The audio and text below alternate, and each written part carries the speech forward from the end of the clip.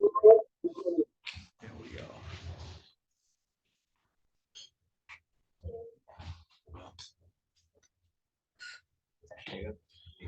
Thank you. It's not going to have problems with the sound, right? Because it's so much smaller.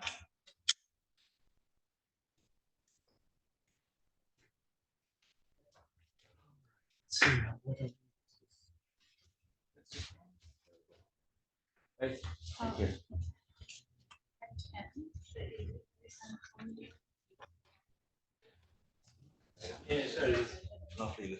Yep. All right. I think we're ready to get started on this workshop. So noted that we have 45 minutes per presentation, which includes Q&A. So so feel free to also continue if the questions drag on for too long. We want to get we want to hear the whole story. And yeah, as before, we're informal, so enjoy and go ahead. All right, great, thanks. This is a paper I'm presenting. It's titled now Measuring Exports of Activities, and the title should become clear in a second.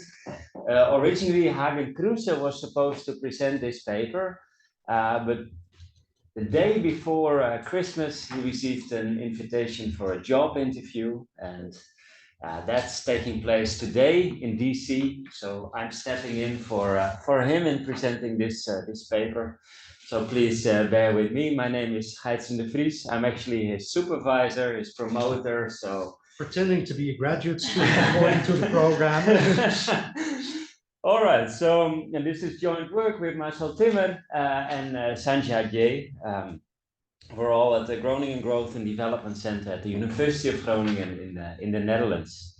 And by way of introduction, I'll show you two pictures. And this is the first picture from the Netherlands, which is one of those beautiful images of tulips being grown in the Netherlands. And if you look at trade statistics from the Netherlands and you would compute, say, a measure of revealed comparative advantage based on the product export share, then tulips would show up extremely high for the Netherlands, suggesting strong specialization of the Netherlands in producing tulips. The thing is, if you look a little bit beyond that, you'll realize that tulips make up a very small share of the Dutch GDP, right? The majority of GDP is being earned from services activities. And if you look at employment, you'll also notice that the majority of employment is in services in the Netherlands. And if you look still further beyond that, you'll realize that actually the Dutch are major importers of tulips, because a lot of tulips are being grown in Ethiopia, in Kenya, in Colombia, in Ecuador. So the Dutch definitely are producing tulips, but it's not the whole story of what they're doing. And this is basically motivating us to go one step further, because what the Dutch are doing as well related to tulips is that from the 17th century onward, they have developing auction houses. So a lot of the auctioning techniques were actually developed by the Dutch. This is using the clock system, where you have a price, and then as time goes by, the price starts to fall until somebody pushes the button and buys the flowers at a certain price. And where is this taking place? This is taking place in Amsterdam, at Schiphol Airport, at Aalsmeer, where you have the logistics, the handling of the logistics by the Dutch, and you have the financial activities being handled by the Dutch. And then you have professions appearing related to services. So you see this guy in the front. I was laughing when I saw that image, because this is the typical Dutch guy that, that you see there sitting. And basically, you see there's tulips being traded there, but there are logistics and finance activities related to that. And this motivates actually what we're doing here. There, in the sense that this is a bit of a distracting thing there in the top, right? That I'm the only person in the meeting, fortunately not. But it's motivating what we're doing here in the sense that what you would like to capture is what countries actually do when they engage in international trade.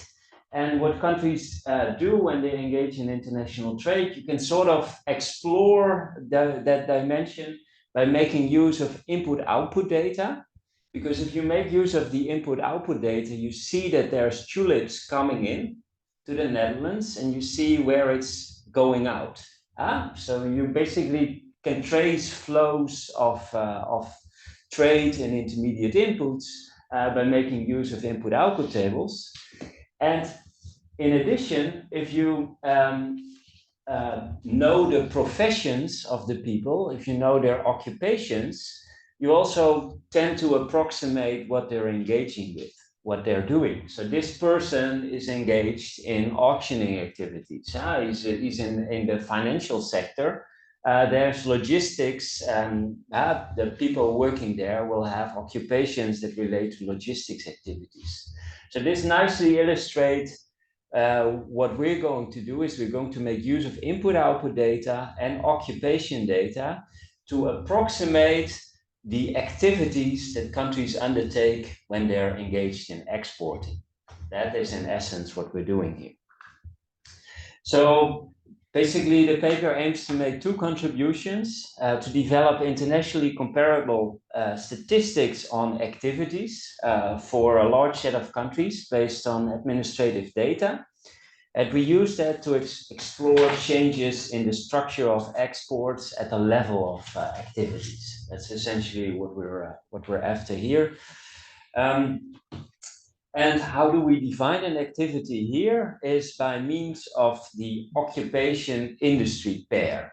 So we observe industries, the whole set of sectors in an economy, and within those sectors we observe the occupations of the workers that are employed in those industries. And we define an activity as an occupation industry pair. So some examples to think of when you talk of activities is that you, for example, have the occupation machine operators that operate in textile. Or you have the machine operator that operates in the electronics industry, or engineering professionals in electronics, or other professionals in wholesaling. And well, in the paper, we have some further analysis that goes into this. We think that making that additional distinction of occupation by industry allows for a more harmonization of what countries tend to do. And we show that statistically in our paper that adding these two dimensions actually improves upon the identification. If you have a machine operator in Bangladesh, or you have it in Germany, that it improves if you identify then also the industry where that machine operator is operating. Yes, sure. Just a quick clarification. I mean, when you have this mapping, are you using any cutoff? So let's say there could be machine operators also working in electronics, right? Or any other sector. Yeah. So are you using any percentage of workers who are, let's say, machine operators in a particular industry? There's no cutoff in principle. So I'll come to discuss it a bit further, but there's labor force surveys, there's census data for which we aim to capture all the workers in that particular industry. But there is a different cutoff in the sense that we look at activities engaged in international trade, right? So we look at what they're doing for exporting. So basically, there's a lot of activities that take place, especially in developing countries. We just had the other session coming out there, where there's a lot of activities that are not engaged in exporting. And I would argue that typically occupational specialization is more pronounced in internationally competitive activities than when you look at the whole range of the domestic economy, especially in the context of developing countries. Thank you. So I think this is great to increase the granularity of the existing data by adding these two dimensions. But what I'm trying to understand is, like, imagine a machine operator, the job is quite substitutable with another one in electronics versus textiles. So their mobility is kind of, it's kind of the same machine operator depending on which industry they're in. So wouldn't it make sense to actually bunch those together rather than, because it's not providing you any new information, right? It does, but if you can hold that question for a second, I'll show you, because actually we're getting at measures of proximity, like how close is, say, the activity machine operator in textile to machine operator in electronics versus a machine operator in electronics to an engineering professional in electronics. Okay. So the proximity of these type of activities will differ. So you can look at that from the extensive margin, so as they cross different industries, or at the intensive margin, where they do different, they have different professions within that particular industry. And that's actually a novel dimension that actually adds insights. So I hope I'll convince you with this presentation about that. There's the value of an exported activity, which is measured by the labor income of workers that carry out this activity in the exports of that industry.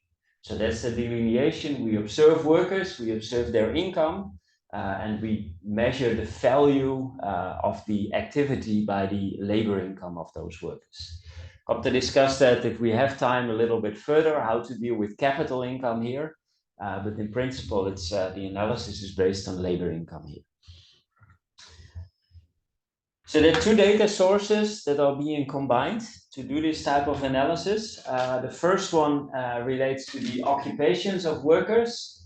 That's building on earlier work with Laurie Reinders, but also many others involved, where we basically aim to use these labor force surveys and population censuses across countries and to harmonize the occupations into a set of comparable occupations across countries. And I can talk at least 1 hour longer about this data, but I will not do that unless you start raising questions about it. But essentially, it aims to create 13 occupational groups that are comparable across countries. So think of the machine operators or the engineering professionals, the examples I was just giving you in this slide before. And there's related work that also looks into occupation data, in particular the work by Bandiera recently on the Jobs of the World project. That is one data source. The other data source has to do with the input-output data. And here we actually use the multi-regional input-output tables from the Asian Development Bank.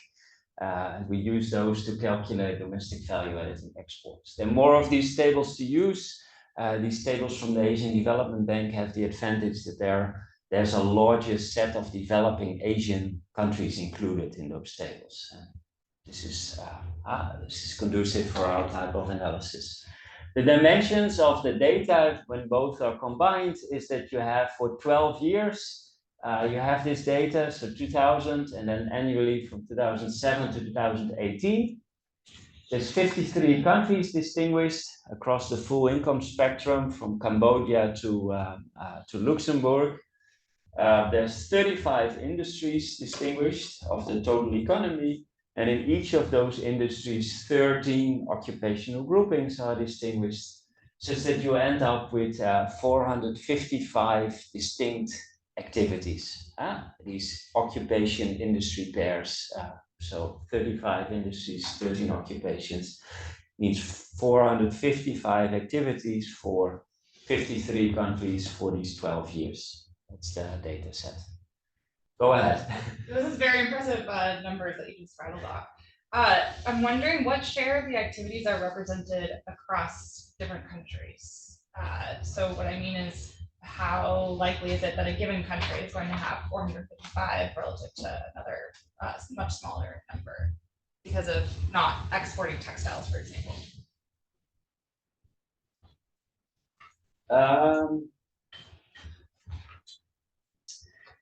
Okay. Yeah, so I think it's easiest to get back to your question a bit later when I show heat maps on how their specialization changes. So there you'll see actually that that the majority of this matrix is actually being filled by the majority of countries, but not everywhere. But you'll see that in a second. But I would say that in most countries, these cells are positive. Yes. Yeah. Just one clarification question. So should I think about this as you having annual labor force survey data for every year in all of these 53 countries? Yes.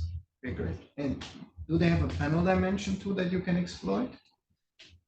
So we don't need a panel dimension. We need a national representative dimension. So we actually want to have the proper stratification.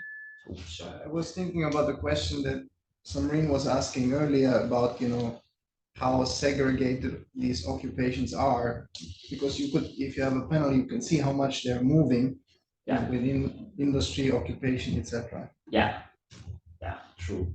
Yeah, that will be an alternative interesting dimension to explore with. In constructing this data set, we aim to have proper sample weighting, such that the occupation, employment, and labor income share in each industry was nationally representative. That was the goal here.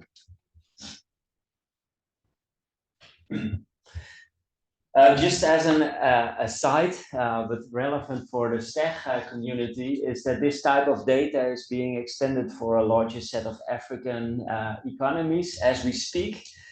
So in a recent forthcoming paper, we actually published these input-output tables for 11 sub-Saharan African countries, distinguish 20 sectors, so slightly lower sector dimension, and include 9 manufacturing, which includes 9 manufacturing industries for these 11 sub-Saharan African economies. And these tables are annually from 1990 to 2019, potentially allowing this type of analysis to be expanded for a larger sample of African economies, but it also has a wider usage. So it's not yet released publicly, but I can share it with you if you ask me to. So then that's why I also wanted to communicate it here during this presentation. So how do we measure activities in exports? Essentially, this is following from a Leontief production function, where on the right-hand side, you observe the factor of exports that has the dimension G times 1, where G is the number of goods and services that are being exported. And you pre-multiply that with the domestic intermediate use matrix. So not the total intermediate use matrix, but what is domestically produced. And that matrix, if you take the Leontief inverse of that matrix, you basically observe all the rounds of domestic intermediate use that go into the production for what is being exported. And if you pre-multiply that with the value added to gross output ratio, you observe the domestic value added in exports. Right, so then you're back at some of the very, I see, some of the well-known measures of the domestic value added in exports, among others, introduced prominently by Johnson. And then the thing that's added before that, which distinguishes from domestic value added in exports, or at least it makes it, so this part would be the domestic value added in exports. And if you pre-multiply that with the a matrix that has the income of workers from a particular activity, so this occupation industry pair has a share in that value added, you observe the part of domestic value added that gets exported that originates from this particular occupation industry pair. So this is following from earlier work, domestic value added and exports, and adding this matrix, the income of workers, shows you, okay, what part of domestic value that gets exported accrues to income of a particular activity.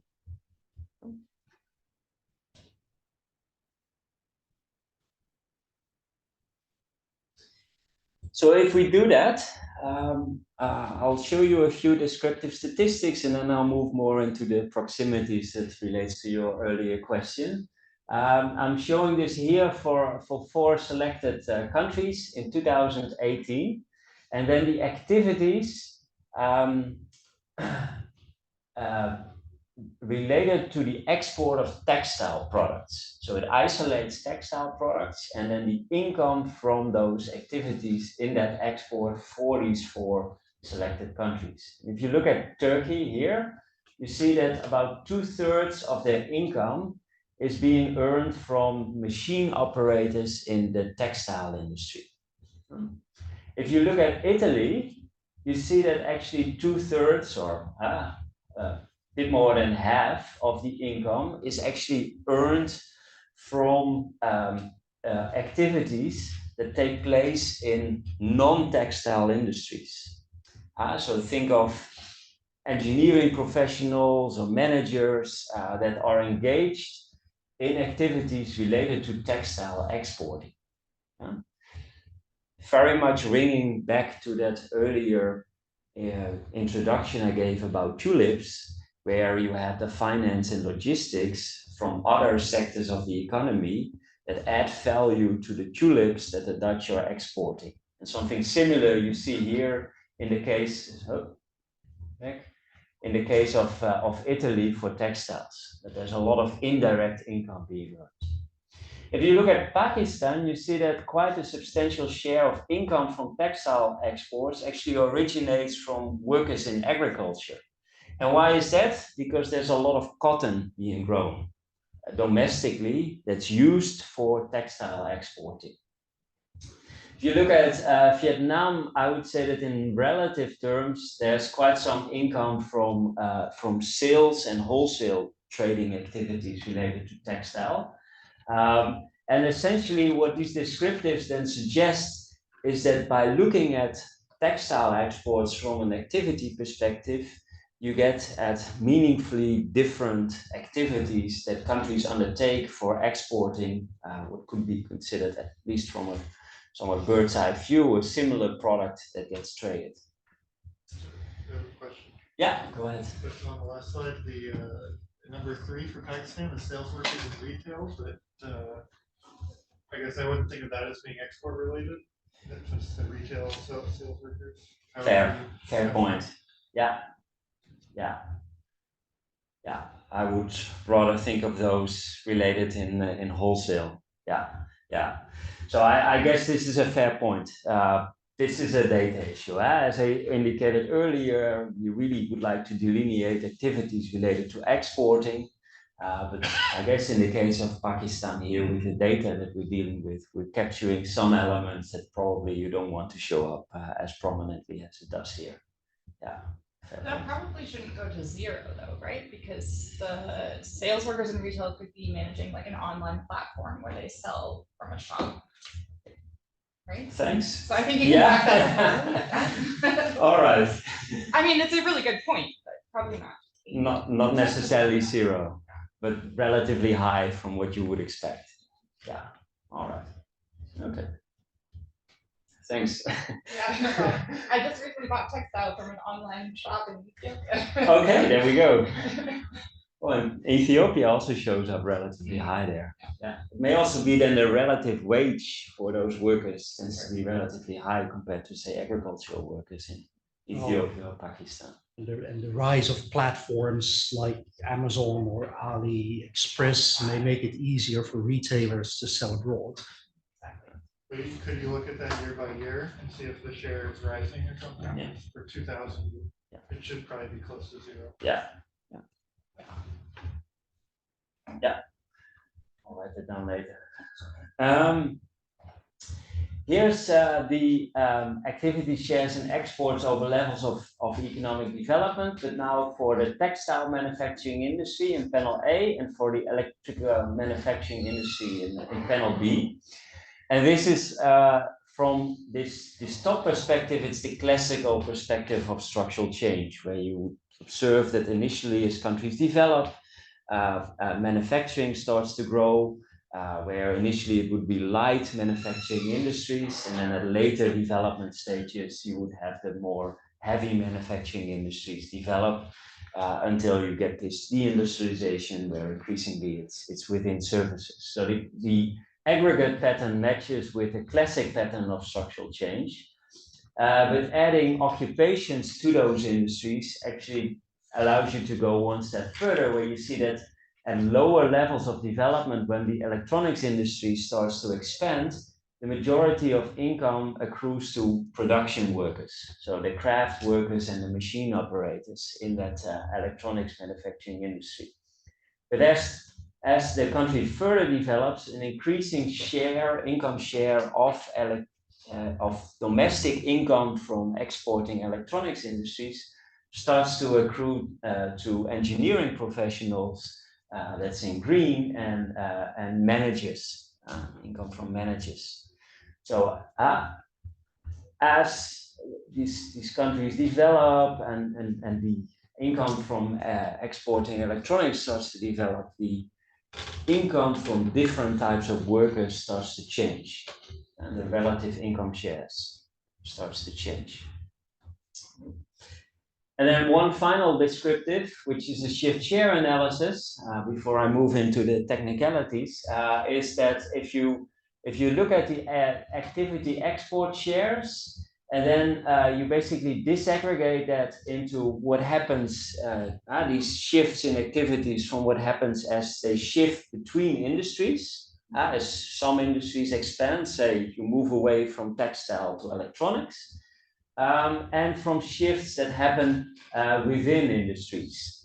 So if you shift, say, from doing the production work in electronics to doing the engineering in electronics.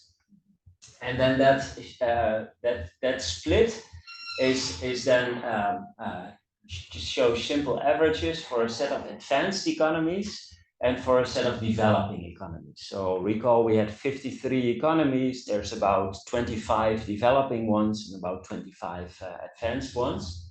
And then the thing to highlight here is that for countries at lower levels of economic development, the shifts in activity shares tend to mainly originate from shifts between industries. So more at the extensive margin.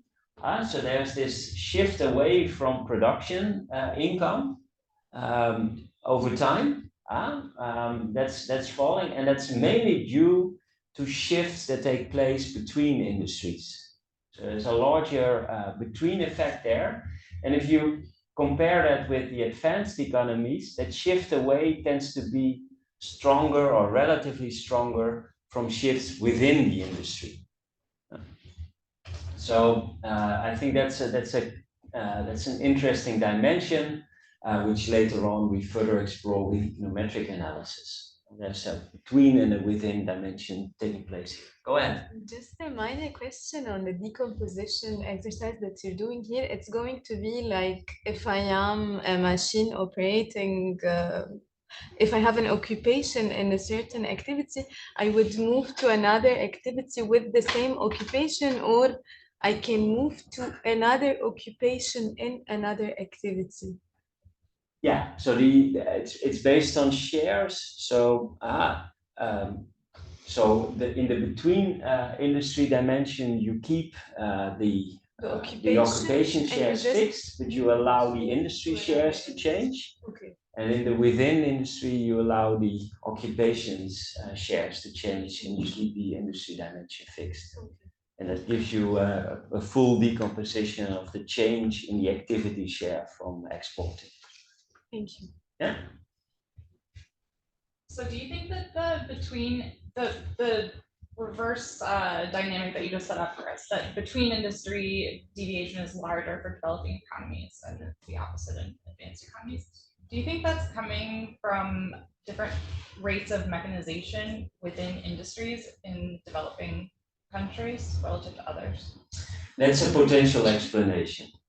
But you're not. Yes, yes. Not sure. So here we're really showing that it's possible to look at what countries actually do in exporting, and we're exploring some of the patterns.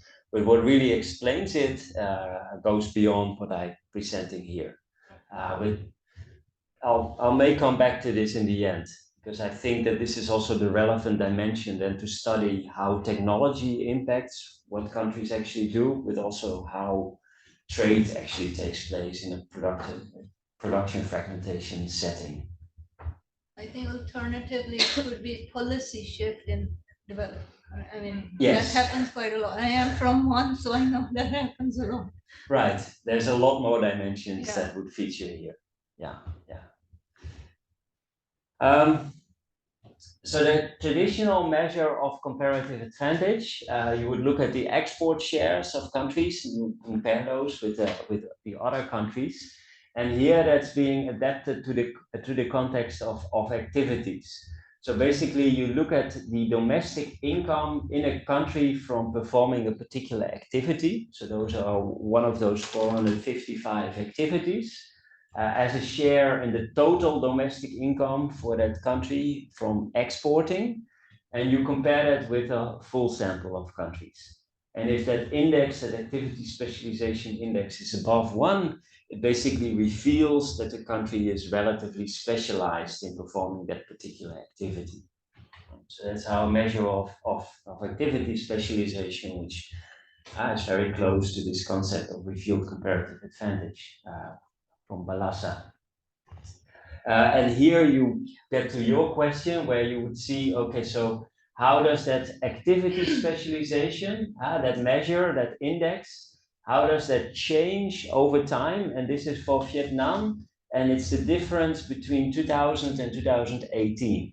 And values in red indicate a larger change in the activity specialization, a positive change, and values in blue indicate a negative change.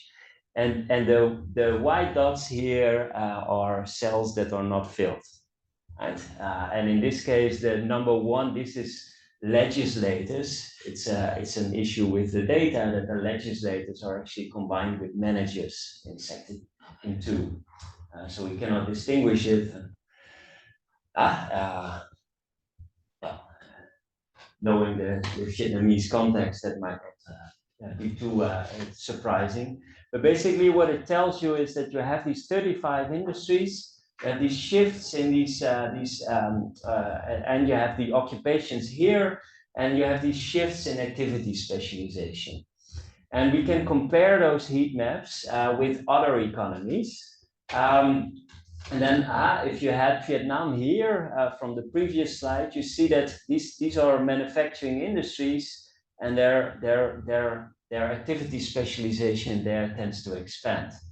And if you look at China during this period, you actually see activity specialization originating in services industries. So these heat maps tend to convey different types of specialization patterns across these economies. Go ahead. Do you have a way to distinguish the extent to which cells are not filled as a result of data or recording reasons, as opposed to Right. That's a fair point. We can do that. Yeah, that's a fair point. So for example, We did it this way with an alternative approach would be to actually count. Make counts of these cells, which ones change in that's a different way of analyzing it, and the count would probably much more directly indicate whether there's actually an observation there or whether it's not the case. I think if you just blacked out or put a different color for whether there are no data versus whether there's zero change over time, that could help too. Right. Because I like the visual representation. I think that's very effective. Yeah. Right. Yeah, a different way of visualizing whether it's a real change or missing data. Right. Yeah. We also get sort of from this, the impression is kind of that as the countries increase in their overall level of development, the number of activities that they're participating in increases, but that might also be that the quality of the data granularity increases too. So, right. You would like to distinguish these two. Yeah. And even whilst it's slightly more rudimentary than the results that you're presenting, some stylized facts over, because this particular activity database is new, some stylized facts over the breadth of activity across the income spectrum might also be interesting too. Right. Point of order, we're about 10 minutes away from our scheduled break. I have 15. You have 10? I'm fine with 15. There's no revolt in the room. Well, I have half an hour break, so cutting that by a couple of minutes, that's fine. Okay, I'll make sure to finish. No. So here we get to the proximity concept. So now we have, say, two activities, just X and I. And basically what you look at is whether a country that has an activity specialization in Y, the probability that it also has an activity specialization in X. Right? So we basically look at the probability that if a country is specialized in a certain activity, it will also specialize in a different activity. That's the concept of proximity. It follows from this literature that was initiated by Hidalgo, Hausmann, where they look at development from this product space network. And you operationalize it by looking at the number of countries that have this activity specialization in X and Y divided by the number of countries that have this activity specialization in X. And then if you look at those phi's, those proximities, this is, for example, from our data, the average proximity for machine operators in transport equipment and machine operators in basic metals manufacturing. So they tend to have a proximity of 0.53. And here's machine operators transport equipment again, but their proximity to salespersons in basic metals manufacturing. And that phi is only 0.14. And so I think that relates to your question, that you have these activities, having this occupation industry dimension allows you to capture differences in the proximity between those activities that countries undertake. How much variation do you see? So this is the average, right? Yeah, and the overall average is 0.21. Right, so this is like, so it ranges between 0 and 1, and this one is then showing up as a relatively high proximity, and this one is in relative terms relatively low.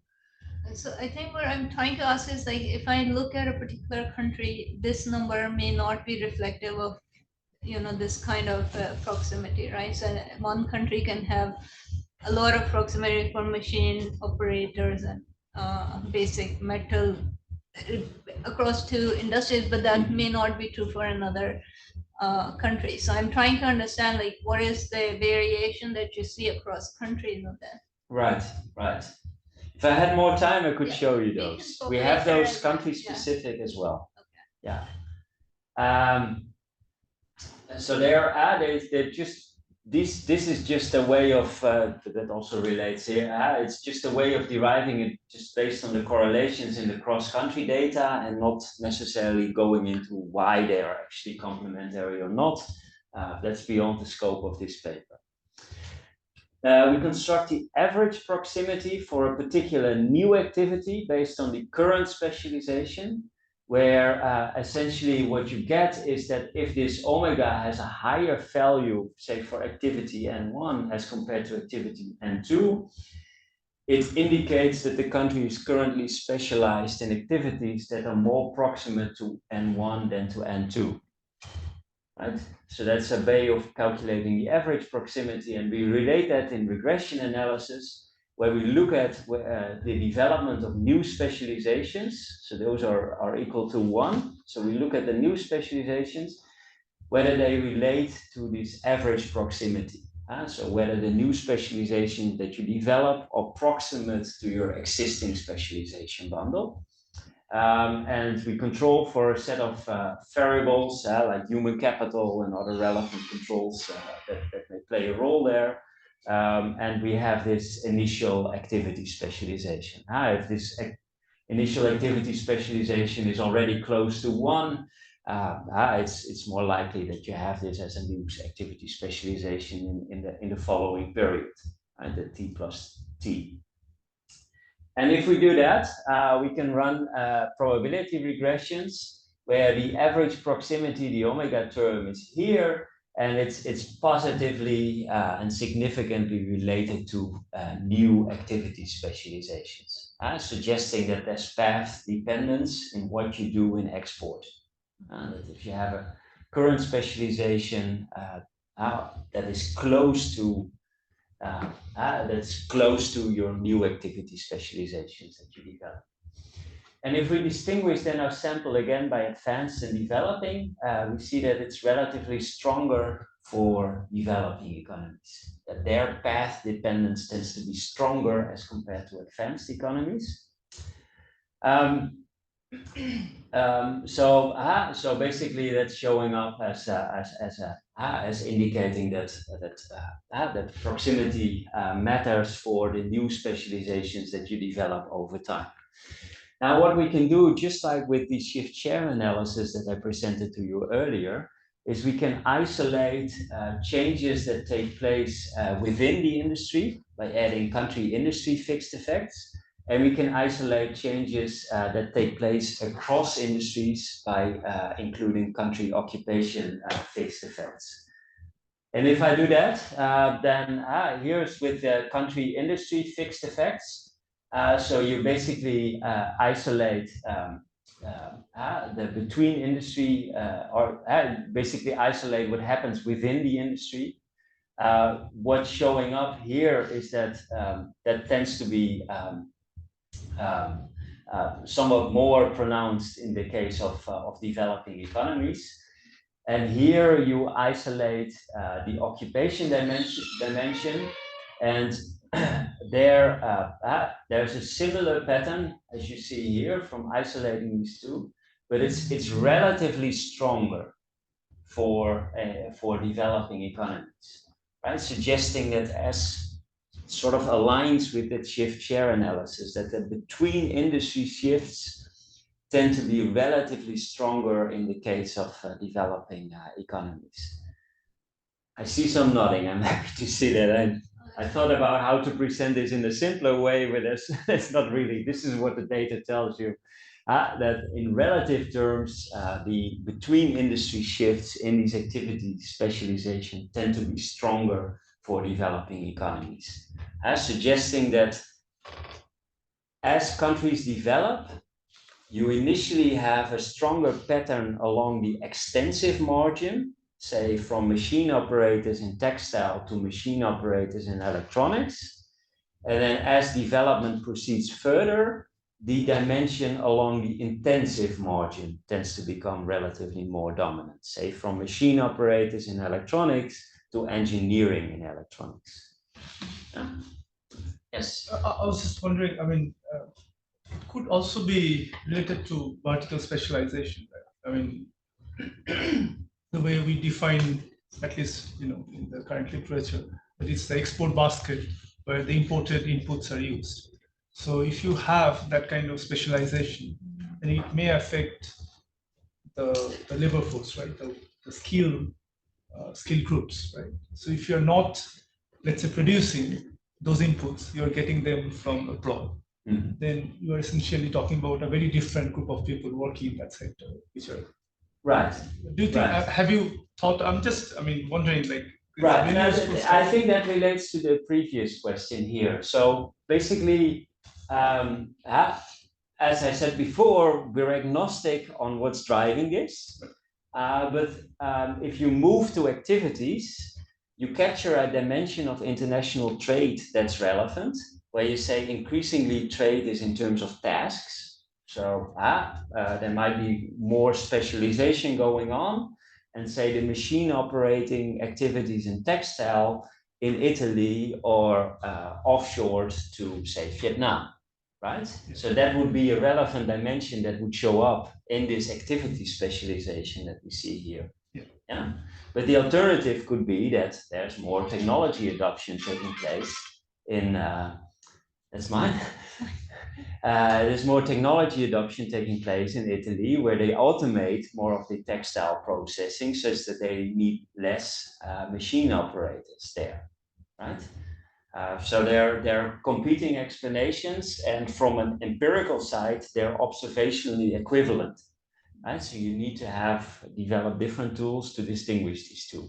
I can talk longer about it because I have one approach where we do that actually, we make that distinction. But it's a different paper. Yeah. So you're talking here about industries, but the way it's products, right? So it's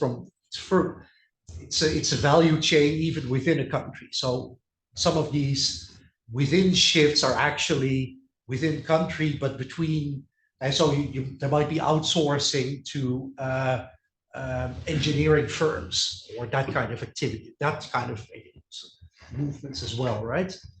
Yes. Now, of course, if you're interested in what's happening within a country, that's, and I think this is the within you're mostly interested in, but you could, in a way, push it even further, like, okay, to what extent is this specialization happening within sort of the final stage of the product, or is it, is there further fragmentation, outsourcing within the country going on? Right. Yeah, good point. Yes. Maybe you can correlate these measures with the task intensities differences across countries. For example, like from the ONET and I know there is data, cross-country data for the task intensity. Yeah. So maybe point out to the previous question. Yeah. And that's something we so there's definitely more on that dimension, but that is what we all we're doing initially here with the occupation industry pairs, that we look at occupations and using ONET and say machine operator in textile, the importance of different tasks that they undertake. And that meaningfully differences from the importance of tasks in machine operating from electronics.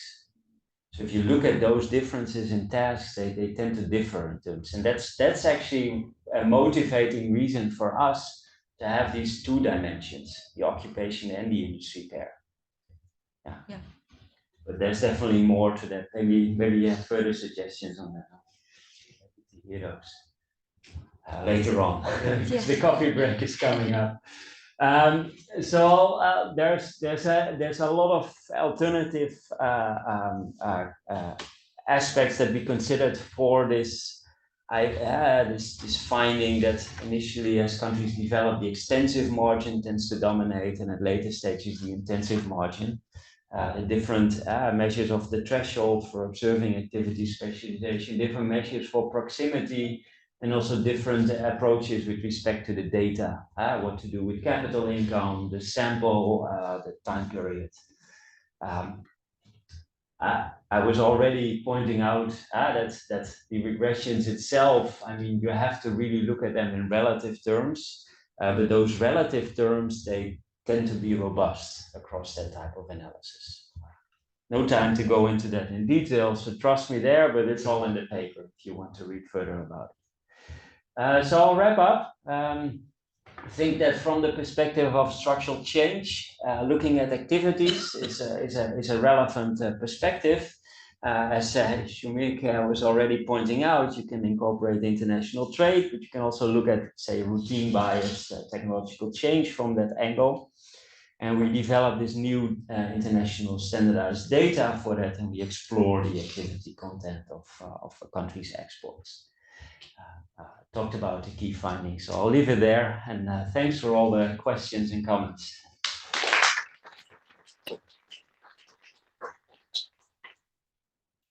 I think then I don't see any people that are urgently wanting to jump in, and of course, well, the break is a good opportunity to try and corner Gaaitzen.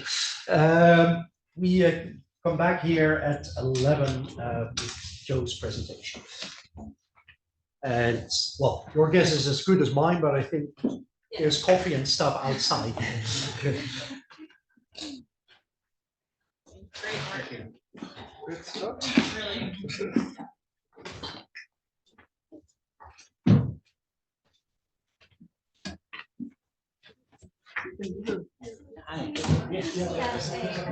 Oh, yeah. Just a happy room. Right.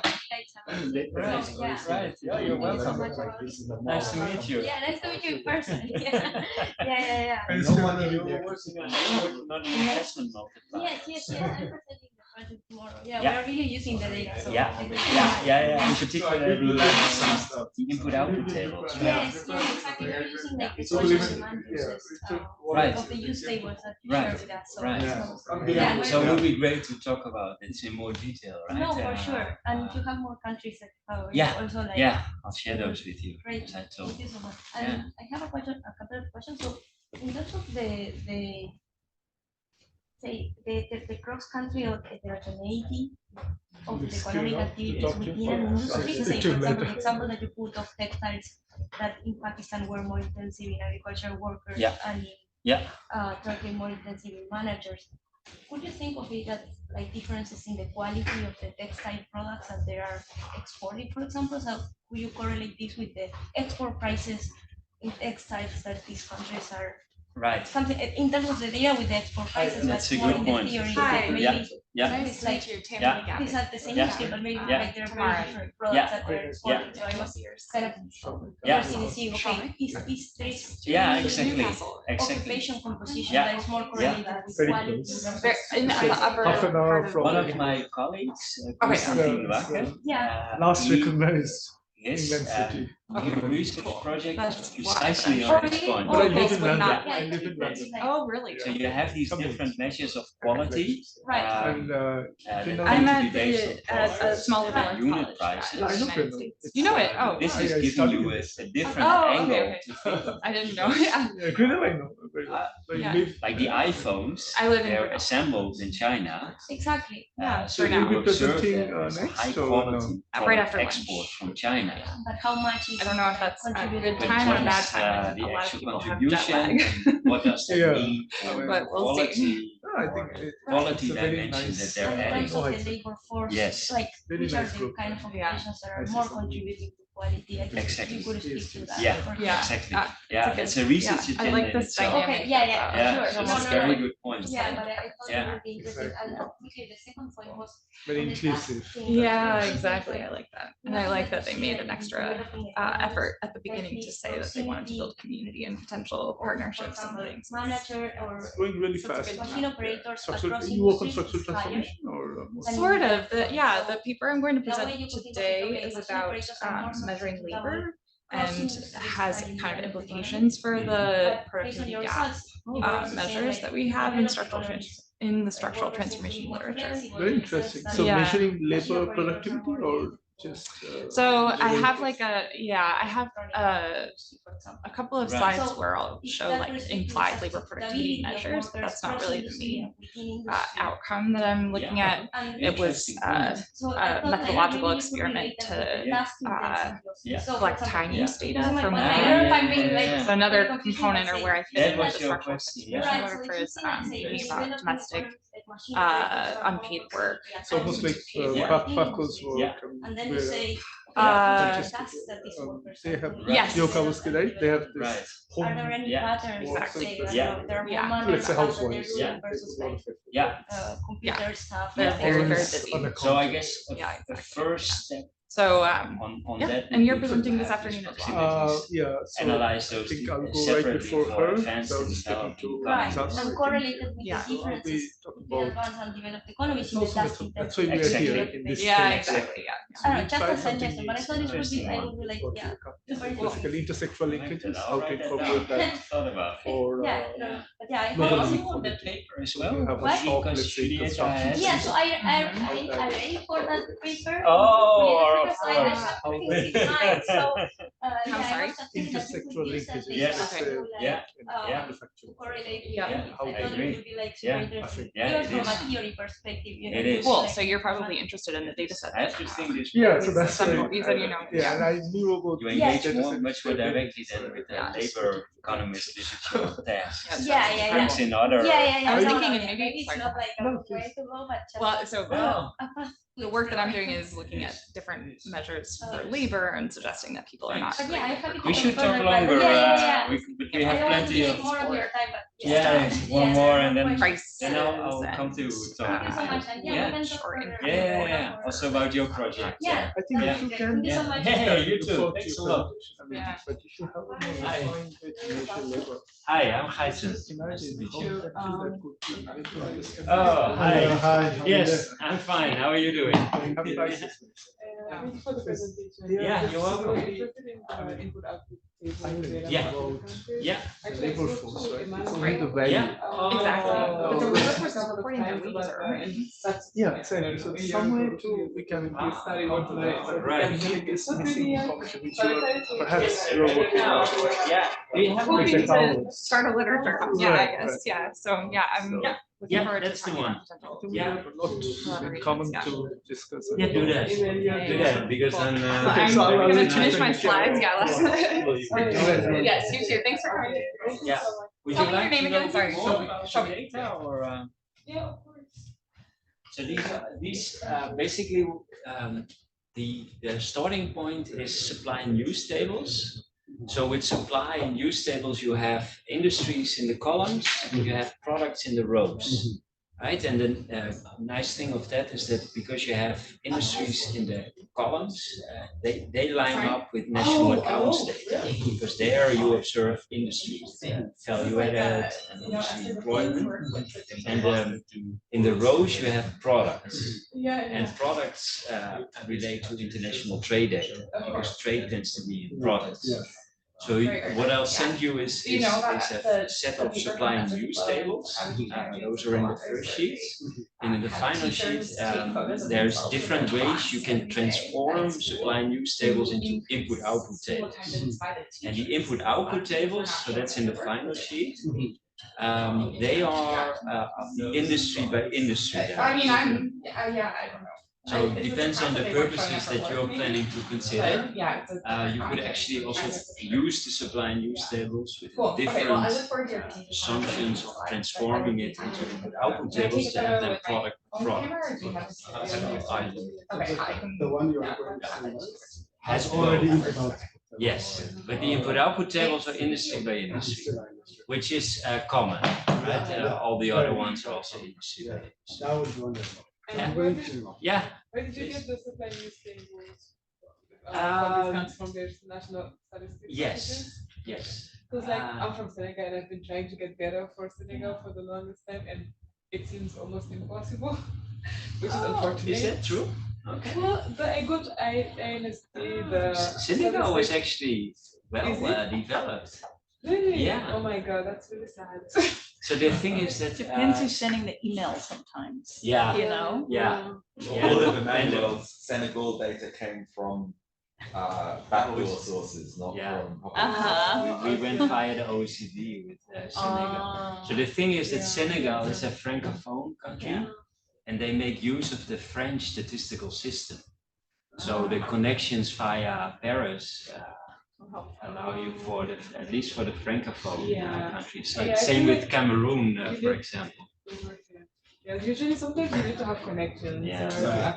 Which is really It's a bit unfortunate. sad. Yeah, it's sort of like Hi, you want to nice find to the meet you. data if you don't get the Yeah. social I'm in Thursday. Thank you so much for sharing. And then we have to cite this paper, right? So Yeah, if I'm you Yeah, guys- please. Yeah. Okay. Two papers not No, I remember the Share it if you. workshop on Saturday. Okay. I will email you. Thank you so much. All right, you're Right, welcome. have You're a welcome. good day. All right, Bye. see you. And are you presenting in any of the today? I said we're all eyeing on your data. Yeah. Gaaitzen, what is the Hi, Tamara. Hi. what is the I scope don't have to Tammy, so you can use that bring or in some Tamara elements or of the Tammy, Tamara, whatever you want. Tamara. Nice to Okay, meet you. I had a friend in grad school whose name was Yeah. Data is just there. and she Oh. was Is that part, is that within the data that Yes. So you've made the data for the whole I'm I'm country, glad but then I'm glad just to meet you in person. this finally. Me analysis. too, yeah, exactly, But the yeah. thing is, that And I'm, typically, yeah, delighted to be here. Yeah. I like what Samuel also What are you said, gonna play actually, with Yeah. just this I'm morning. not gonna If you come look at right the data after. for Tanzania, you see that the Definitely come workers to tend to have your multiple occupations. Of course.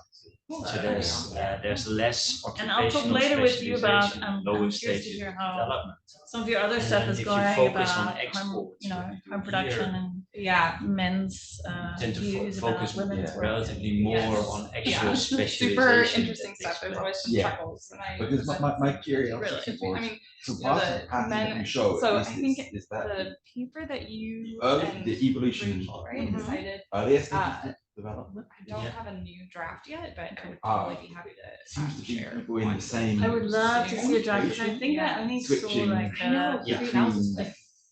three-page, Right. yeah. But then I something. wondered Yeah, it was because it pretty doesn't I was early like, days. this We were still in sounds the cool. one. Is that the So if you same have a draft to share, people I'd switching from Cool, okay, yeah. Take a in look. Right. different industries Great, as yeah, that would different be industries awesome. become more Um, dominant? Or is it that there are within each industry there are people working? Yeah, And so then the, as the men after our, exports increase, was they like a draw lot of out the field of the experience, domestic. just like the. Yeah. So first so it's the same And spread of occupations, sorry, right? not But with it's the just a cars, different with the proportion of women them working, drawn right, into yeah. export and then Uh, out of it, depending on and which in our sectors are. groups Right. responded to our immediate question, like, will you do And we this would have to do that activity? decomposition So for the much overall economy. enthusiasm. I wonder, I was, Yeah. and I think Yeah, it's like 90% of that. So I was wondering if there's a Yeah, kind of collect firewood simpler and- way of doing it, just Right. like Well, with at people out baseline, and out, you have like 5% rest of world. There's like a simple rest of economy. In that, In the- that Before following the lab lab four. Drifting out as And opposed now to what just happened And then you get Hearing large or percentage disappearing. changes when you have like Like, that. like no one doing anything. Exactly. So, yeah, it's like small. but that percentage might point be changes, but next paper rather than within this one. Yeah, or getting some. if this would be a review comment. Oh, right. I mean, it's funny when you start from nothing. And then did you have a sense, No, do you have a that's- sense we all from kind of- I can talk to him man anytime. in the So, morning? Uh, Much of it is Sorry men to don't want to do interrupt, it just, versus women the catering and also the coffee don't breaks want are in men front to of do 01 time. think it should be. So if you want to have some food or tidbits. or Exactly. cookies, That it's is a all in really front of good. 01. I think I already stole some coffee from That's your all right, that's all from right, the wrong but desk. There's more dedicated Like things for We you. can bring it over, right? Not a Yeah, problem. not a Trainings and stuff. Maybe It we was should very get clear something that up women. because you did If a you- great job and I mean, you're around the upcoming days, Yeah. right? So maybe we can talk a I'm bit doing longer, a plenty bit of later. things to And, talk because about. I got a lot of Right, comments. right, right. So in fact, like one of the enumerators said really, that a really woman good was stuff. like, you know, if my husband walks into the area where the food But is, this is something new. like This yell at is- him. You know, like you're making you look bad. Yeah. So Right. I think that's a really Right. interesting, yeah. And I haven't done any kind of, So you didn't kind of look at that aspect, it was more just on the men's. in that like beliefs and study, men's preferences. yeah, in that study, our Right. main, Right, but yours is on PPPs, so right? they responded to like outcome and Chinese Yeah. data where the But women, that the husbands would did some things with that, trying to see if we could get any kind of movement that we could pick up. Yeah. Really look forward to Take outward in Yeah. terms of participation. something. But then we had a follow-up study. Oh, sorry. Sorry, No, go ahead. Yeah. Zero Thank you. 15, Yeah, if you want I'm sure there will be Okay, some thank you so much. comments and So we did a suggestions follow-up already study where we today. used But the. I realized that I printed your paper and I read it, but I did not bring it today. It's in my room. So more questions will come later in the as the days progress. We You're on for the So Yes. that's Yeah, really yeah, cool. yeah. Yeah, exactly. I really want to know a bit more about And maybe, you know, Yeah, so I'll show a whether it quick, can be quick extended slide, to, you know, using this. basically showing that some of them, like on average, right? But for men now, and women very quick question. are. Do you have final goods and intermediate goods export? When you're talking about exporting industry? We could potentially, but Is it this possible? just, yes, but here it just looks at overall exports. I see, because then that will directly answer, you know, the countries that are having this shift, whether it's related to final good, because that's basically the special, Yeah, to some extent. I mean, Yeah, you can give exactly. a- right? yeah. Very interesting. Yeah.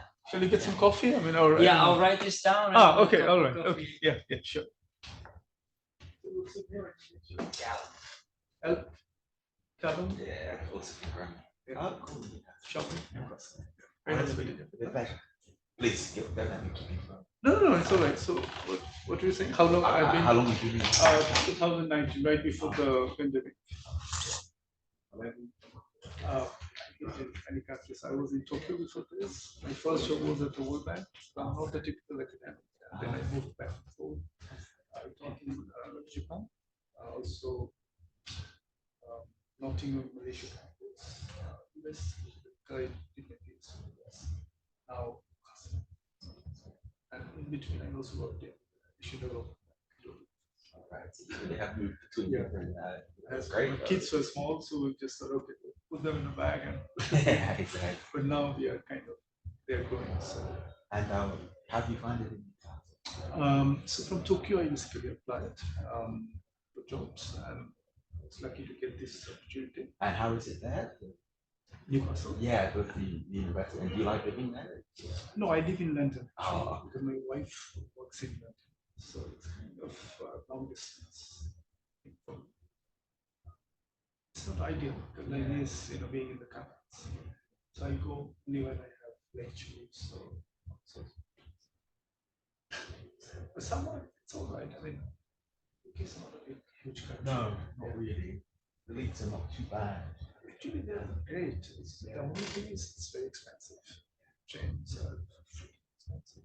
Yeah, it's more expensive to do under the dust on the train than the flight. Yeah, exactly. Flights are 1/3 of the train price. That's nice. I haven't met many people from Newcastle. Really? That's why I've met some people from Northumbria, which is. This is kind of the same city. Newcastle actually, I have to be honest, I mean, it's really not known for economics. No. It has ocean science or something, one of the best in the world. But recently, business school has taken some steps and we hired some really good economists. So it's going to come on the map soon. It looks like, I mean, you know, at least now we have, especially the young ones. I found somewhat late, but so it's kind of, you know, really getting in the right direction. So, research-wise.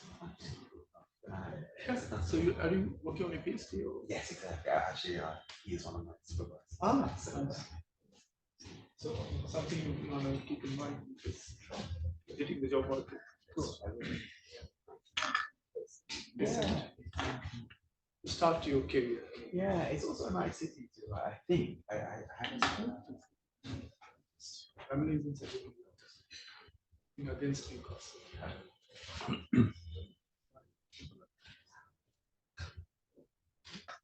Yeah, absolutely.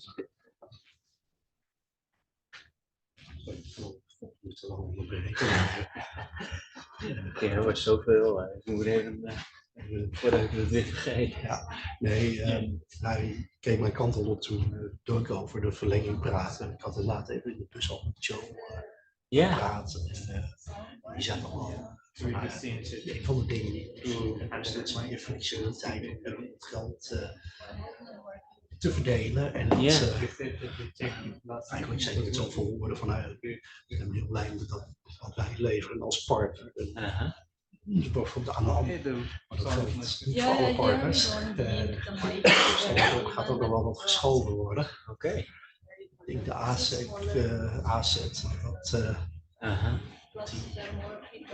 daar niet zo gek veel rond krijgen. Right. Dat is mijn inschatting. Maar goed, hij gaf wel. Maar dat zit ook veel. Nou, we merken nu dat het echt gaat lopen. Ja, maar goed, wat hij wel zei. Dus als wij gaan nadenken, gaan we dat doen. Daar hebben we het hier ook wel over gehad. Kijk, en een van de dingen waar ik. Ga je daar zelf over pointen? Nou, kijk, ik heb het al wel een tijdje over die PWT gehad.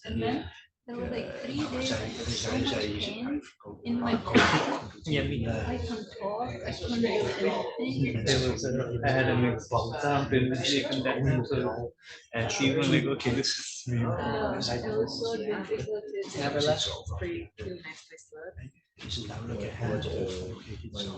dus hier is de academie van het eigenlijk institutioneel. Dus als er op een gegeven moment zijn waar wij met zijn begonnen om dat te brengen. Starting here? No, I don't think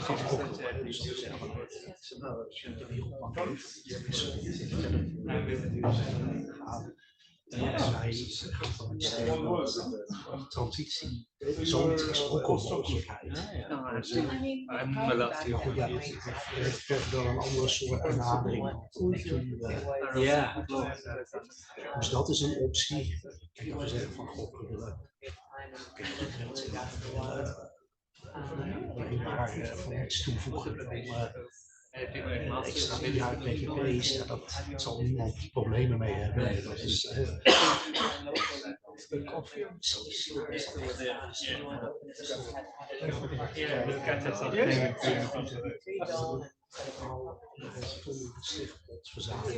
you study here or did you study back in the States? Ja, is op zich wel weer wel wat mee te doen. I had some friends there.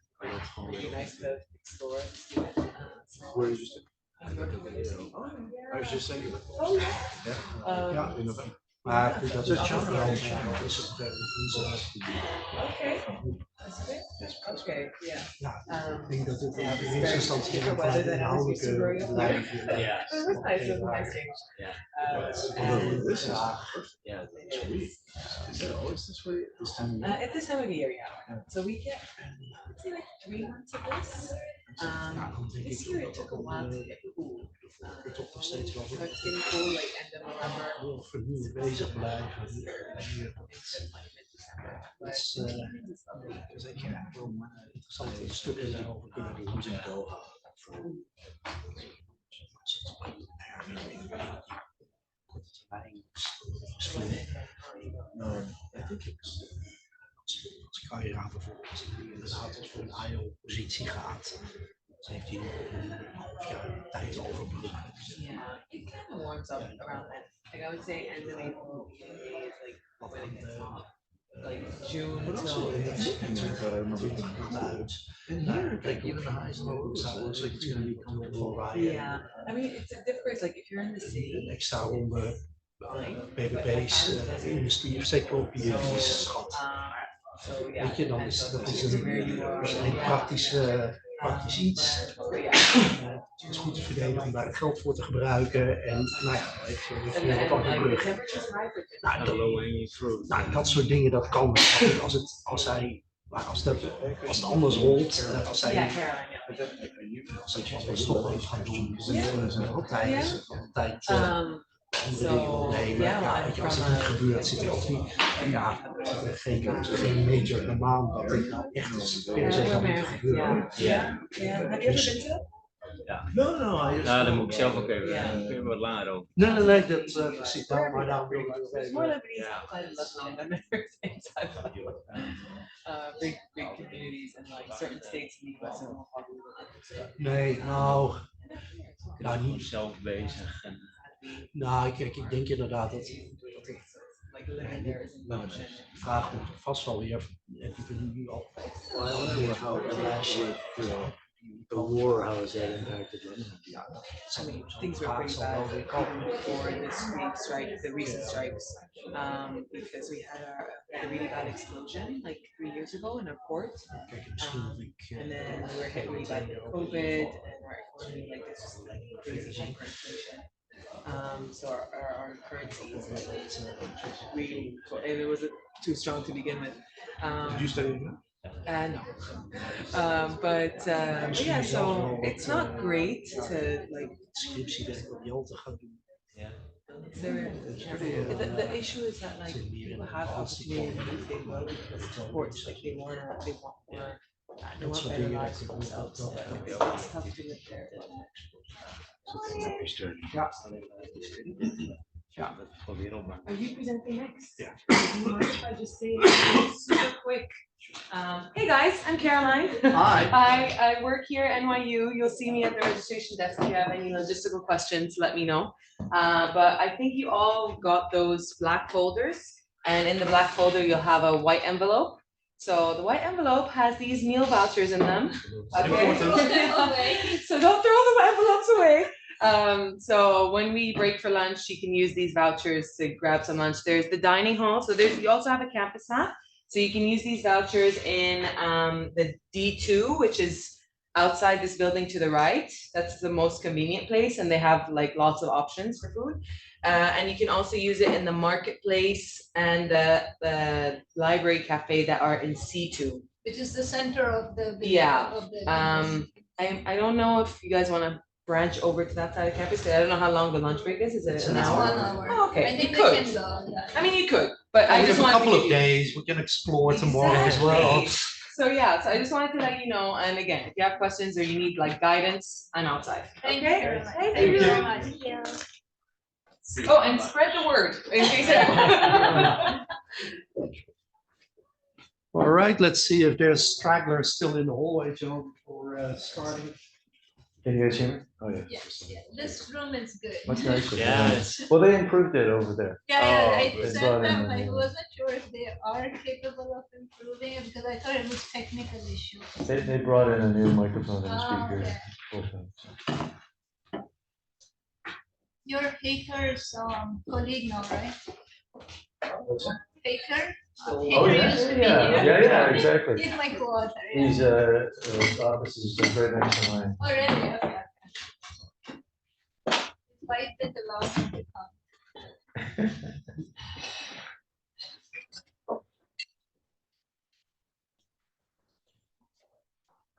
I think that's our.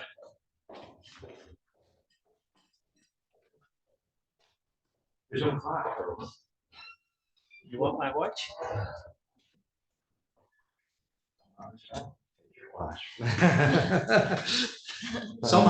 Somehow accepting that offer made it sound different than making the offer. Are you using my watch? But it's still set to Dutch time. But at the hour, you'll know. But I have 35 minutes, You right? have 35. Yeah, so the overall, the next paper is at 11:45. And so feel free to jump to use the excuse of finishing on time to cut off questions if you want. Okay, so But we'll have the first round. We had some questions in between as well. So overall, that's perfect. That's fine. I have no idea whether I'll get through. I apologize. This is joint work with Paco, who's in the other room, not even coming to his own paper. Me, Marty Messier, and Danny O'Connor, who's a graduate student at MIT, who was supposed to be presenting the paper, but he had passport issues. And so at the last minute, I'm a substitute. And I actually forgot I was a substitute until like 2 o'clock yesterday when Felipe reminded me. And so I put together these slides. It's a new version of the paper. So the title is called The Stable Transformation Path. And basically the starting point is, it maybe doesn't need much justification, but we study balanced growth paths typically in the first year of macro. But then when you look at countries, growth is not in general balanced. And so this fact that growth isn't very balanced, in a miracle economy, for example, with structural transformation, we might want to answer these questions. What's the growth contribution of compositional changes toward higher growth sectors or toward lower growth sectors? What's the growth contribution of excess capital accumulation or excess productivity growth in a miracle economy? I put quotes around this excess because if you talk about excess capital accumulation, what excess capital accumulation, what is excess capital accumulation? In a world where there's a balanced growth and a balanced growth path, there's just a fixed capital output ratio. But in a world where growth isn't balanced, the models imply a time varying capital output ratio. So there's a sort of a natural rate of capital accumulation, and it's different than that exists for any initial level of capital. And then you might get excess capital accumulation that comes from an initial starting point or something like that. So what this paper does is introduces a new dynamic equilibrium concept of a natural level of capital. We call it the STRAP, Stable Transformation Path. And the STRAP is going to describe the growth dynamics given by structural change. The growth dynamics that aren't short-run transitional dynamics that come out of an initial value of capital. And they're not very long-run asymptotic dynamics along which there will be a balanced growth path. The STRAP is pinned down by the vector of productivity processes. I don't expect this to make a ton of sense right now, but I'm going to tell it to you once, show it to you, and then tell it to you again. It's pinned down by the vector of productivity processes. It's independent of the initial capital conditions, and it's a generalization of a balanced growth path. A balanced growth path is independent of initial capital as well. A balanced growth path happens to be when capital output ratio is constant. We're going to have the STRAP, the capital output ratio is going to move around. It's going to be time varying. And in that sense, it's a generalization of a balanced growth path. And then we're going to use the STRAP, this new general dynamic concept, to study for a particular structural transformation model. And we're going to use it to study Thailand's growth miracle economy and decompose growth into capital accumulation, structural change, and excess productivity growth. We're going to then look at the model more generally for all of the Penn World Tables data. And we're going to show that the STRAP itself is time varying dynamics that come out of the structural transformation model, explain the cross-sectional growth pretty well. And then we're going to look at longer run implications of the model for years before we have capital in the data, and show you that the model actually doesn't do very well in hitting the long run implications. So we can test the model even without capital data because this concept doesn't need an initial capital. Okay? So I'm going to start by giving you an illustrative model. I'm going to show you, I'm going to then define an equilibrium, give you the conditions for a balanced growth path, show that the model doesn't generally hit the balanced growth path, and then instead define the STRAP, which generalizes a balanced growth path. I'll show you a special case today. In the paper, the big technical contribution is to prove the existence, uniqueness, and display the stability properties of this STRAP concept. I'm not going to do that today. It's extremely technical, and I don't have the time to go through it.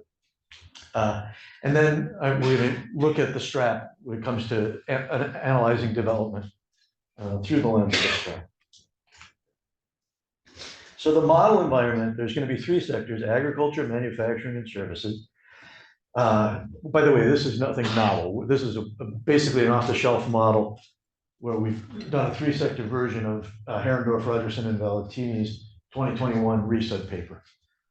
So we have three sectors: agriculture, manufacturing, and services. There's differential productivity growth. That's what's going to drive structural transformation. Agriculture is going to have very fast productivity growth. Services is going to have slow productivity growth. Manufacturing is going to be in the middle. It's going to be a representative household with CES aggregation of sectoral consumption, constant intertemporal elasticity preferences over aggregate consumption, inelastic labor supply.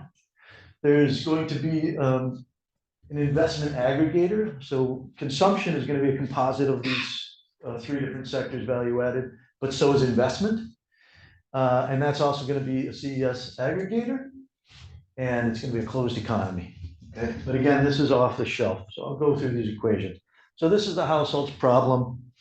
You see the the standard constant intertemporal elasticity on aggregate consumption, and then the budget is expenditures on consumption, expenditures on investment, X is investment, a bond that's just going to be in zero supply is just going to price an interest rate.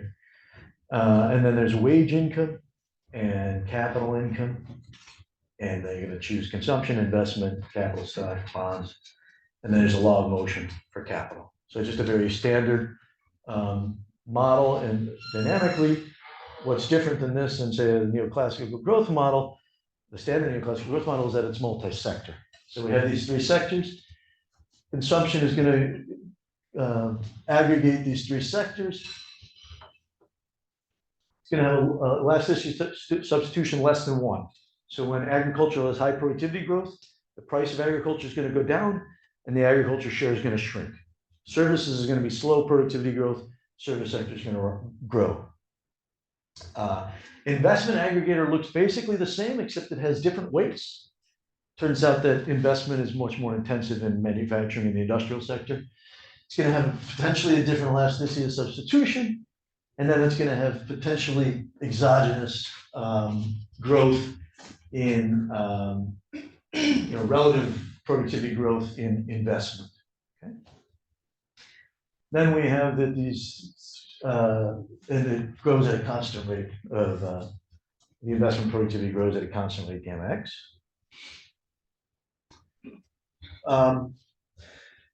We're going to have Cobb-Douglas production functions that's symmetric in each of these three sectors. The value added from any of the three sectors, industry, agriculture, and manufacturing, can be sent to consumption or it can be sent to investment. They grow exogenously. And again, agriculture grows at a faster rate than manufacturing, which grows at a faster rate than services. This is what we observe empirically in many countries. Most of the countries that we have long time series for sure.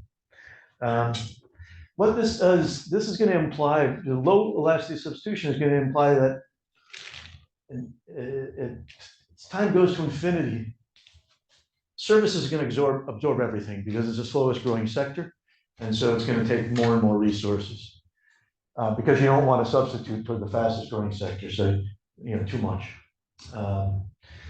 It also implies that if we were to hypothetically put time back to negative infinity, we would have a fully agricultural economy.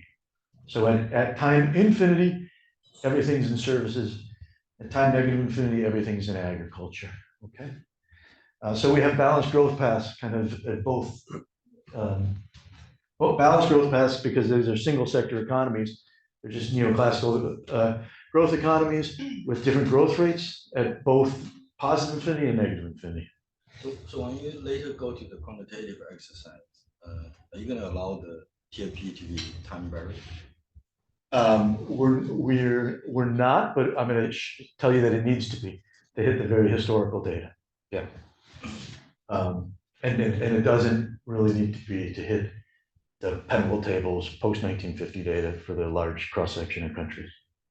Okay, so in this model, this is the Euler equation that you get. It's no longer in consumption, it's in consumption expenditures in units of the investment good.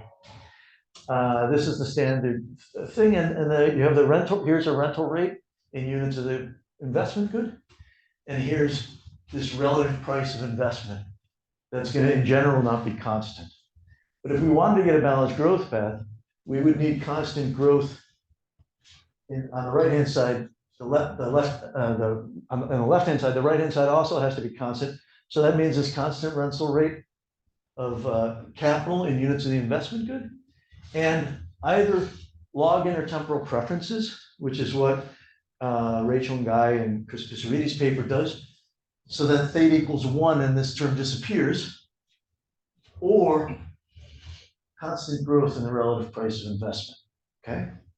And structural transformation is going to make this not constant and this not constant. And that's what Herendorf, Rogerson, and Valentini's 2021 paper shows. So in general, you're not going to get a balanced growth path. This relative price of investment is going to be moving around and changing the amount of investment, your capital, your kind of natural capital output ratio. The same thing is going to be happening because the rental price of capital is going to be moving because of structural transformation. Okay.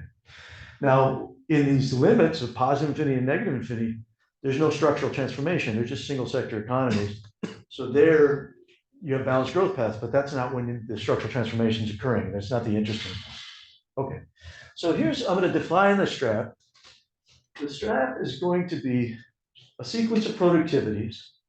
And here you see that rather than time 0 to infinity, we've put time negative infinity. Why will be clear, but in a moment. But that's one difference. And then it's an allocation and a set of prices for all time periods, such that starting at any time tau, the subsequent path is a competitive equilibrium with an initial capital tau. And in the limit, as you go to negative infinity or positive infinity, you're going to have these balanced growth paths where where both output and consumption grow at constant rates. Okay. So if you wanted to find what's the path of capital that's independent of initial capital, what would you do? You'd probably start capital a long ways away, and you'd say, after a while, initial conditions don't matter. The extreme of doing that is to set it all the way back at negative infinity and just trace out the entire path that comes, the path of capital that comes from the dynamics of the model rather than the initial conditions of the model. Because in fact, we don't have an initial condition. It's going all the way back to negative infinity. Okay. So but this. when we go to negative infinity, shouldn't we worry about the Hansen press count that when we go back, it's really the primitive economies. So that we don't like this idea of keeping the technological process the same all the way through infinity. So what we want to do is characterize the dynamics for this particular technological process. It may not be a very good description of history, and we are going to show you that it's not a description of history, but at least in the assumptions of the model, we can kind of characterize the dynamics. I'm not sure if that makes sense to you. I'll get to the next slide. I'll show you. Okay, but here again, I want to tell you the key difference. What we've done is replaced the initial condition of capital with an asymptotic boundary condition at infinity, negative infinity. Okay. In a competitive equilibrium, initial capital is arbitrary, but the strap at any point in time is going to pass through a particular value of capital. That's the strap capital. Okay. It's going to be pinned down by the vector of technology, and it's going to capture this kind of medium-term dynamics. And again, I want to say we prove the existence and uniqueness of this. I'm giving you one model, the structural transformation model. We prove it in a much broader class of models that move. Okay, so now let me go a special case. I don't know why this works out, frankly, but it does. If you set alpha equal theta, alpha is the Cobb-Douglas parameter, theta is the elasticity of substitution intertemporally, you can solve this thing analytically. And you get two parts of the time path of capital. One part of the time path of capital depends on this initial condition. You see K naught is here. And over time, that goes to 0. And then you have this part, which doesn't depend on the initial condition. Now, in a balanced growth path, this term is going to be a constant.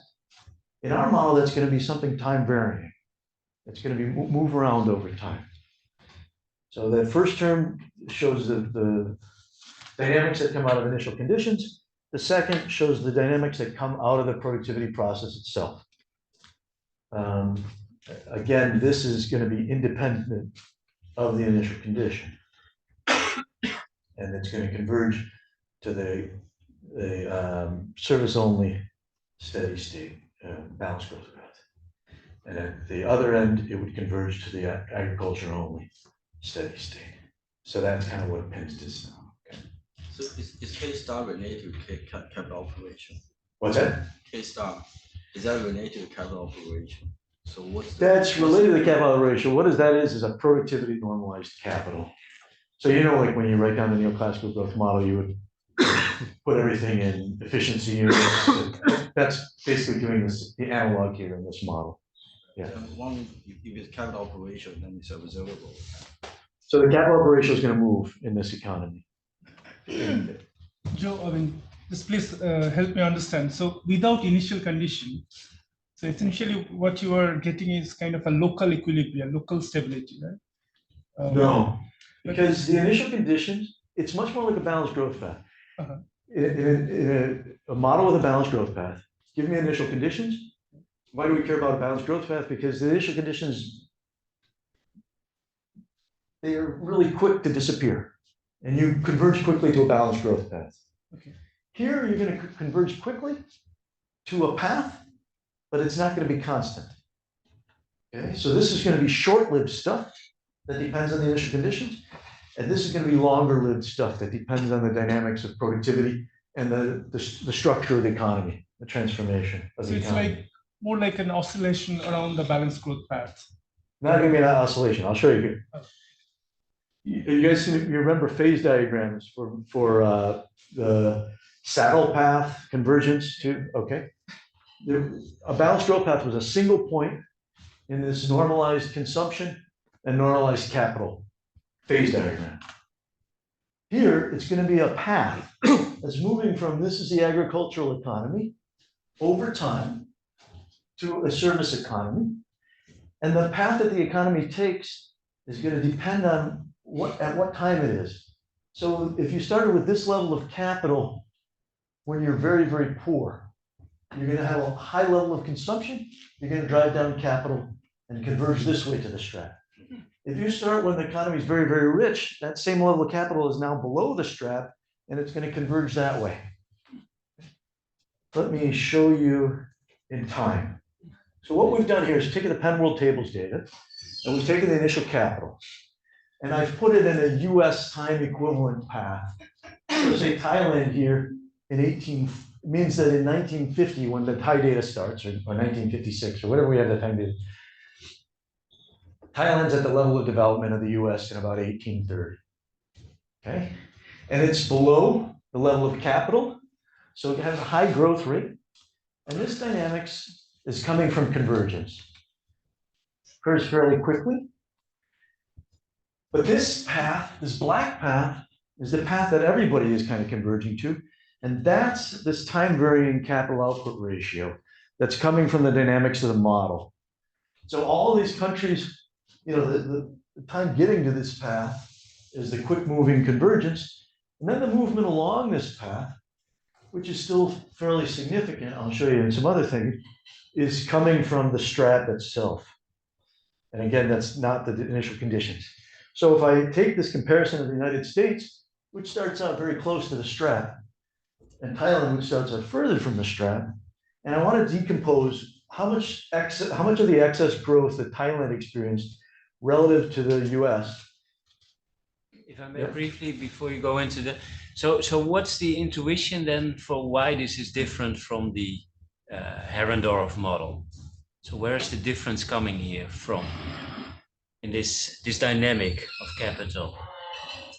Well, I'm not sure that the Herendorf, it is basically the same model. Yeah. So the analytics are the same. I don't think that they ever really solved the model. They proved that the balanced growth path in general doesn't exist. And so what we're doing is kind of showing a replacement for this concept of a balanced growth path, that this analog still does exist in this case. What I would say is that people have generally have computed this path before, which is give me the initial level of capital, I'll take that path, without noticing that all these paths are all converging, that there's this black line is kind of what everybody's moving toward, and it's time varying itself. So if you want to say, why did Thailand grow so fast? It could be because it started out, some of this is because it started out with a low level of capital. It had excess capital accumulation. But some of it is because it started out agrarian, and agriculture is faster growing than services, whereas the US is much more in services and it's slower growing. So we kind of want to know what that decomposition. And this is what, so I'm going to go 3 exercises. How much time do I have? 0 time. No, actually, I'm doing okay. I'm doing very well. No questions because nobody understands what the heck I'm saying. I'm going to go through 3 examples. I'm going to do this growth decomposition between the US and Thailand, trying to understand what makes a miracle economy. I'm going to do cross-sectional development patterns since 1950 through the lens of the strap. That's Penn World Tables.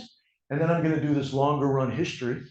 This is another thing that we can do with the strap because the strap does not need an initial level of capital. It's independent of the initial level of capital.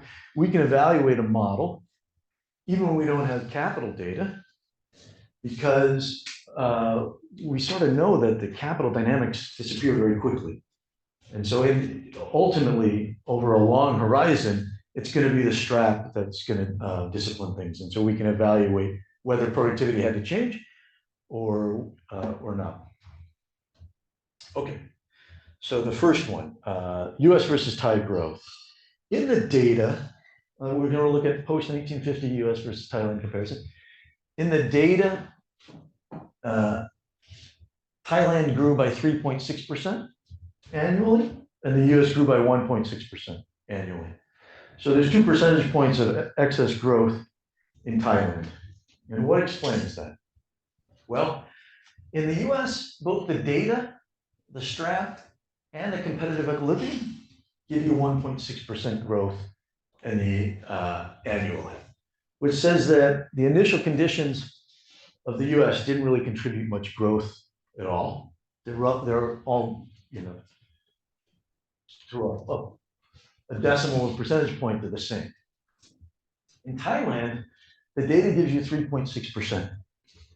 The strap tells you that Thailand, just because of its structural composition, should have grown at 2.1%.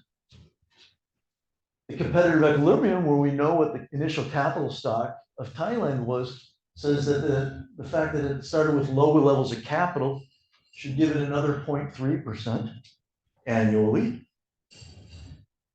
And so the difference is 3.6 and 2.4 tells you that 1.2% has to come from Thailand having excess productivity growth. It had to be a different productivity process than what the US was on. But a half a percentage of that just comes from the dynamics of the model because Thailand was more agrarian. And a small percent, 0.3%, comes from this initial conditions. Okay. In Thailand, we saw this 12% drop in the agricultural share. And in the US, only a 2% drop. So there's no wedge in the model. So why the share drop in agricultural metrics? Because in Thailand is lower productivity. It's poorer, and more of its resources start out in agriculture. In 1950 in the US, there's very little resources already in agriculture because the agricultural productivity growth is faster, which means in the US, the relative productivity in agriculture is higher. So we don't need nearly as many people in agriculture to produce the consumption goods that both consumption and investment agriculture that we need. Right, but so I still don't understand. And given that the productivity is higher, but now the drop in agriculture share actually contribute more to the growth of GDP. So where is that? Is that coming from the higher rate of investment? So let me show you. Actually, I think the next slide will explain it to you a little bit easier. But I can come back to this. Actually, this slide. I'll go back again. This is a Penn World Tables data. This is log income per capita. We haven't plotted all the data, but this dashed line, these 2 dashed lines are the 75th and 25th percentile of the data. Okay? This black line is a linear regression line of the data. Okay. These diamonds is what the strat would predict. And why does the strat predict higher growth for poor countries and lower growth for rich countries? It's basically Baumol's disease, which is that rich countries, their economies are largely service economies, and service has slow productivity growth. Whereas, so let's think of that as the US in 1950. Whereas Thailand is back here, it's got a lot of labor in agriculture, it's got a lot of resources in agriculture, and agriculture is fast productivity growth. So it grows at a faster rate. So you get this change, when you, of say 2.5% growth rates down to 1.5% growth rate, partly because of this Baumol's disease. Counteracting the Baumol's disease is capital dynamics. And so here's the capital output ratio, again in the data and in the model. I didn't say anything about those pluses. What are those pluses? In this case, well, the pluses are if you started a neoclassical growth model, just thinking about convergence dynamics. We know the convergence puzzle. You should get really high growth rates initially, but then you very quickly get to the steady state and you stay constant, rather than this sort of slow decline that we see over the course of development. This is a slow increase in the capital output ratio. It matches, the data. By the way, this is all out of sample. The model matches the data, whereas the short run dynamics of the neoclassical growth model is not really matching the data because it's happening very early on. So this is a slow moving process of the capital output ratio increasing over time. The investment rate rising slightly over time. The relative price of investment falling over time. And I'm sorry, the investment, the interest rate falling over time. All of which, so the strat does very, very well in capturing these development patterns of a modern world, 1950 to the present. So if I understand your story correctly, then the short run dynamics are mostly relevant for the poorer countries. And then they end up on this strap, and then it's no, not really, because I want to say that the short run dynamics aren't really relevant for anybody on average, because here you look at the poor countries, and it's still the diamonds are doing better than the pluses and matching the data, and it's even more clear. So look at investment rates, right? If what was really happening is that the poor countries lacked capital, then you would see these big high investment rates early on with high interest rates to match, and the dynamics would be very short-lived. But instead what you see is just sort of this steady decline over the development process. And that's what the structural transformation model predicts. Nothing about the initial capital levels, right? That's what the strat is doing. It's extracting all the initial conditions from just this productivity process of structural transformation that we think occurs. No, but the thing that's so you have this. No, this is okay. So you have these data that are sort of around this average. So you're matching the average quite well, very well, better than the neoclassical model. So that's clear. Yeah. But I think if I understood your Thailand example, then you say, well, it was 3% growth over that was the observed one, and 2.1 was due to the strap model predicts 2.1. Yeah. So then there's 1.5 percentage point extra growth in Thailand, and that was from the short run dynamics. No, 1.5% is the residual. That has to come from Thailand being a productivity miracle. Okay. The 0.3% is from the initial conditions. Okay. And that was the part that it didn't mean anything in the US. Yeah. It meant a little bit in the Thai situation. On average, it doesn't seem to be meaning much for these countries. I should mention this for the levels. Here's what we've calibrated.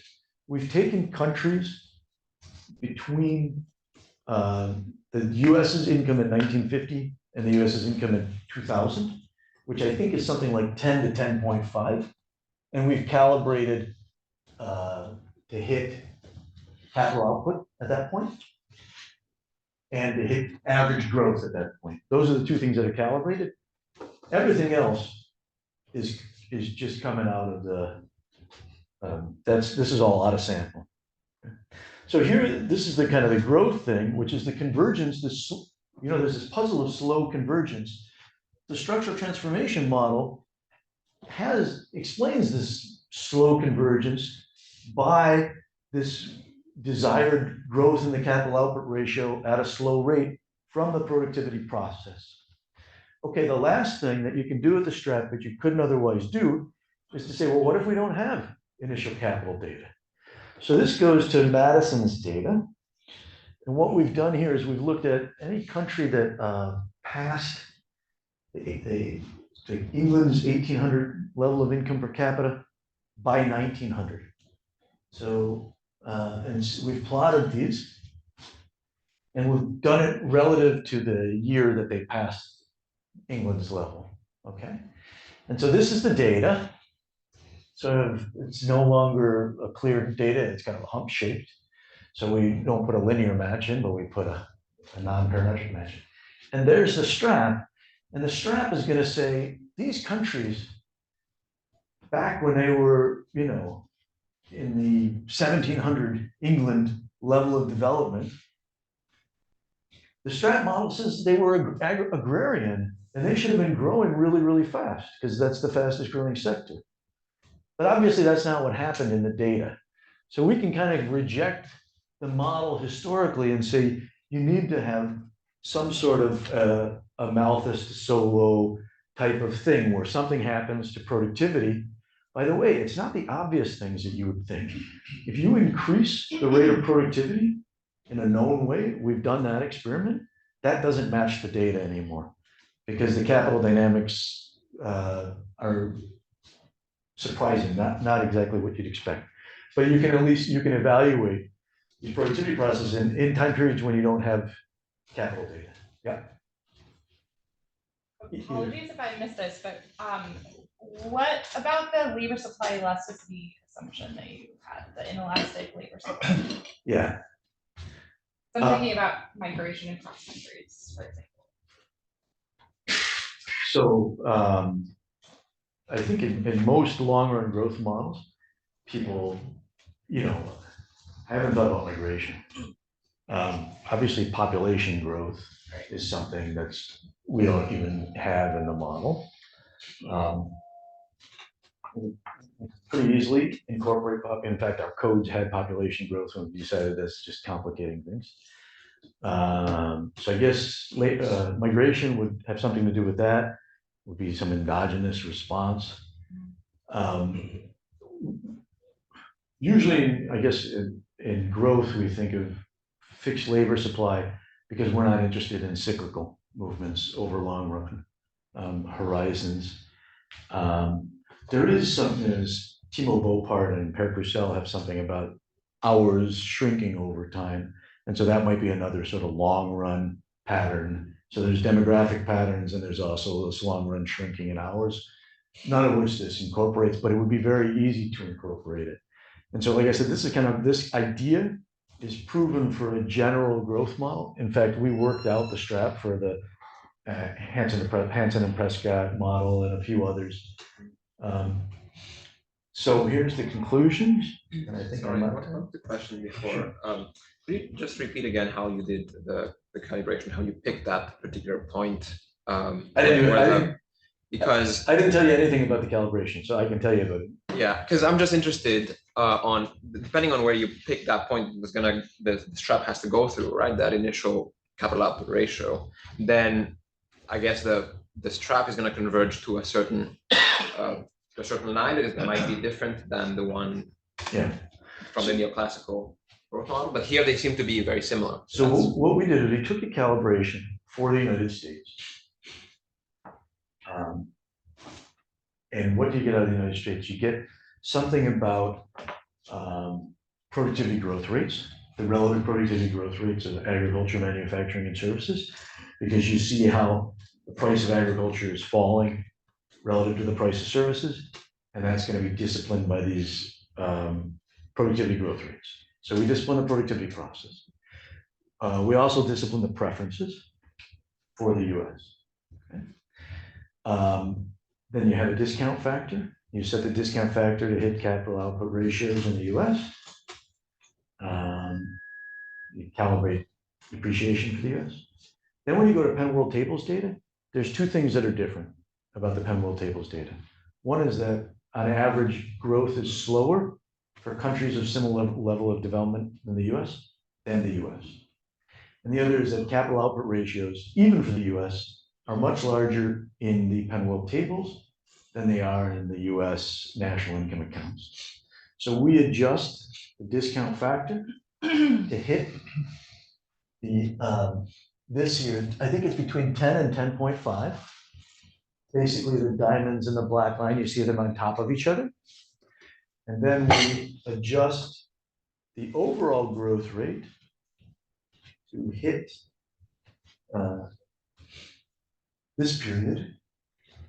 And you don't see them exactly on top of each other because this is a regression line, and what we're actually doing is hitting that, you know, the average in that bin. Those are the two things that we calibrate, and the rest, everything else, just comes out of the model and fits quite well. I should say this too. This is the structural transformation stuff, because that's what's behind all this. All these time varying prices, capital accumulation, are coming out of the structural transformation model, and the model is the diamonds. It's doing pretty well in hitting the data that we have for those countries that we have sectoral data. Okay, so what do? We introduce this concept of the strap that captures time varying natural capital level. The path depends on the technology vector. No, there's no initial condition, no capital K naught. We show that the strap is useful to analyze development patterns. You know, example, the effect of initial capital, structural transformation, and high productivity growth. They're all important for explaining the time miracle. The natural dynamics dominate convergent dynamics in the Penn World Tables data. It's the structural transformation driven dynamics that seem to characterize the Penn World Tables data over development. And then we use it to test this historical model before we have the capital data. And we show actually that the model fails for this really long run development, explaining really long run development patterns. And then we say that this is going to be, this idea is useful for anhedonic dynamics of many non-stationary models. There's a lot of things like the declining labor share, a technology transition. This button would show the Hansen-Prescott strap, which is very odd. Yeah. But then, to characterize this model failure, maybe you can refine that what you really need for strap to work is more in agriculture, where you do see this growth rate. Like if you think about the Hansen and Prescott framework, it is perfectly plausible that you have this traditional agriculture, but also modern agriculture. And that's when you start to see. Yeah, so maybe you need a fourth sector. So in the line of we're going to learn something about the productivity process. Paco is much more in line with what you're thinking of a technology choice decision, and so you seem to agree more with Paco, which is fine. I don't have a strong thoughts on it, but yeah. Go ahead. No, I also do you think it would be useful, or we can learn something about Singapore or Hong Kong, because these places also have had important growth rates, but they're not agriculture by definition. Yeah. And then you will not be able to make sure that the growth dividend of agriculture in Thailand happened there. Do you think there's any lessons there in those places? It's an interesting idea. I hadn't thought about that. I always think that in some ways Singapore and Hong Kong are cheating when we think of them as growth miracles. Because I actually don't know if they're that much more miraculous than New York City or Paris or any, you know, I mean, cities grow at fast rates. I don't know, but maybe you could do that. Yeah. Oh, sorry. Sorry, go ahead. Yeah, mine is a follow-up question too. It's like because what I thought is that the developing countries start growing very fast once they move from agricultural to manufacturing, and then they saw the slow decline of their productivity growth and output growth once they transition to the service sector. So that's an alternative theory. I think it's a very plausible, and actually it's an empirically relevant one. It's not happening in the model, which is the previous paper in the other room was about the agricultural productivity gap, or at least it referenced it. There's no agricultural productivity gap in this model. We don't have any wedges in there. But if you did think that agriculture was lower productivity than industry, then it's simply moving people from agriculture. So it's not that Thailand grew at a high rate because agriculture, it was more agrarian and agriculture was so fast growing. It's they moved people out of agriculture into industry, which had a higher productivity. That's not in this model, but that's pretty easy to work into this model. That's something that we're working on right now with the bank. Yeah, I mean, my question is somewhat related to his point. So, I mean, there are different stages of, structural transformation and development. And in certain stages, I think the income effect may play a, kind of stronger role than Baumol effect. The Baumol effect is very tricky. Yeah. And in many developing countries, you have, like he said, agriculture is not the most productive sector. Right? Now, your strap model is entirely driven by this condition you explained at the very beginning, where agriculture productivity greater than manufacturing, greater than services, right? So maybe that, I mean, perhaps it's the reason why when you have those dots, I think one of the slides where without initial condition, it's heavily biased towards economies where that condition is met. That's what I'm trying to say. So when you are trying to predict Thailand's growth path, so essentially we are forcing it to look like almost like a US pattern where agriculture productivity is much higher than manufacturing. No, I mean, I don't think that it's just the US. The Green Revolution had tremendous productivity growth in India and agriculture. But still, it's I think way behind manufacturing, maybe not services. But again, my point is, do you think? I want to address one thing. You mentioned the income effect. We presented this simple model. If you put non-homotheticities in, you get an additional term here. Right. It comes from the non-homotheticities. Yeah. And so structural transformation will be driven more by the preferences, but you still get this kind of growth impacting term that comes from the non-homotheticities and breaks the balanced growth path and has long-run growth effects over development. So it's a different model, but it has kind of similar forces at play, if that makes sense. I think, well, there's certainly more to say, but in the interest of time, I suggest we thank Joe for this presentation and we move on to our next one, which is also Baumol.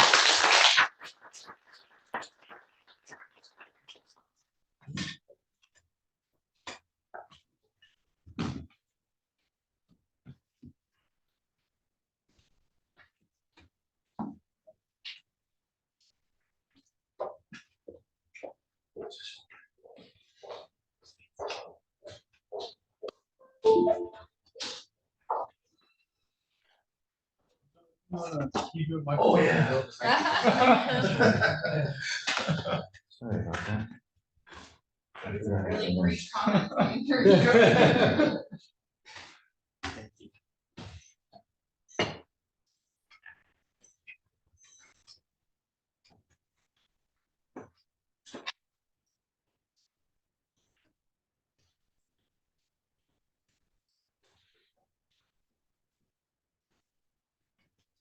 On the desktop. Yeah. But if you just open the folder that says new folder, I think probably you can navigate to the downloads folder or. I'm not used to Windows thingy. Yeah. PC. This PC. There you are.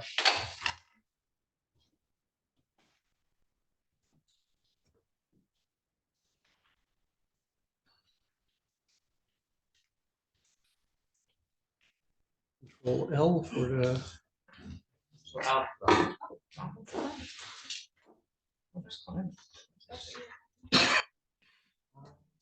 Dominance disease. Or is that control?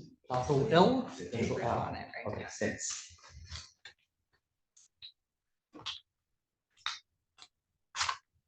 Great. Thank you for having me. My name is Fangzhi Wang, and today I'm gonna introduce the concept of Baumol climate disease. And this paper was authored with Parliament research for both of them are my supervisor.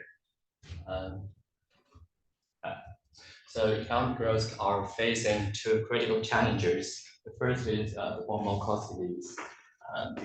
And actually, personally, I really like the way that Baumol put it in his seminal paper that sectors by their nature emit only sporadic increases in productivity. So the non-progressive sectors are taking up an increasing proportion of the economy so that the aggregate economic growth will slow down. And we would argue this is actually the same from a climate change perspective. For example, if you consider agriculture and non-agriculture, for a lot of agriculture outputs, they require decent temperature, precipitation, sunshine, frost, etc. And also similar story can be found between outdoor and indoor activities. So similarly, we can say some sectors by their very nature are sensitive to climate conditions. So it was in this comparison that we call it the Baumol climate disease. It's a climate version of the Baumol's cost disease.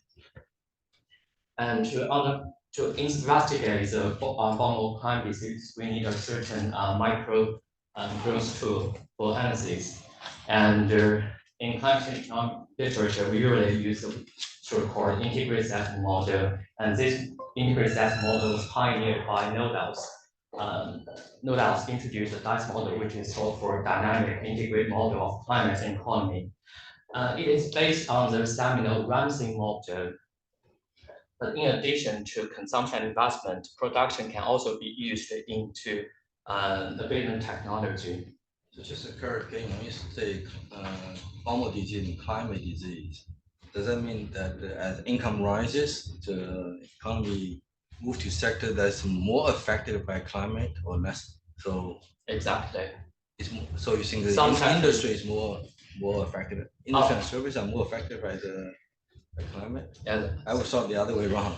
No. I'm not saying that any sector. I'm not saying that the third sector is most vulnerable to climate change. Now we find some preliminary evidence that the third sector is actually less vulnerable to climate change. The good sector is more vulnerable to climate change. Right. So then it's not the Baumol disease. It's Yeah. I agree. Yes, I fully agree. Sorry. But my focus is trying to show that sectors are different in terms of their climate vulnerability.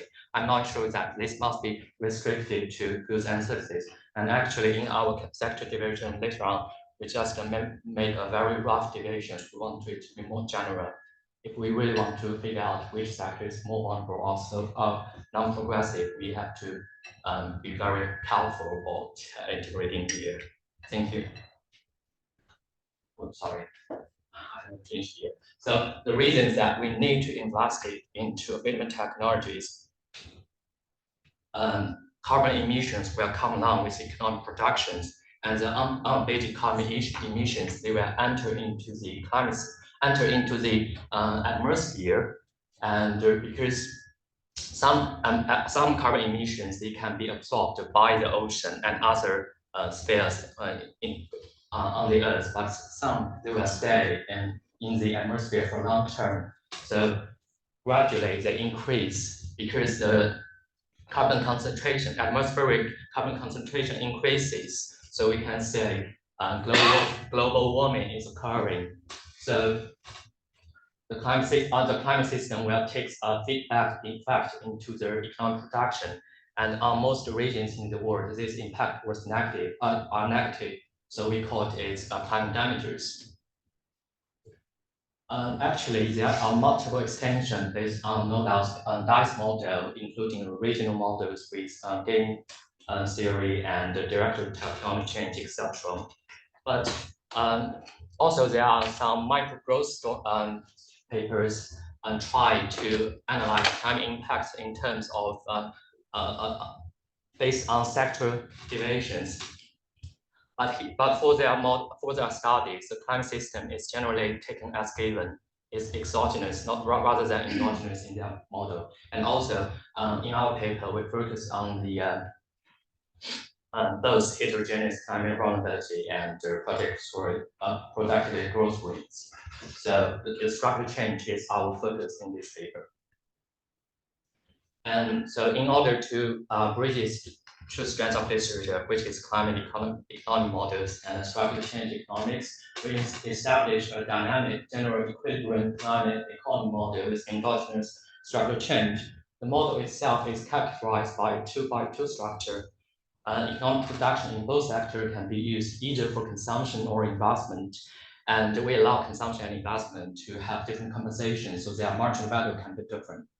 And also, we differentiate two final production sectors in terms of their climate vulnerability and productive growth rates. This enables us to analyze the Baumol cause disease and climate disease. So by differentiating consumption from investment, we find climate change is due to disinvestment rather than malconsumption. That means we are trading today's emissions with tomorrow's investment. Our previous studies generally finds that we are trading today's emissions with tomorrow's consumption, implying that we are consuming too much. No, we are showing here, no, well, that's because climate change happens because we are investing in the wrong way. And also, by differentiating two final production sectors, we find heterogeneous climate vulnerability can aggravate climate, indeed aggravates climate impact, and it generates a Baumol climate disease. But at the end of the day, whether Baumol climate disease matters, it depends on its interactions with the Baumol cause disease, and these interactions matter to our optimal abatement decisions.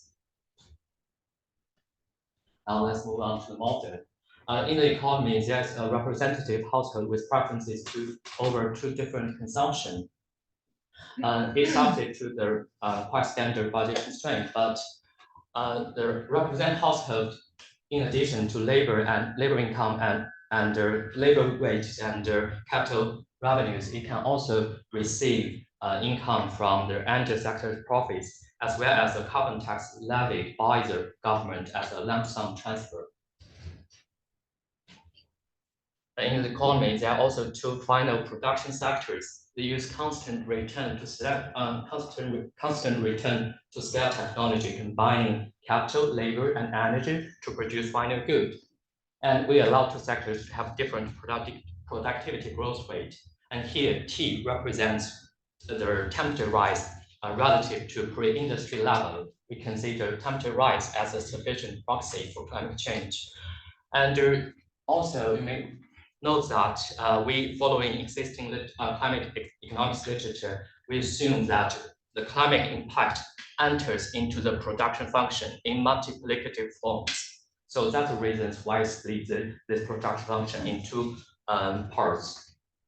And also I combined productive growth rates with climate impact so that this enables us to easily analyze the impact of Baumol climate disease later on. And the economic production in, yes. How do you want us to think about these two sectors? How are they different, or what do they represent in the data? Or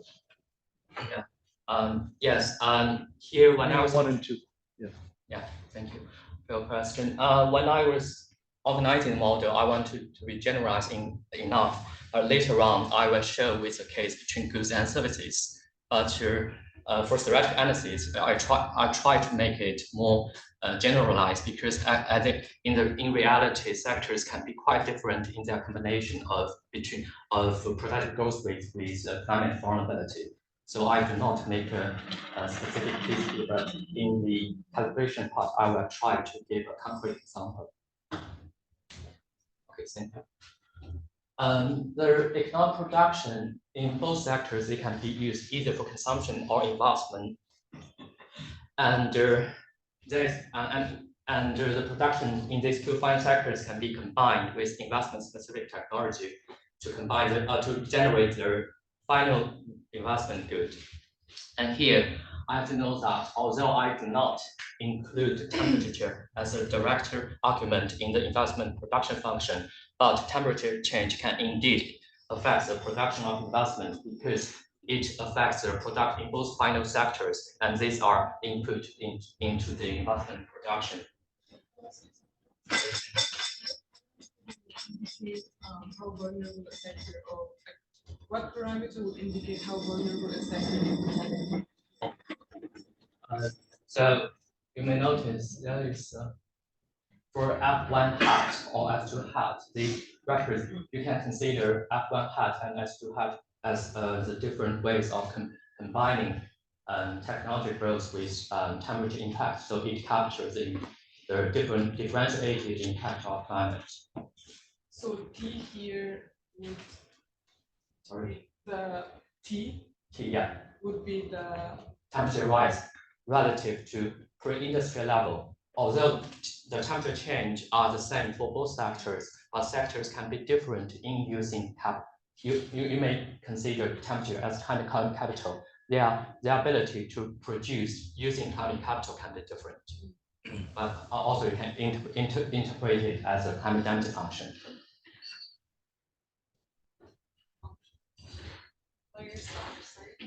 Yeah. I want to be sure that I understand what you were saying right before Fausti's question. Correct. Is that so? The resource allocation equations that you have to me suggest that you couldn't, for example, have a lot of production in one sector and then go and invest a lot of that in a different sector, in the other sector, because the two of them are completely like you'd have to have everyone consuming that instead. Is that right? Yeah. Okay. So investment in each of them is determined independently, but total investment is the combination of all of them plus the. Yeah. But definitely we can consider the interconnected investment consumption between sectors. For the general insight scale one, I guess one can change. Okay. You're going to show us the laws of motion for the capital in both sectors, right? Sorry. Okay. In number 6, in equation 6, yeah, the IT on the left. Can't you decide to put that into either K1T or K2T for next period? There you go. That's what she wants to know. Oh yeah. There is only one aggregate KT, and the investment here is to invest into that aggregate KT, and it is then the aggregate capital will be allocated freely across different sectors. At every point in time. Okay. Sorry, I didn't make it clear. And in the economy, there is also an intermediate and production sectors. That's how we introduce the environmental externality.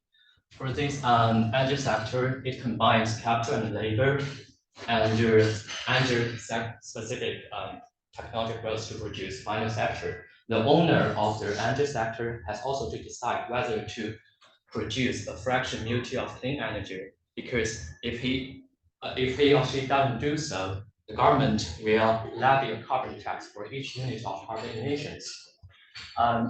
But if he decides to produce a fraction multi of clean energy, he has to pay an extra abatement cost called theater multi. Well, in the scenarios I will show on, I consider a scenario called business euro, and that means there's no carbon tax, so the energy firm has no incentives to abate any carbon emissions. And for the rest, unabated carbon emissions, they will enter into the atmosphere and increase temperature change.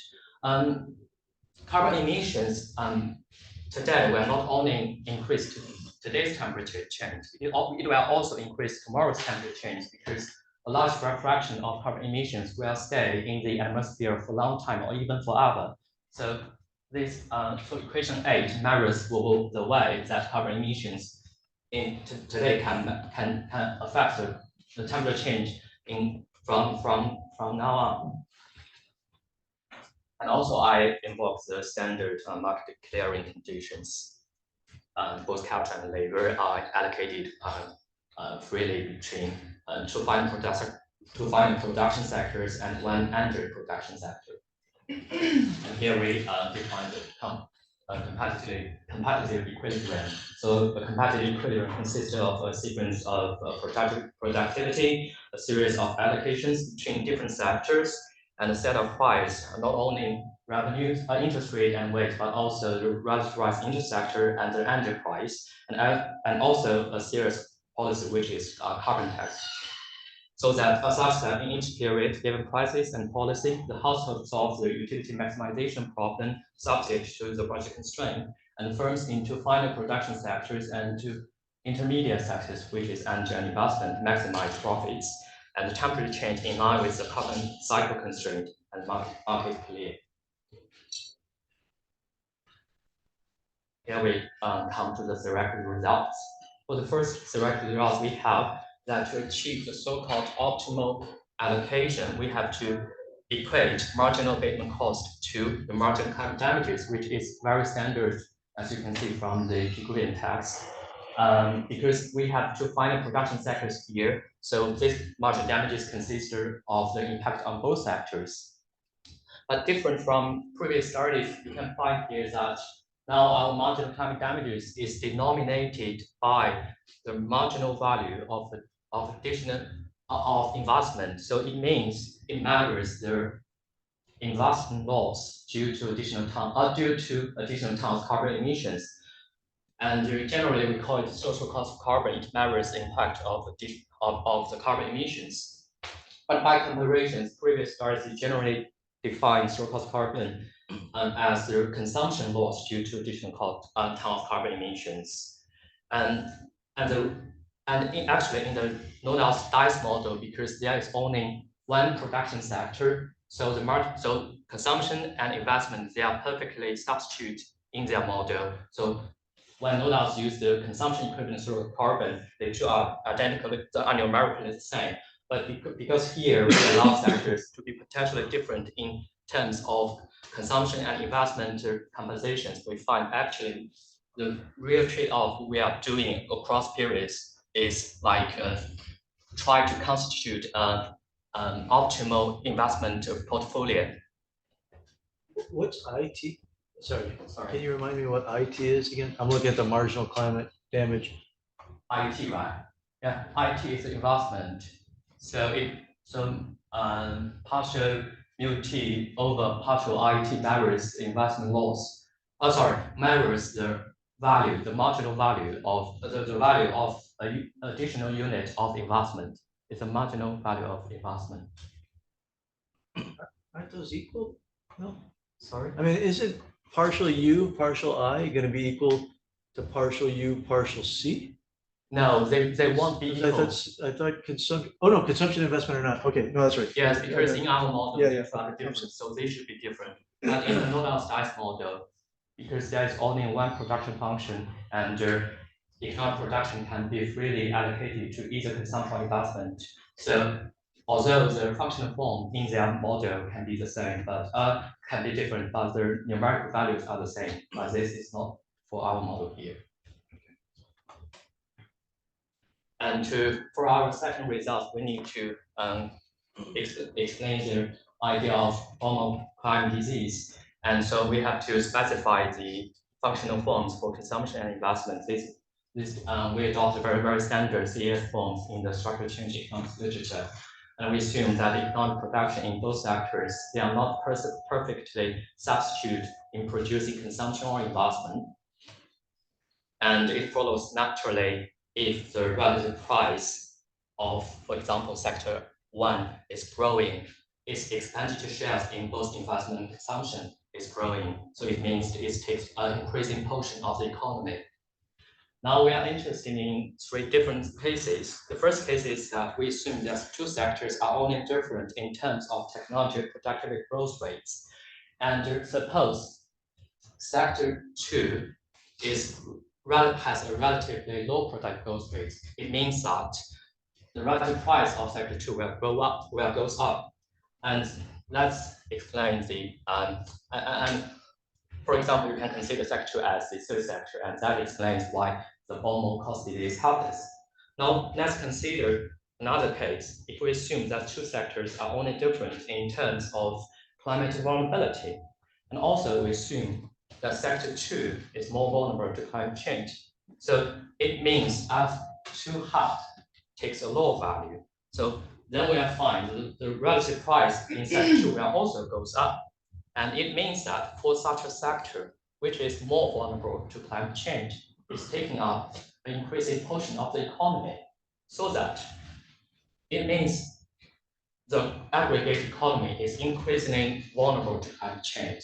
So it means that heterogeneous climate vulnerability can aggravate the aggregate climate impact. And so that's why we consider introduce the concept of Baumol climate disease.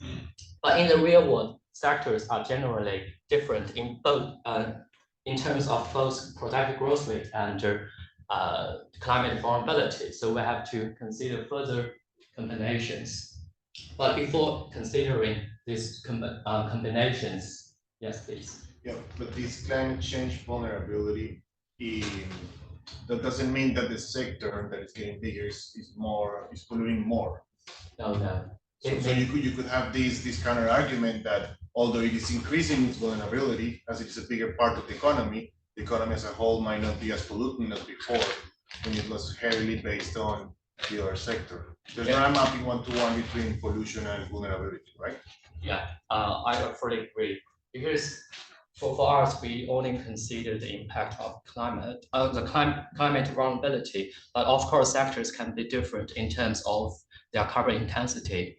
And for sectors, for example, if you consider a sector is growing like services, maybe it's taking an increasing proportion of the economy, but that does not mean, even if, but that is actually counterfactual, even if let's assume the service sector is more polluted, but that does not mean the aggregate, that does not necessarily mean that the aggregate economy is more polluted, because for the reasons that service sector is growing in the economy is because its price is going up, but the production of the services is not that high.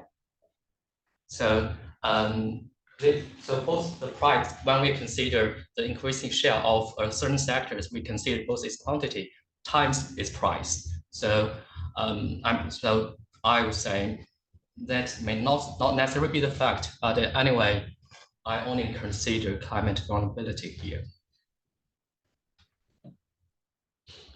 Before considering these combinations, I have to justify that we believe the impact of productive growth rate will dominate the climate impact.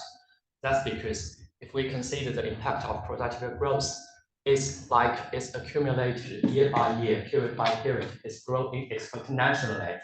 But for climate impact, although as climate change proceeds, we may expect other climate impacts to increase as well, but it's not like the interest rate effect. It's generally static unless the tipping point climate effects happen. So that's the reason that we may expect the impact of productive growth rate to dominate the impact of climate.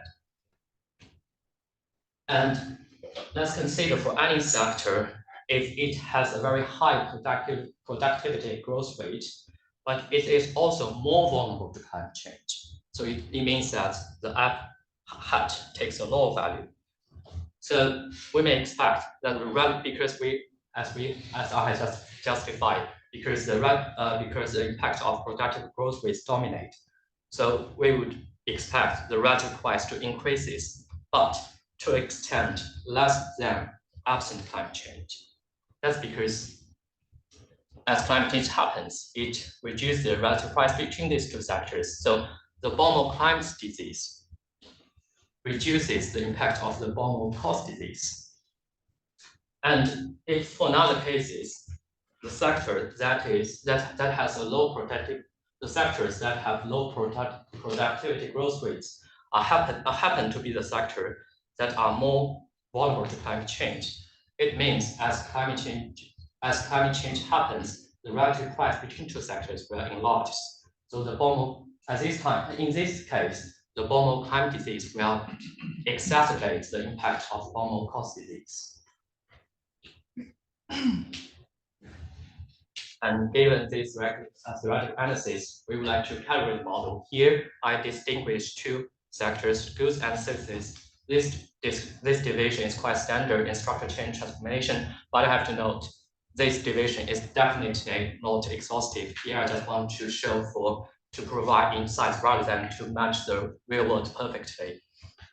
And also we do a simple empirical analysis showing that the goods sector is indeed more vulnerable to climate change. It's also this result was also consistent with some existing empirical literature. And also we assume because the section 1 is a goods sector, so we assume the productive growth rate in the goods sector to be 3 times that of the service sector. And at the end of the century, we want, when we are calibrating the model, we make sure that the capital stock in our model will match the level in Nodal's dice model, so they achieve the same level of capital stock. And for calibrating climate damages, we consider the case that the goods sectors is more vulnerable to climate change, so that the damage level in the goods sector is 2 times larger than the service sector. And to calibrate the impact of carbon emissions on temperature increase, our model matches equilibrium climate sensitivity of 3.1 degree and transient climate sensitivity of 1.3 degree. The transient climate sensitivity means that when atmospheric carbon concentrations double, the temperature change immediately responds to this carbon concentration. Yes, please. Somebody that doesn't know the literature very well, why is what's the rationale? And I guess it's probably in the literature of why temperature affects goods more than services. Is it because of agriculture, or is it? Yes, agriculture can definitely be one reason, and also for example for constructions, because they are outdoor activities, they are directly exposed to the temperature climate conditions. Okay, I see. So the transient conditions measures the immediate change to double the carbon concentration, atmospheric carbon concentration. Where for equilibrium climate sensitivity, it measures the when atmospheric carbon concentration is doubled, its impact will reaches the steady state after several periods. And to provide our quantitative results, we consider 3 different scenarios. For the first scenario, I call it economic frontiers, because I assume there's no climate damages. So each economic variable will just hit its economic frontier level. And for the second case, for the second scenario, I call it business euro, assuming there's no abatement policy adopted. And for the last scenario, I call it abatement scenario. Optimal scenario is where marginal abatement cost is equal to marginal damages. Now I show the results. First, I show you that when sectors are only different in climate vulnerability. And for the vertical axis, it measures the value of each economic variable in the business as usual scenario, which is no adaptation, no abatement policies relatively to the level in the to their values in the economic frontier. So basically, y-axis measures the relative climate damages, and as you can see here, under heterogeneous climate vulnerability, which is represented by the solid line, both capital and consumption takes a lower value than under homogeneous climate vulnerability, which is represented by the dotted line. So it validates that the heterogeneous climate vulnerability will aggravate the climate impact and so rise the Baumol climate disease. Yes, please. Is there also data on how energy intensive each sector is? So like, are they equally energy intensive? And like, that will change a lot, right? I mean, in this model, I just assume 2 sectors are the same. I also test a case when sectors are different in terms of carbon intensity, but because generally the impact of climate takes years to come out, so this will not matter to our analysis. Right, but do you know what's in the data? Like, you see like differences in energy intensity. So there's a fixed carbon sink, right? There's a bucket of carbon after which overflows. But if service sector is very energy efficient and it's going towards service sector, you maybe don't worry that much. But you know what it's like in the data, like energy efficiency? I have no idea about energy efficiency, but I know that the good sectors is generally more carbon intensive. Because energy efficiency varies whether I'm using the energy efficiently. So sorry, I have no data on this. And now let's consider another case when sectors are different in terms of both technology growth rates and climate vulnerability. So because in this calculation, the good sector is not only the good sectors have a high, although it is more vulnerable to climate change, but it also has a very high productive growth rate. So you find under heterogeneous climate vulnerability, the climate damages was not more severe than under homogeneous climate vulnerability. That's because the good sectors, because it has very high productive growth rate, it means it is more climate resilient. So if that is the case, we may probably be less concerned about climate change. But because my sector division is not exhaustive, it's not perfect, so we also consider a counterfactual scenario. And I assume that the good sector, the service sector, not only have a low productive growth rate, but also more vulnerable to climate change. And because the relative price between two sectors now increases. So you can see that under heterogeneous climate vulnerability, the climate damage level are much more deeper than under homogeneous climate vulnerability.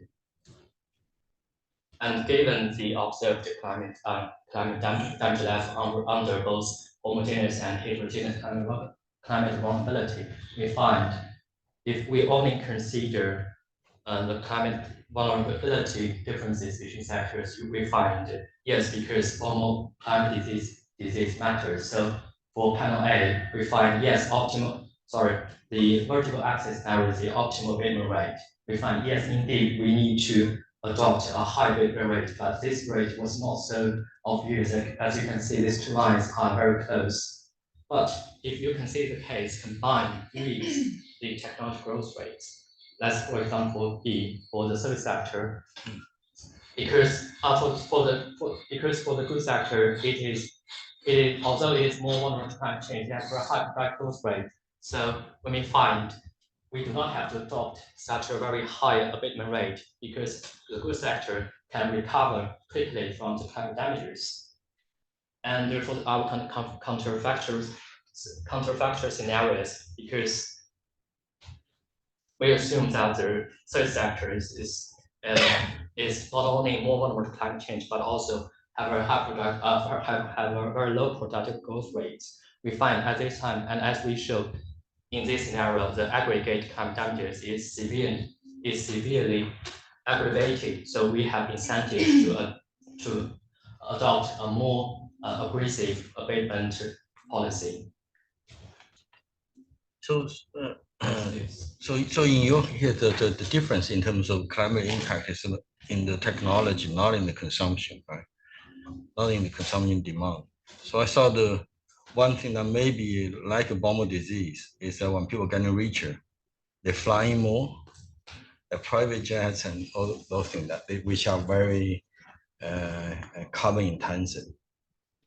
So sorry for the So rich people, they tend to demand consumptions, goods or services that are much more carbon intensive. So that's like analogous to the Baumol disease. Yes, I agree.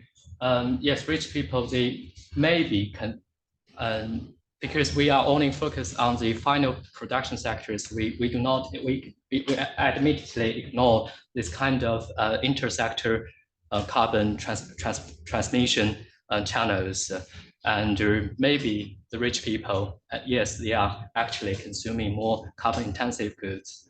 But here, my focus is not to show that the rich people, they are consuming more carbon intensive products. My focus is to say, if we really want to if we want to make better climate policies, we should not only focus on climate vulnerability, we should focus on its combination with productive growth rates. That's my focus here.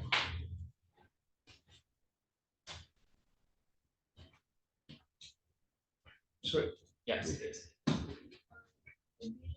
Baseline result from your model is that more vulnerable sectors have growing share of the economy. Did you check that, and to what extent does it check out in the data? Like, do you observe that in the data as well, or I don't know if I missed that. You mean the more? Yeah. Oh, yeah. Well, yes, I also try to find out which sectors, for different sectors, how their combinations. And I have to admit that this paper is just for insights. We do not consider each deviations, but I can give you some really important sectors which I believe to be important, like construction. And I think I checked some information, correct me if I'm wrong. I think for construction sector in American and the UK, they are growing relatively low. And this sector is also more vulnerable to climate change. So I think this sector may bite in the future. But for agriculture, some agriculture in some countries, they have very high production growth rate, like the developed countries. But for a lot of developing countries, they have very low product growth. But that's not due to its technology. I think it's not due to its inherent technological properties. It's due to some other factors like misallocation or something like that. I just gave two sector examples here, but definitely we can look up more sectors. Oops. And of course, as we mentioned before, as you can see for the dice-like models, because there's only one production sector, so surplus carbon denominated in either consumption or investment, they are numerically the same. But for our models, for those solid lines, they are surplus carbon denominated in terms of investment. They are always higher than surplus carbon denominated in terms of consumption. And that's because the consumption, it consists of a higher level of services. And because services is relatively more expensive, so that, yes, please. Sorry, please finish your point first. Okay. So that the marginal value of consumption will be larger than the marginal value of investment. At the end of the day, that's the reasons why the surplus carbon denominated by consumption.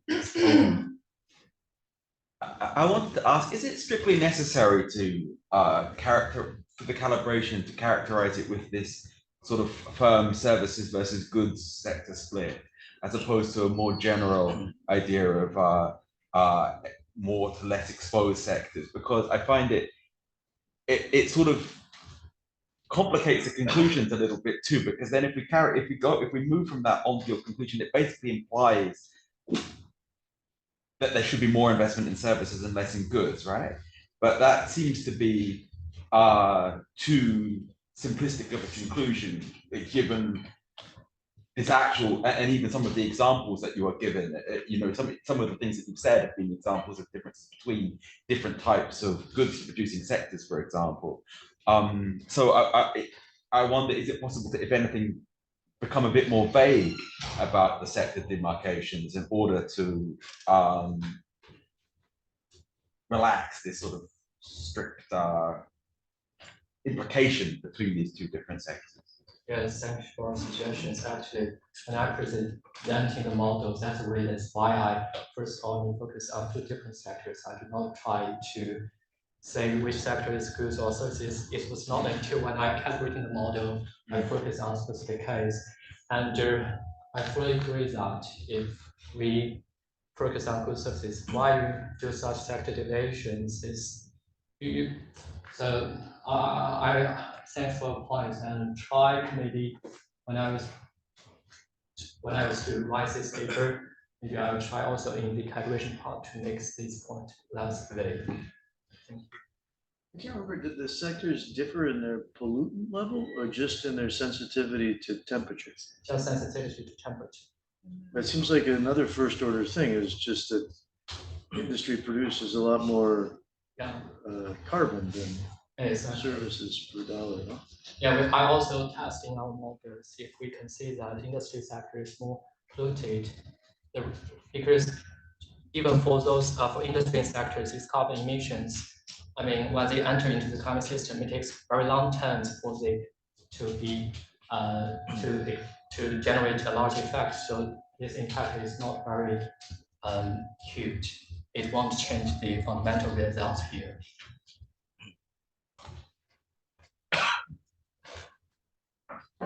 Okay, now let's conclude. So the first result is that when we are considering climate change issues, we are actually trading off today's emissions with tomorrow's investment. So that's the reason why we propose surplus carbon denominated by investment. And then we find that if in the economy there are more sectors which are, if a lot of sectors are more vulnerable to climate change, but also have very low product growth rates, then we have higher abatement incentives, because otherwise, polluting carbon emissions will not only cause damages on both sectors, but also increase the relative price between sectors. But if the more vulnerable sectors happen to be progressive sectors, we may be less concerned about them. So we may adopt lower abatement efforts. And also for a lot of governments in the world, because they are facing tighter fiscal budget constraints. So if we want to use the adaptation fund wisely, we have to allocate more adaptive investment to those sectors that are not only more vulnerable, but also non-progressive. Thank you.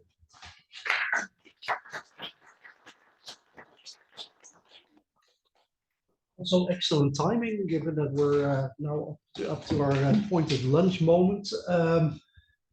I asked the doors here aren't going to be locked, but they say it's very safe. She leaves her car keys in her own car, so not legal advice, but do with it what you want.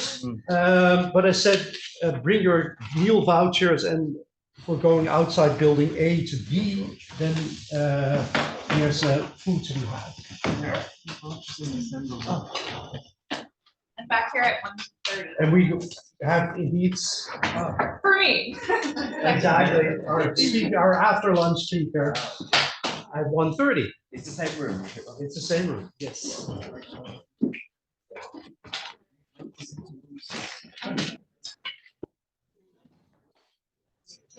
I wouldn't see it. My life is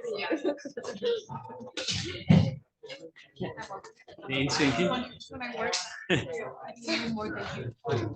Ja, dat klopt. We all do.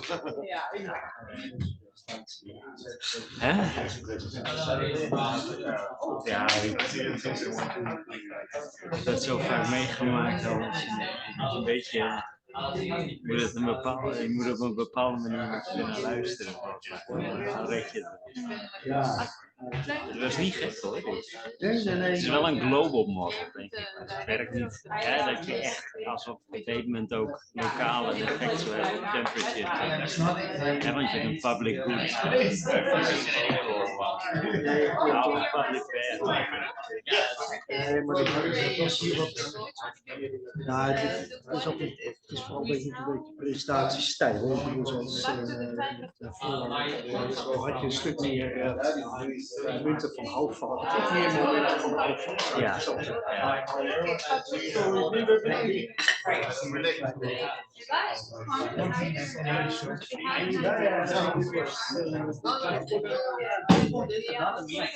I did and then I went to PSS. Anymore than like I would always do my point wherever I am. Just something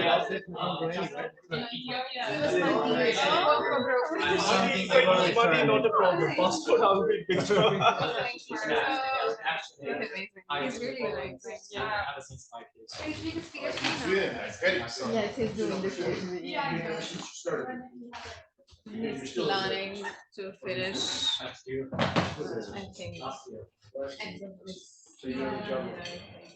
Actually, in China, we do not have such a thing called job I market. don't But want I to can actually count be in China. very decisive. He said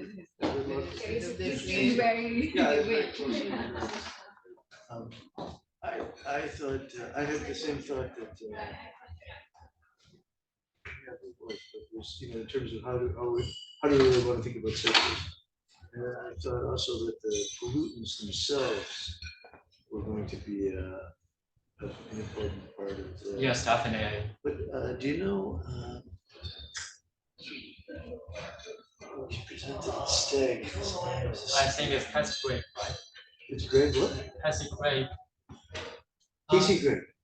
Casey Gray. They also performed a paper before, and also I think for the horrendous paper on handbook of economic growth, it also mentioned certain parts in environment parts that as the whole economy will transit to services. So that means it is less polluted.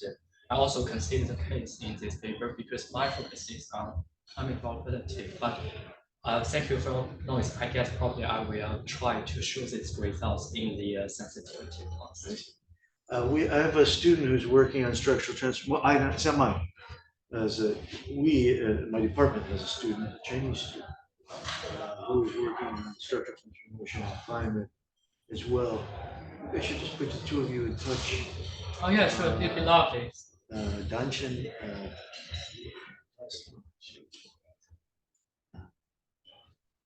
I think it would be great to put you in touch. I'm sure you will. So you can probably find your email and stay. Yes, sure. I will drop your email later. Yes. Okay, all right, and then I can share it with you. Thank you so much. Okay. Very nice. Very nice. Congratulations. Yes. Good job. Yes.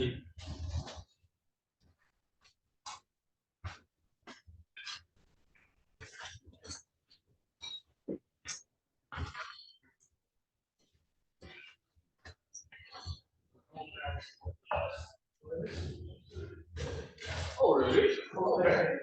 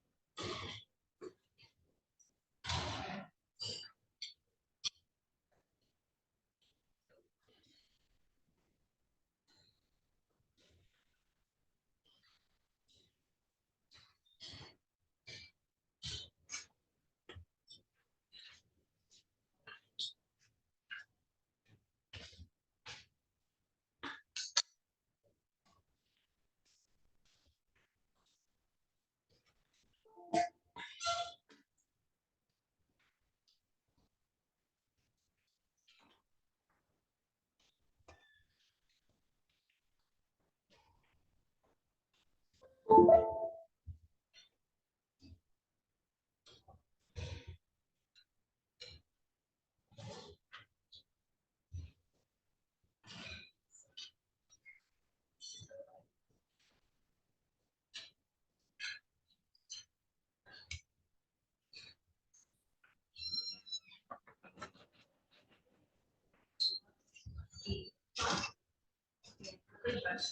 Pranav. Hey, everything's running smooth. Yeah, everything is running smooth. All right, I just got one attendee here that cannot join because it was Rachel, right? Rachel, yeah. Yeah. All right. And that one is go. What time it will goes on break? So it's already gone on break. All right. Just now it went on break. I'll just start.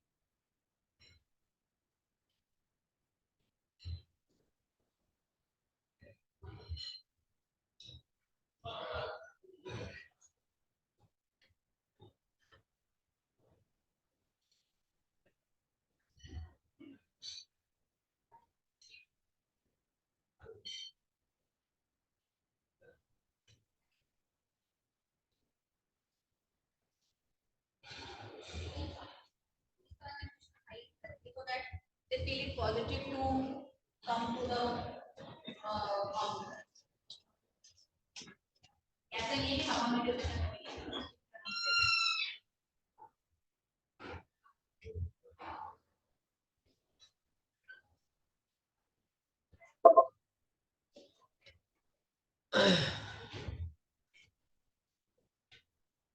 Pwede naman yan, para isang ano na lang. Umaya na lang, no? Wala palang pause. Stop lang. Sa ano lang, sa ano lang. laptop lang, oo.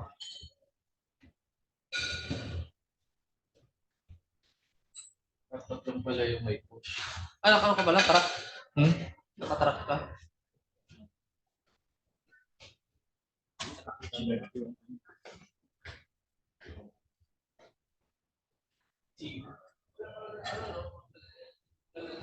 Problema na nung ano, provider.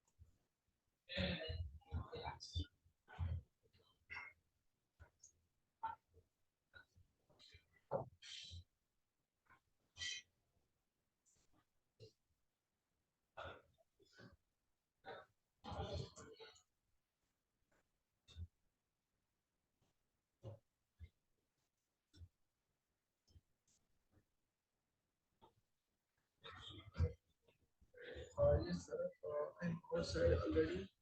So, there was not decided the ceremony.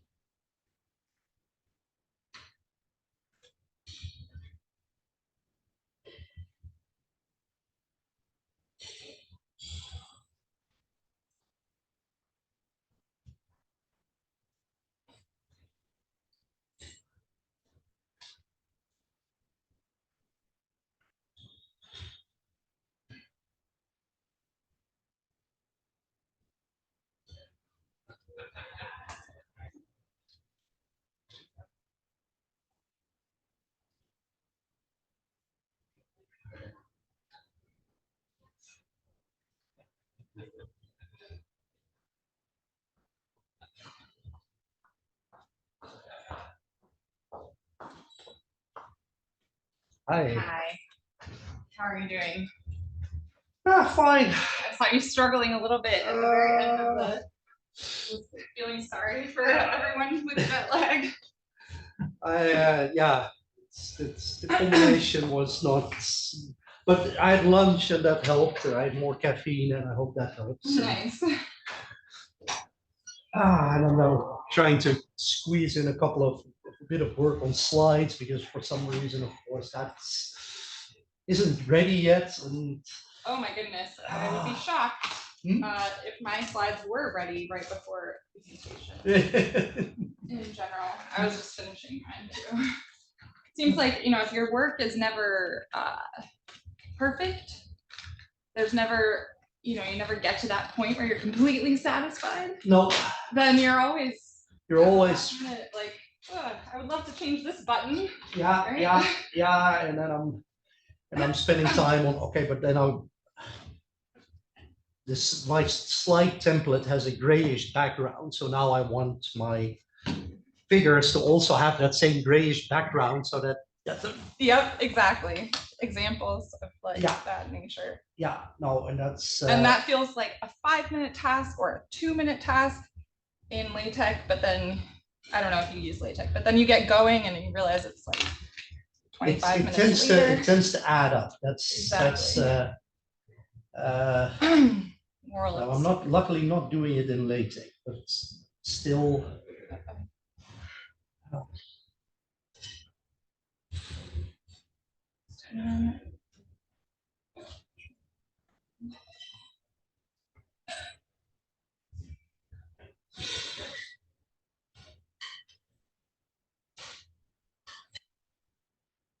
Did someone have?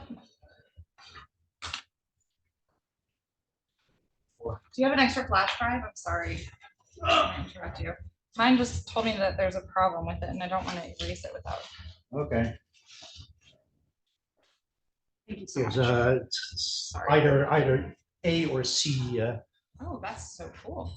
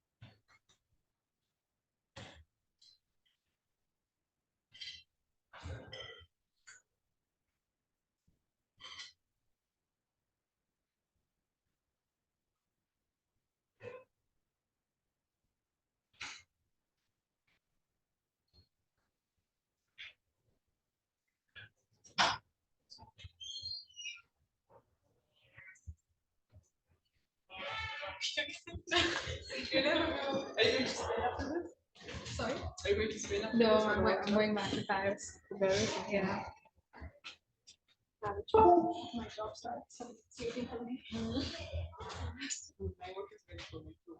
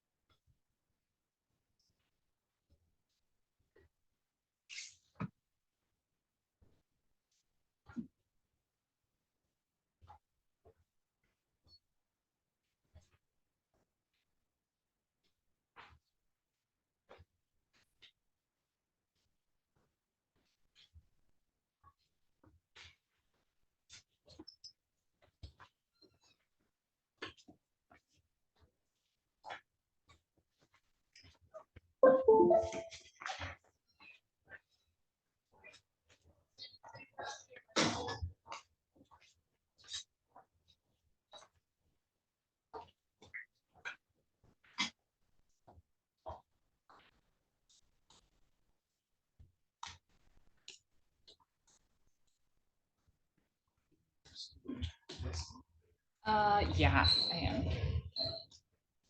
Sorry, give me 1 second. Goodness.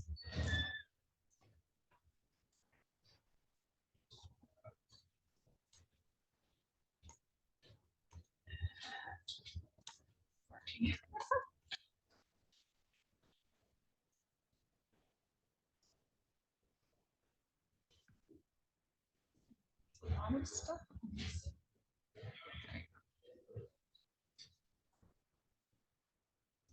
I realized that I copied it over without the appendix.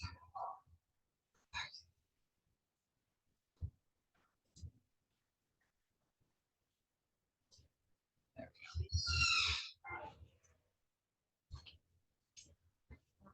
This is Robert's.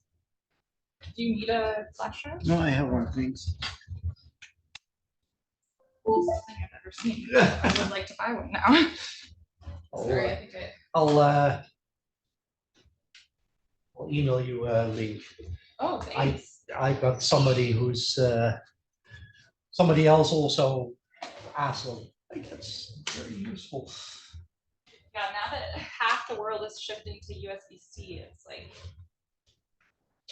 10 different Exactly, that's the. cables and plugs and whatever at any time. Yeah.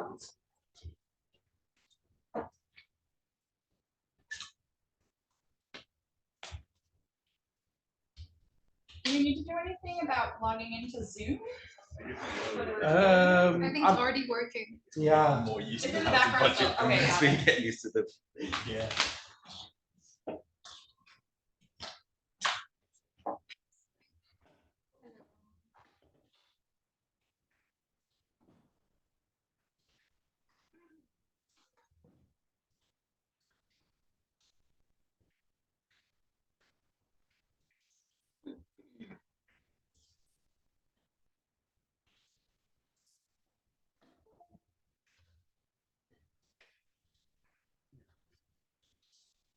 So give people a minute or two to.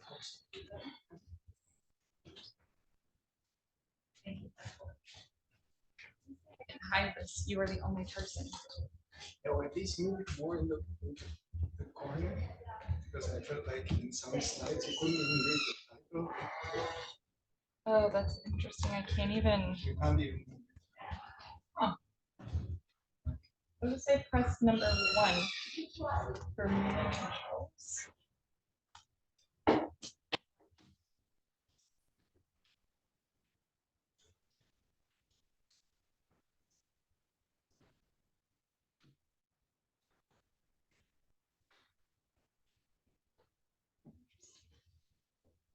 Are we sure it's on Zoom? It has that thing, but I can't move it or like open Zoom. Yeah, that's very odd. It's working. I have confirmation from. Yeah, no. Okay. The only thing we're a bit fiddling with is this. The intrusive. Let me see. Oh, is it connected to the projection? Probably. Instead Probably of also this why computer? this lock is. Sure. Yeah, I was just gonna see if I could switch displays, but again, I don't want to mess with. By the way, do you go by your first name or is Oh, it Tamara or Tammy, either one. I think Tamara is easier for most people from outside Not the US. US and Europe to, yeah, exactly. We're long enough that I figured that's the normal. Yeah. In fact, my parents wanted to name me Tammy, but thought I should also have a formal name too. Yep. I don't think it's Okay, no problem. It's fine. All right, welcome back from lunch, everyone. To our post-lunch session, we actually were lucky enough to get 2 papers that are both on, well, basically biases in household surveys and what type of impact that has. So, well, we group them one after each other. We'll start with Tamara/Tammy. Great. Floor is yours. Okay. Thank you so much for, wow, okay, this is just only progressing forward. Thank you so much for inviting me and for being here after lunch. I am privileged not to be jet lagged, but if you are, I really sympathize. So this is joint work with Ella Nicola and Thomas Asepa, who are at the University of Georgia. Thomas Asepa will be on the job market next year. He's finishing up his 2nd year as a postdoc. So I'm just going to jump right in with a little bit of motivation from someone else's paper, not mine. You know, as development economists, we all know that consumption suffers from recall biases and other measures, and one that's sort of less discussed, but obviously is still discussed in the literature, is labor. This is recent evidence from a couple of nationally representative samples suggesting that in Tanzania and Malawi, the longer the time period between when an interview occurred and when questions are being asked about, so we'd call this the recall length, the higher the estimates of labor contributed to farm occupations. So in other words, if we believe people who are telling something about what happened really recently and then compared people who are talking about things that happened longer ago, then people are overestimating the extent to which they're contributing labor, the longer the time period between when those two things happened. So this is motivating our study here. And I'll just kind of launch into what is considered the gold standard. So the American Time Use Survey, German Time Use Survey, a number of other things use what's called the day reconstruction method, or a 24-hour recall survey, in which an enumerator surveyor sits down with the respondent and asks them to describe the previous day in order of activities, and then they work together to slot each of those activities into periods of time. Now, the American Time Use Survey will ask what's the start and end time to these things, but it's common in developing countries in household surveys to just use like discrete blocks of time. So I've kind of modeled here that this is half-hour blocks, and you ask them to help you identify when these things happened. So this has lots of challenges and implications. If I asked you to describe everything that happened yesterday, for many of you, a lot of weird things happened yesterday that don't normally happen in your routine because of travel, and you'd probably misestimate a lot of things in terms of how much time it took to take off from the airplane and things like that. So long and tedious interviews will also exacerbate this problem. So we know that people like to try to skip through household rosters. Maybe we'll hear more about some specifics with tedious interviews. I'm not sure exactly. Seasonality and informality will generate high with in-person variance in hours worked across time or across days, and irregular labor force participation on the extensive margin. Innumeracy and time illiteracy, and also the neuroscience of sensing time. So as we age, we tend to think that time passes more slowly. The time passes more quickly when we're younger. A 2-year-old is saying like, this is forever as a 15-minute or 15-second timeout, right? And this has really big potential implications for how we measure productivity gaps, gender and racial and other kinds of wage gaps, and just in general, wages themselves. So I have a set of articles here, some of which are from all the way back in 2001, but then one that just came out from the NBER a couple of days ago, looking at the implications of potentially mismeasuring time use for how we think about gaps between different types of workers. So the sample that we used for this study, which I haven't described yet, just want to give you a sense of what we're looking at, is a group of households who were involved in the Productive Safety Net program, which is Ethiopia's flagship food security program.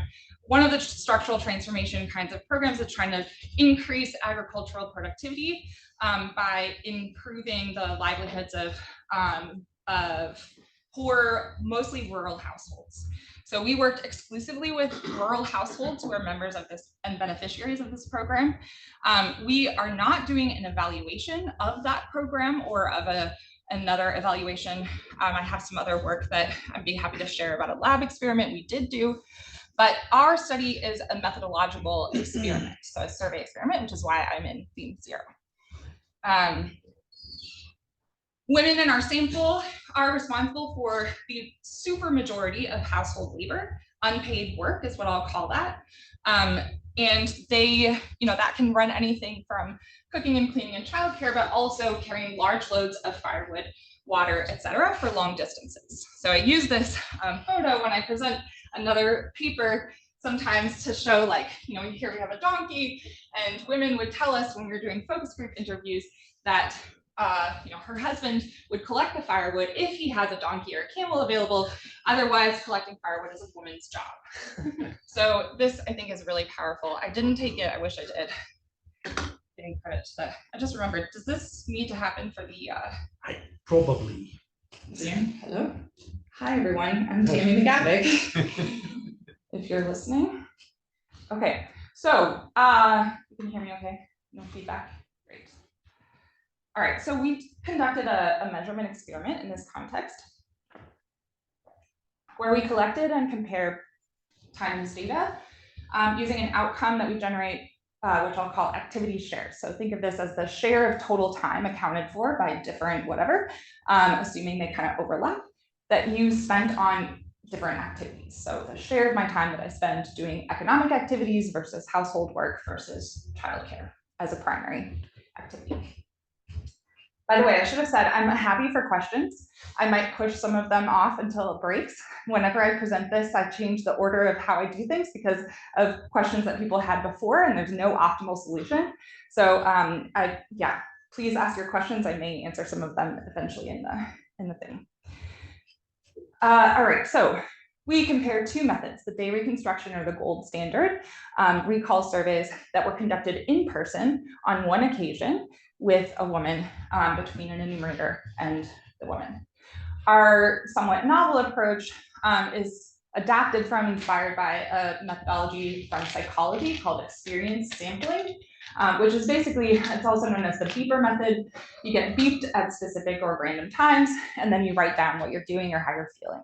Right? This was used in the 70s for measuring how people's affect changed with activities. And as far as we know, has really yet to be used to measure recall errors in measuring time use. So we did this with high frequency phone surveys. We set up a call center in Addis Ababa, and the women in the call center called the women in our sample 5 times per day for 2 to 5 minutes at a time. The key question was, what are you doing right now? Just what's up, right? And we did this repeatedly for 7 to 10 days with each woman in the sample. We have pretty high compliance with the surveys. So over 93% of our calls were answered on the first try. And this lack of first try calls really is generated by network issues. So that's a common occurrence in Ethiopia, where the network is just down for one reason or another, and in other kinds of places. I'll show you that there's no systematic non-response over times of day or days a week, etc.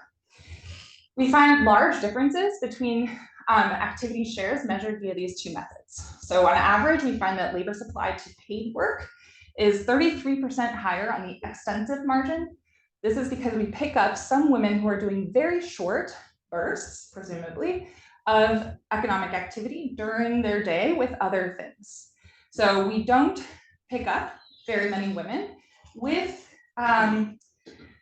small positive economic activity shares in the day reconstruction method, where they're having to kind of group things into 30-minute chunks, right? But we do pick these up when we randomly call them. So this implies higher labor force participation among women using the high frequency phone survey method.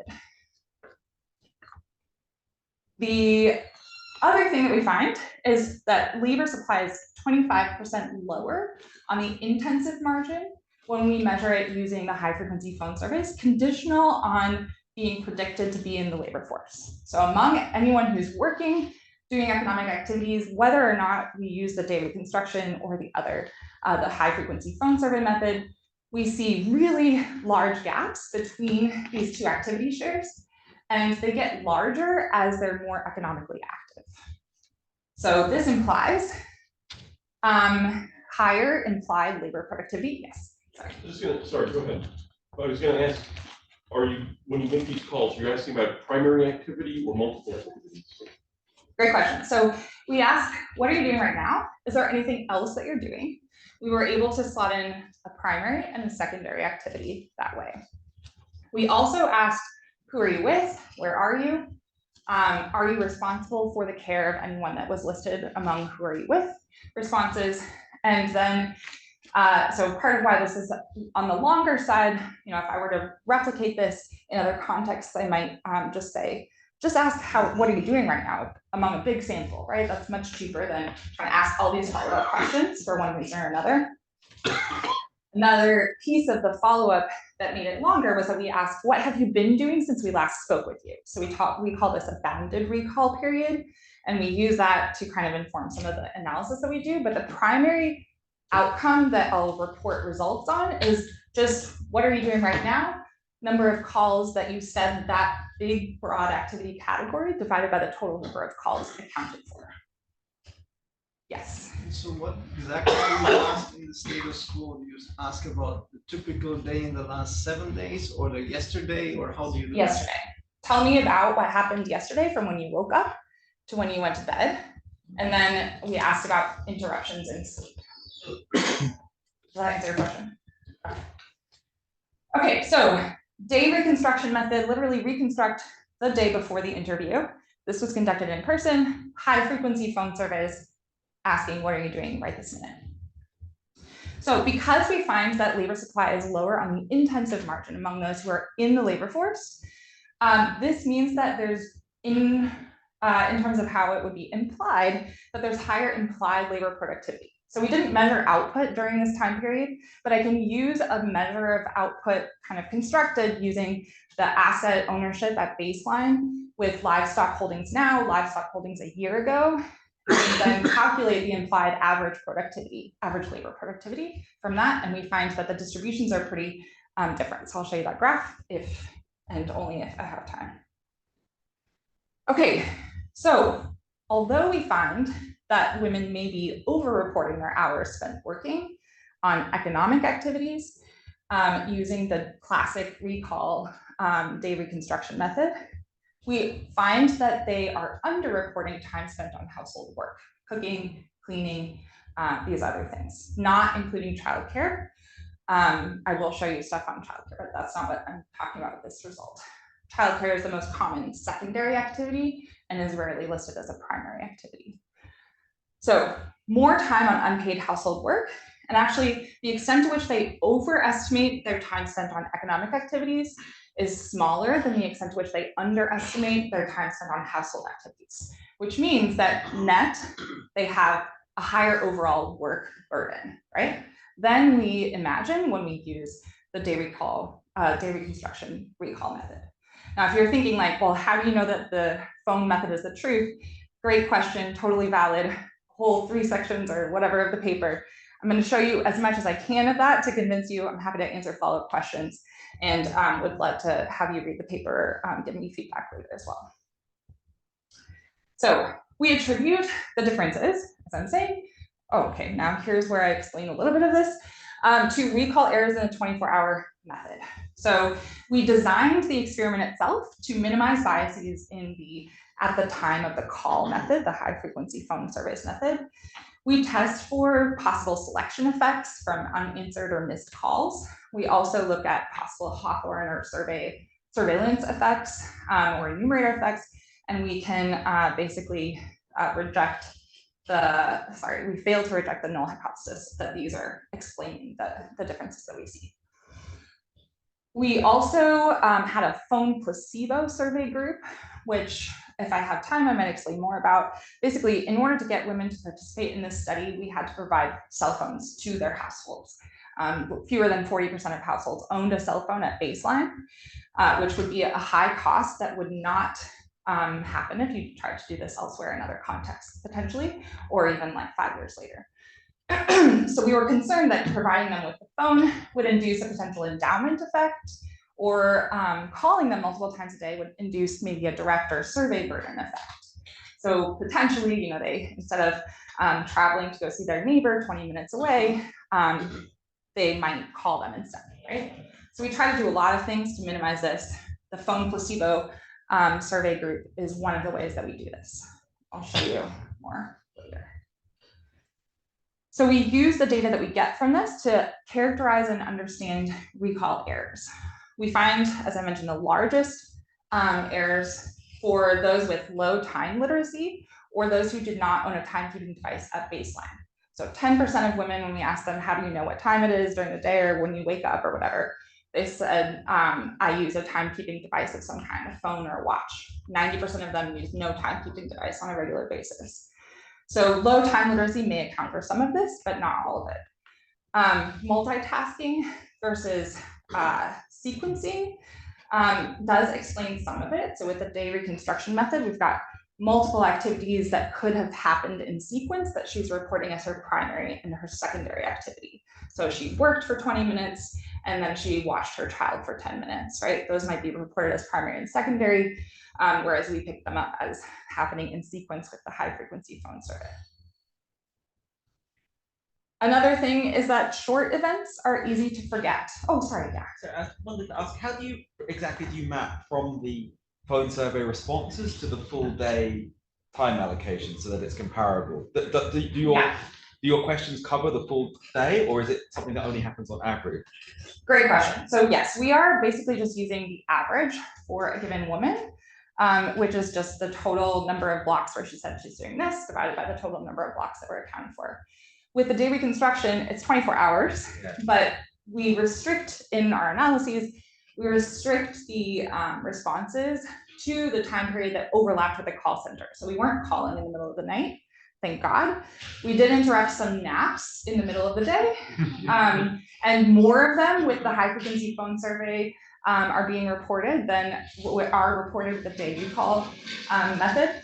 But basically, you know, we made sure that the time period is the same, and that was 11 hours total. And then phone calls were like scattershot, randomly assigned across the day within strata of like 2.5 hours. So the same woman would get calls at different times on different days. Exactly, yes. So our variation comes mostly from that, yes. Yeah. Is for the third bullet point under 4? I'm sorry, I honestly do have trouble hearing, I guess. What did you say? Is a third bullet point under 4? Do you think that's what's going on with your motivating figure? Which is like, if you ask me what I did yesterday, I'll say, oh, I first I took my kid to school, then I got into work. But if you ask me what I did a year ago, I'll say I worked. And so I just attribute everything to the major activity. That's what's going on with the farming thing? Or I think that's a lot of it, yeah. Another thing that is underreported with the high frequency phones, with the day reconstruction, but that we pick up with the high frequency is travel. So travel time between places. You know, I leave my house and I go to my neighbor's house. In the data with the recall survey, that gets picked up as social time potentially because it was a 10-minute walk, but in reality it was a 10-minute walk. And so she's moving between places. So activities like that, yeah, are plus. I think rest for these women are like some personal care time is also another one. Like if I'm brushing my teeth, you know, I'll never see that in the day reconstruction data, even if people are asked to report like start and end time of each activity instead of these chunks. But I would see it if you just randomly call me and like, I'm brushing my teeth. So maybe this is a similar question, but suppose you call somebody and they say, I'm walking, I'm between.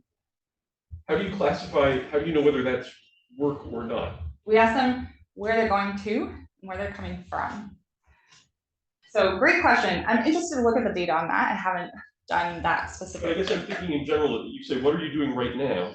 That still requires a certain amount of processing to figure out how you want to classify that as totally agree. Market work, non-market work. Totally agree. Yeah. Yeah. So the enumerators were very highly trained, and we trained the enumerators all together. So we had really consistent rules that were also shown in the CAPI directions for enumerators about how to categorize activities. One key here is that across both methods, any time that she spent doing what could be considered economic activities or labor supply to a paid market would be categorized as that. For example, some women make batches of beer or batches like local beer or batches of injera in their homes. Then they sell a little bit of that. If any portion of it was being used for sale, then we would classify that entire time block or that entire activity as economic activities. I guess I'm struggling to think, like if you called me in the middle of the day at my office and woke me up from my nap, or that's good self-care. Or caught me in the middle of online shopping or something. Yeah. I just think these boundaries are very difficult to identify anywhere. Anyway, that's just a comment more than a question. But. Well, no, I mean, that's a great point. So yeah, I think to some extent that may be part of what we pick up. To your point, what you're supposing is that the women might respond differently if they know that that their current activity can be kind of hidden from the phone caller, as opposed to being reported on about yesterday. And that could happen for sure. There are a few things that lead me to believe that that's not an issue, and I'm happy to talk about them a little bit later. One of them is that across the number of days that she is still in the survey, so day 1, day 2, day 3, right? Day one, she has no idea what we're going to be calling about. She knows that we're calling. At the beginning of day one, she really has no idea. By the end of day one, she has some idea. Day two and whatever, right? There's no change in the activity shares across these days. So and the other one is at the very end, I'll show you that men report a lot of leisure time, more than their wives do about them. And that is another reason that I think it's maybe not, yeah. And no multitasking, right? And It's my wife's telling. oh, men don't do any multitasking? Yeah, remains to be, yeah. Okay, great. I'll take both questions and then decide whether I have time or move them to later. And maybe it's coming later. I was actually interested in how you rank leisure time when you have caretaking that occurs simultaneously and how that differs between those two methods. So like if I'm watching TV with my children, for example, yeah. Great question. So I don't think I'll have a satisfying answer to give you right now. If you'd like to talk about it later, I'd be happy to. The short answer is that the numerator made like a judgment call that care is most often reported as a passive supervisory type of care for children or elders, and that's as the secondary activity. And I'm working on some stuff with the data right now about potentially using the like who are you with data to look at unreported childcare that's happening. And I have some interesting stuff, so would be happy to chat. I was wondering, have you checked whether the difference is different for people who work at home versus away from home? Because you know these location changes might be more salient for people to recall, and that goes a bit, you know, in the direction that Doug was. I believe that I have. There's really not a lot of heterogeneity along baseline characteristics like that that I can find, and partly I think that's because there's very little variation. Yeah, but great idea. We can follow up. Yeah. There you go. Otherwise, results are really not heterogeneous with respect to educational attainment, number of children in the household under a certain age, etc. But the implied measurement error is non-classical, so I'll explain more about that later. So some take-home points before you start wondering how this might affect your work. For researchers using recall data on hours, it's important to consider that hours may be overestimated, or that there may be non-classical measurement error in a non-obvious direction. And I think just acknowledging that is helpful itself. So I found, I just like kind of a lit review and found that very few papers in the AER that use hours to estimate wages, for example, are even mentioning the words measurement error, which I, as a person who writes referee reports, I was shocked by that. For women's empowerment, some women are more active in paid work than we think, but they're also busier than we think on average. For interventions and evaluators, some treatment effects may be biased in unknown directions. So Dan Millimet has some work about this. And for future potential co-authors, I have a ton of interesting data, plenty of ideas, strengths and weaknesses, and a very binding, very heavy teaching load. So please let me know your ideas. There's an example if you'd like to see. Can I? Yeah. Is there no take-home point for how to improve sort of survey without going through the huge effort of, is there some like rules of thumb or something that would help to improve this? I hope to be able to develop them in some time. I think because this is a pretty homogeneous population from which we pulled our sample, I don't want to generalize too much, except to say that, we really find these large differences. And I'm happy to, and have actually simulated myself, so this is one of the examples of ideas that I have, basically use the data and, use the patterns that I saw in the data and data downloaded on the Banerjee et al. Paper about the 10-year-long follow-up on cash transfers to simulate what it would look like if their hours data had the same kind of errors that we're finding with non-classical measurement error.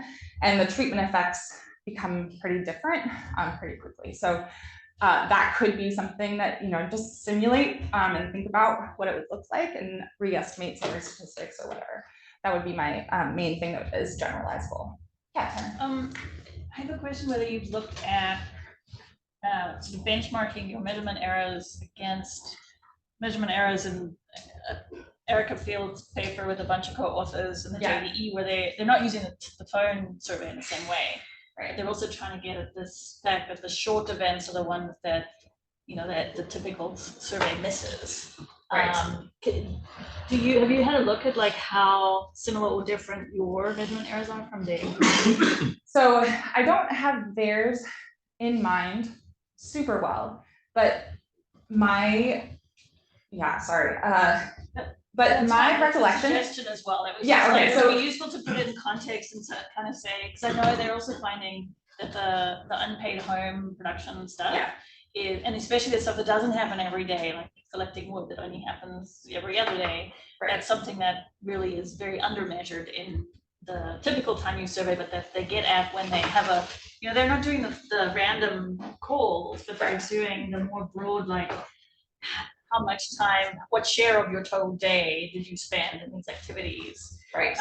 And so I think they're finding similar, gaps to you, but it would be nice to have a sense of like magnitude wise how they compare. Yeah. Okay. Thank you. That's a great suggestion. Another thing that I should mention is there's a group at the World Bank who simultaneously were working on a smartphone app where they had people in Malawi kind of enter in as they were happening, what activities they were transitioning between. And we're talking about potentially lining theirs up in comparison directly because they're finding measurement errors that are large, but in opposite directions for labor supply. So I don't know if that's population or sampling methods or whatever it is, right? Yeah, hi. Really interesting stuff. I work on structural transformation. So I was just wondering if you have, this recall bias kind of homogeneous across sectors or occupation groups, then could this be, informative for, let's say, structural transformation related work? Absolutely. I think a big application of this is thinking about the productivity gaps that we see across sectors, and whether that is coming from actual measurement error, actual productivity differences or measurement error or heterogeneity, et cetera. So we've got some people in the room who are working on those kinds of questions too. Would be happy to talk. I have 15 minutes left, so I'm going to move forward and show you some actual experiment design and information. I love the questions. Please keep them coming and send me emails or whatever. All right, so the high frequency phone surveys, I've covered a lot of this already. We literally just called them at random times. We separated the day into distinct strata so that every woman was called in one of those strata before anyone else was called. But across strata, there was no rule about how long there had to be between calls. So she could be called at 10 and then again at 11:15 or at 7 and then again at 10:30 or something like that, right? Across 7 to 10 days, we've got a lot of, reasonable amount of data per person. And the activity share, the main outcome variable is the total number of calls that she answered and reported doing an activity of a certain type, divided by the total number of answered calls in general. Day reconstruction surveys, the 24-hour recall, we limited the block of time to the same period that the call center was open, and then calculated the number of time blocks where her primary activity was of a certain category and divided that by the total number of time blocks accounted for. So this generates similar outcome measures. Our main treatment design was just to compare these two, right, across these two methods. But as I mentioned, we provided phones in order for them to participate and be selected, or for selection into the sample not to be a concern. So we actually split this into 3 equally sized groups. One was answering high frequency phone surveys about their time use. What are you doing right now? Over and over and over again. 2 groups were answering questions about time use in person the same way. So across these 2 groups, the methodology for asking questions about activities is exactly the same. The icons are all, together. All right, so our placebo high frequency phone survey group also received a phone at baseline and received calls at high frequency. So we called them multiple times per day. We asked about diet diversity or the content of their meals, fasting behaviors, which is a religious practice in Ethiopia, very common. Also sanitation and hygiene and financial transactions. So with those, most of it is generating like a 7-day estimate with multiple short bounded recall periods. That's some of the data that I haven't been able to use yet. So our main comparison is to look at the 2 groups who were answering questions by phone at high frequency who received a phone at baseline in order to participate, and who answered the questions about time use different ways, right? The endowment effect or survey burden effect that we measure is by comparing the in-person time use activity shares across the placebo phone group and the in-person only group. Okay, so lots of different randomization, strata, etc. Happy to talk about this. Also happy for anyone who has suggestions about multiple hypothesis testing to help me figure it out. I'm going to move on from there. So summary statistics, 79% of women reported that in the 7 days prior to the baseline survey, they had participated in some economic activity. So this includes, for the most part, livestock rearing, livestock watching for this group of women, some self-employed agriculture, a little bit of wage work, some livelihoods businesses. One of the keys here that I found really interesting is that these women are doing a lot less of activities in the livelihoods activities where they're being trained to, have micro businesses in their homes than the NGO thought. And the NGO that we were working with layered onto this PSNP food security program was really trying to get them to be more economically active. And one of the things we found is that they're really not doing that. 10% of them owned a timekeeping device at baseline. Households own small bits of land that they operate mostly. Some of them rent in land. And the majority of them own some livestock as well, with variation in the values. So trust me, we've got good balance across the different groups. So our first research question was really like, can we even pull this off? Yes. So when they were given the phone, was it given with the agreement that in exchange for this phone, we expect you to answer our calls? Yes. Yeah. So we provided them with the phone. We said, we're going to be calling you for some period of time over the next 7 to 10 days. This is a really important thing, I think, for generalizing this across different situations. So we have done a separately funded study where we provided phones, and then over the course of 12 months, did a couple different rounds of the high frequency phone surveys, and we had lower compliance for the end because people were, well, also because of conflict. They were losing their phones or they were being turned off and stuff like that. They kept the phones. So they got to keep the phones. The group that did in-person only surveys received phones after they've done all of their stuff with us for fairness. All right, so high compliance. More than 17,000 calls were placed during a period covering about a year and a half. I didn't have a chance to tell you a lot about this, but we basically randomly assigned villages to different waves, we called them, so that we had seasonal representation with balance across like distance from market towns and things like that. And the other saving grace was that we were able to kind of start and stop data collection because it was a very short period of time for any given household, and COVID happened, and then inter-ethnic conflict, intra-ethnic conflict in the very middle. So that was really helpful if anyone's interested in talking about. Why was one of the columns missing?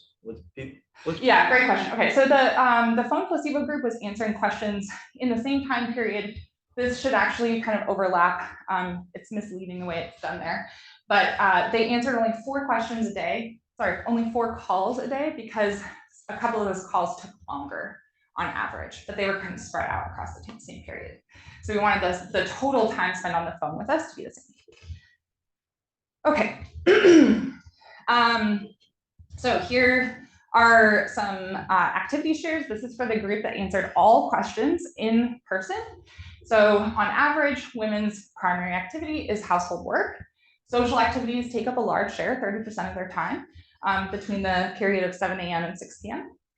Personal or travel time is fairly sizable. Care of others really is a secondary activity as it's reported in the data. And here's what I mentioned, that only 8% of their time is accounted for by economic activities. And remember, as I mentioned, we were really generous with what we counted as time spent on economic activities because we had to make a decision somehow. That's the only reason.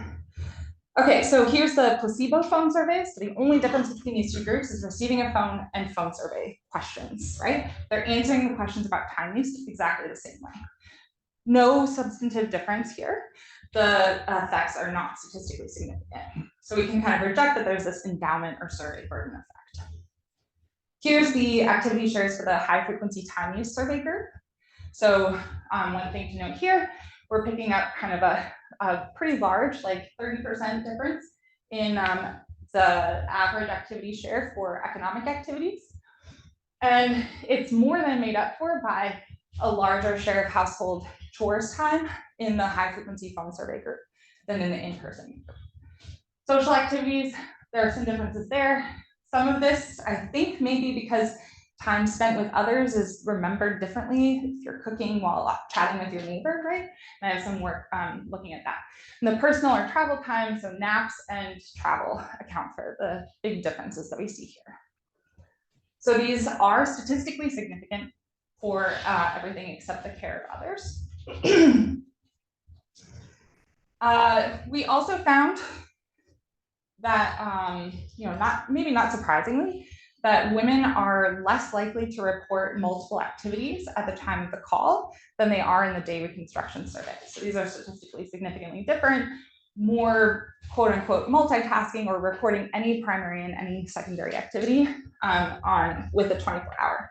Some of that I think is because of this like sequencing getting all bunched up. So this is my favorite graph, which I probably don't have a ton of time to. My goodness. Okay. Relax. Well, if need be, we'll eat a bit into the break at the end. Not Torsten. No. All right. So conditional distribution of economic activity shares. So there's a lot going on in here. I'm going to first explain how these graphs are set up, and then I'll explain what they show us. So I first separated the sample into women who did contribute economic activity labor at baseline versus those who did not. So remember, this is 79% of the sample over here on the left and 21% of the sample over here. Then I ranked women from lowest to highest economic activity share using the data that we collected via this survey experiment. So just like a Lorenz curve, puts the poorest person here, richest person here. This is the lowest and the highest economic activity shares. And then those economic activity shares themselves are actually plotted on the vertical axis. So a few things jump out. Obviously, the two lines are the two different methods for collecting time use data. So one is that among those who did not contribute economic activity time at baseline, almost 80% of them also did not contribute time during the coming week. Some women did participate in economic activities, and it's about the same across the two survey groups. So in other words, some of them did some work one week and no work the next week. Did no work last week and some work this week. That's what I should have said. All right.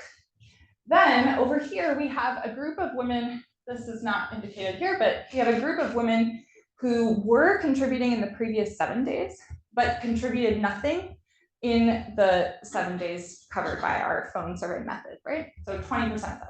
So in other words, we have women switching in and out of the labor force, what is implied by that. Then we also have some women who are participating in economic activities for very short periods of time. So randomly across the days, we pick them up doing certain economic activities with the high frequency phone surveys, but not with the day reconstruction method. And the line, like the minimum is somewhere like here. So it's not just because we constrained it to be like 30 minutes divided by the total. Lastly, in the higher end, so 75 and above, or 70 and above and 80 and above, we have pretty big differences in the economic activity shares. I'm thinking of this as labor supply on the intensive margin. So as you go from the woman who's most economically active to slightly less economically active, their average recall errors pretty different. Okay. So we did a lot of things to try to minimize the errors in the phone survey method. delighted to discuss with you if you want. I've already discussed basically all of these. The only one that I'll quickly mention is the selection effect. So a few different things about this. The selection effect I'm thinking of as I call you, you're working, so therefore you don't pick up the phone, in which case I would underestimate your time spent working and overestimate your time spent on other activities, right?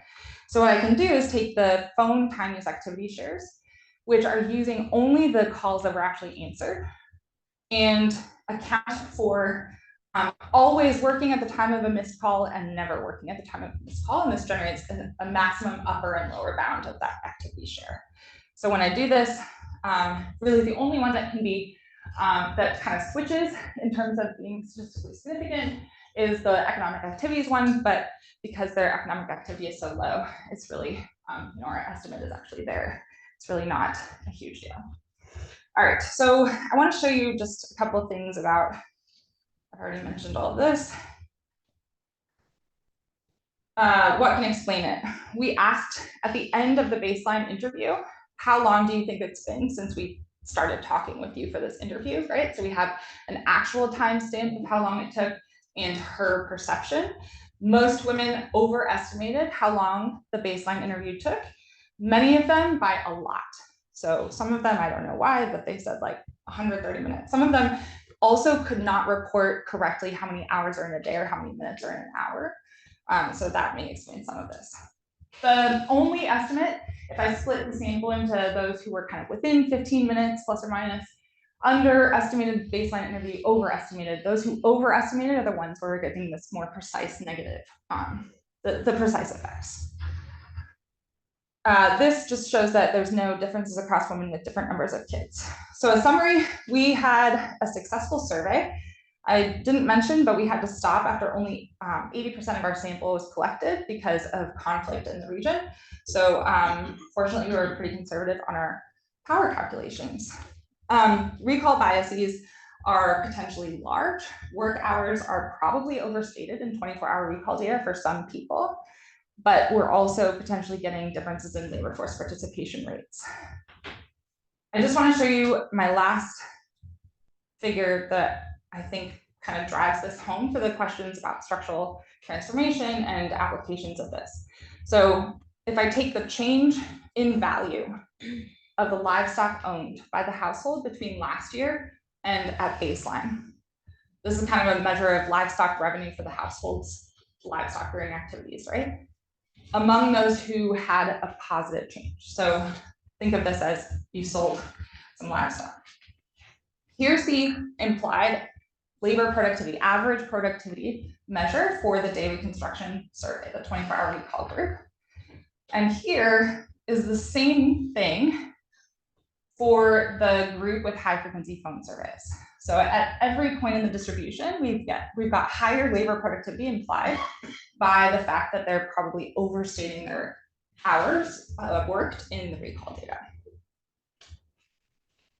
I have a new result, a new study. I'll just show you one thing that might drive home why this could be important for intra-household gender issues, which is we asked, in a new study, we asked both men and women to report on their own activity at the time of the call and what they thought their spouse's activity at the time of the call was. So the red is what the woman is doing or what he thinks she's doing. And then this is the female respondent answering the questions. This is the male respondent. So female respondent, about 10% of her time is engaged in leisure. Pretty similar depending on who you ask, right? Over here, she thinks that her husband spends less time on leisure than she does, right? No, sorry. Yeah, she thinks that her husband spends less time on leisure than she does. That's why this one is lower. When he responds to the questions, he thinks that she spends less time on leisure than she does. And he's actually engaged in leisure 17.5% of the time. This is another reason that I think they're not lying, right? This is kind of one of those pieces. Unless there's this social kind of, thought to say like, well, I'm just so wealthy that I can recline all day. But these are very, very poor households involved in the food security program. And I don't think that that's the social mores that they perceive. So I'll just leave this up while I transfer. Very sorry for going over. And thanks so much, yeah, for.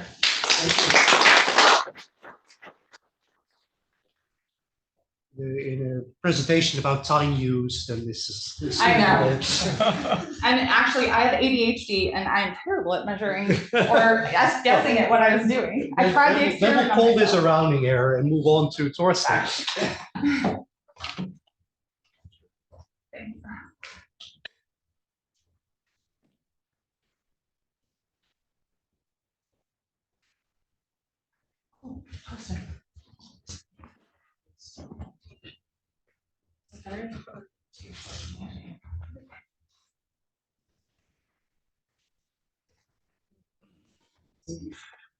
Oh, you're a teacher.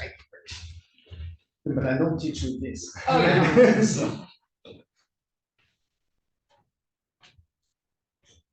Control L. the manual way also works. In that corner. Yeah, okay, so thank you very much for having me. This is joint work with Niklas Monicke, who will actually be arriving here tomorrow. And it's called Endogenous Sample Selection in Household Surveys. So the idea for this paper is very simple. I mean, first motivational point, household survey data is really important in economics, but also more broadly in social sciences. It's very important also for policy. Now, in principle, households and individuals are randomly sampled, and so we can make inference about population parameters. Now, our observation is that in practice, the incentives of enumerators may not be aligned with random sampling. So what I mean by this is that, while at the central office, you may randomly draw all the households that they are supposed to go to, and then they are supposed to interview all the household members, you don't really observe where they go, nor who they speak to. Mm. And so basically, there is variation in effort cost for the enumerator across respondents, and the enumerator has an incentive very often to avoid high effort respondents. And on top of that, as long as they're somehow able to ex ante identify which respondents are high effort, they should be able to proactively avoid these. So what we ask is essentially whether this happens. So do enumerator incentives affect the selection of our samples? And if so, what are the implications for the statistics we derive from the data? So let me walk you through like a relatively concrete example of this. How do household surveys typically work? So the enumerator will approach the household, then they're going to list all the household members, do the roster, which often includes basic demographics like age, gender, marital status. And then they often administer separate questionnaires to eligible household members. So in a labor force survey, you're gonna ask additional questions about everyone who is of working age. So often that's above 15. And in this way, different surveys have different cutoffs and criteria for selecting individual members for additional questionnaires, but it's usually determined by the age and by the gender. And that then implies that there are very big differences in the effort cost, depending on whether you have a woman or a man, whether they're 15 or 14, etc. So here's an example from the multiple indicator cluster survey in Togo in 2006. So this is in French, so I will do the translation, but it's really simple. Essentially, this is the roster, and what you do is you record the name of the person, then what's the relationship to the head of the household, are they male or female, how old are they? And then here it says, circle this line, basically, if this is a woman between 15 and 49, and all the women between 15 and 49 will later receive an additional questionnaire. So this is like, check, a lot of work coming, okay? Yeah. And this design is fairly common, okay? Like labor force surveys, DHS, mix, they all look like this. And then, similarly in the mix, you have a question for children. So here you also circle when it's a child below the age of 5. Now, this is the distribution of questions that you have to ask by age and gender. Okay, so we have women on the left, men on the right. Now, this is the average number of questions asked for each of those ages, because they essentially depend. This number varies because some people went to school, so you have to ask 3 more questions about their schooling, etc. So within each bin there is some variation, but what is very clear, there is a child questionnaire and there's a woman's questionnaire. So if you're in the eligible age groups, you get a lot more questions. Okay, and so in this example of the mix, here there's a child questionnaire for men as well. It's not gender specific, but there's no woman's questionnaire, so you don't see the same jump here. We found out where the men's extra leisure came from.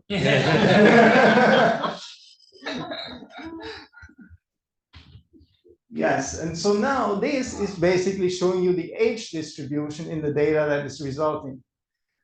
So what you can see is that when you look at the women, you basically see that there are missing children between 0 and 4. There's a lot of children, young adults between 6 and 14.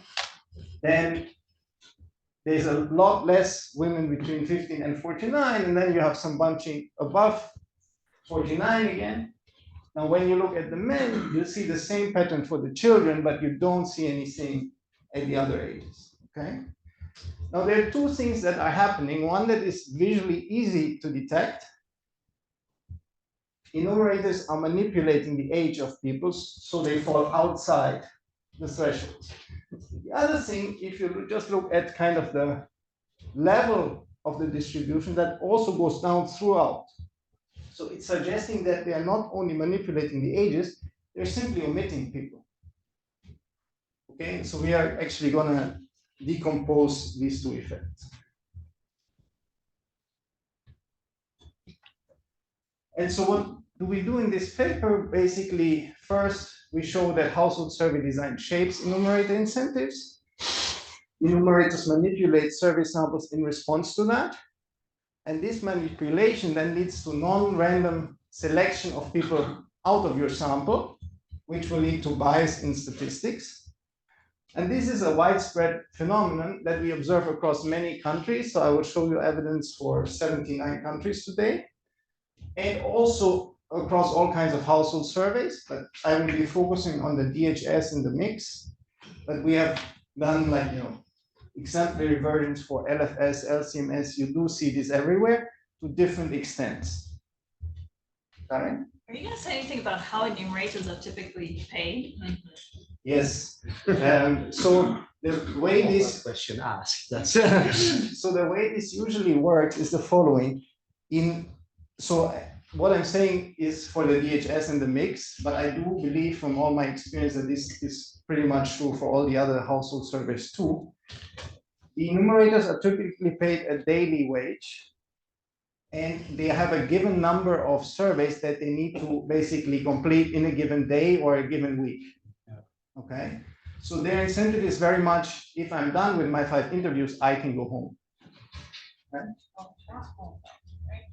Well, obviously, like if they're in the field somewhere and they don't live nearby, they can't go home. But But done for the day. Yeah. then they're done. Yeah. You don't have to spend the night in the village. Exactly. Yeah. That could be. Yeah. Yes, I guess it depends, right? If the village is far out, they all go there with a bus and they stay 3 days, but sometimes they might be able to commute. We haven't actually tried to see if we can do some heterogeneity by something like that. I'd be like, if the It's a village big is deal. close enough to a city where Yeah. they could get back if they left before dark or something, but Yeah. otherwise not. Yeah. Interesting. So then this is the data that we use. So we look at 210 surveys from 79 low and middle income countries.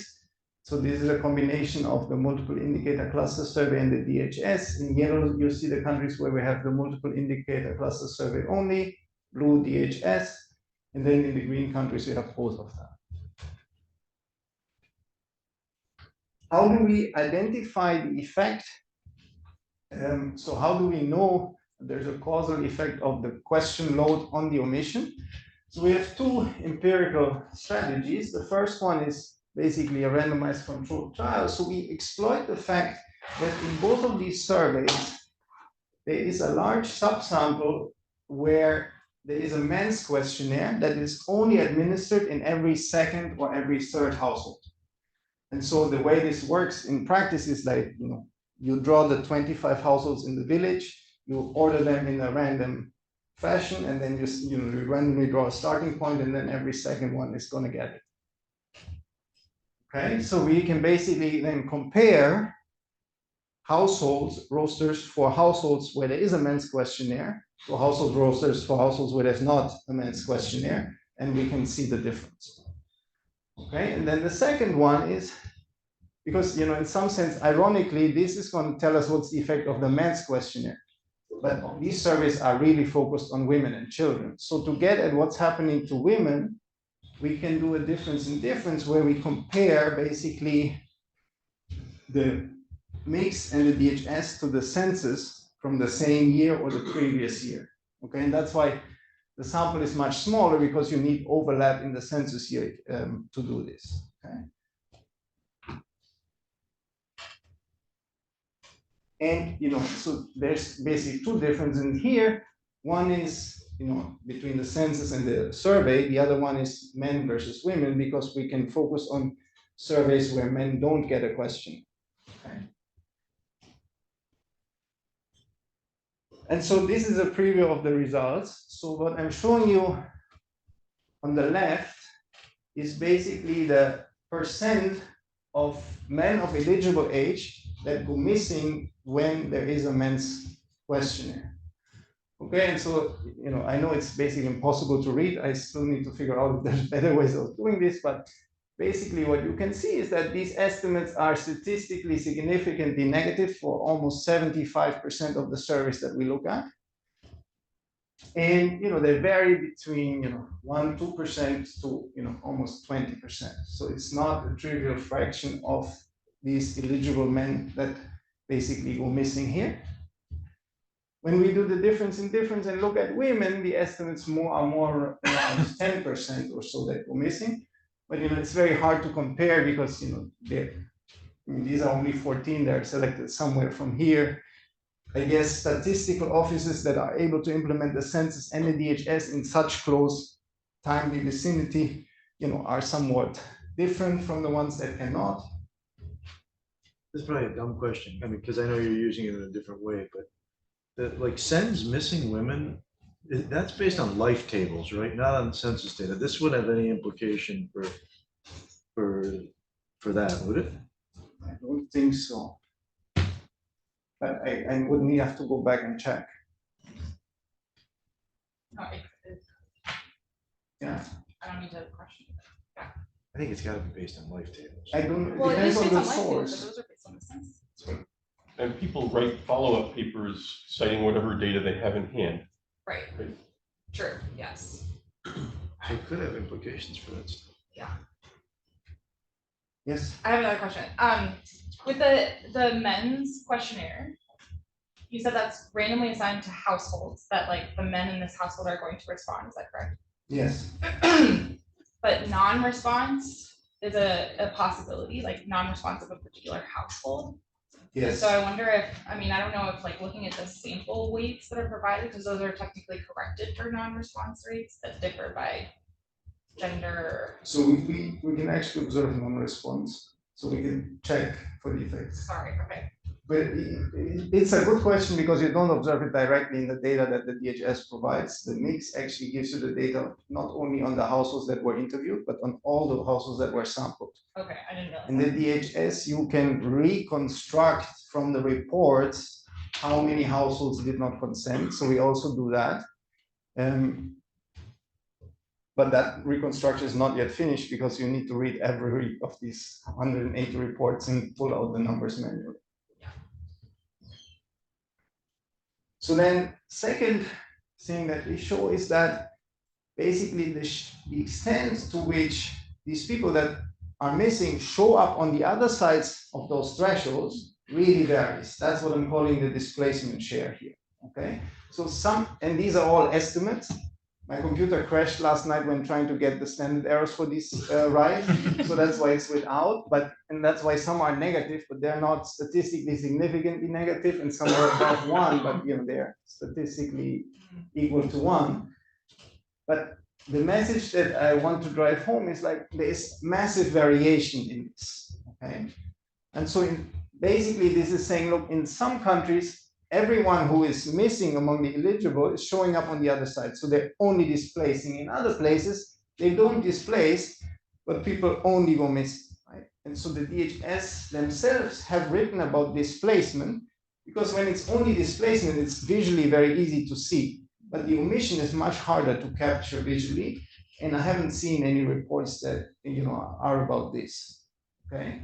Now, what I don't have an answer about yet is like, okay, why is this happening so much in some places and so much in others? I think it probably depends a lot on the implementation details, right? How are they monitoring, etc.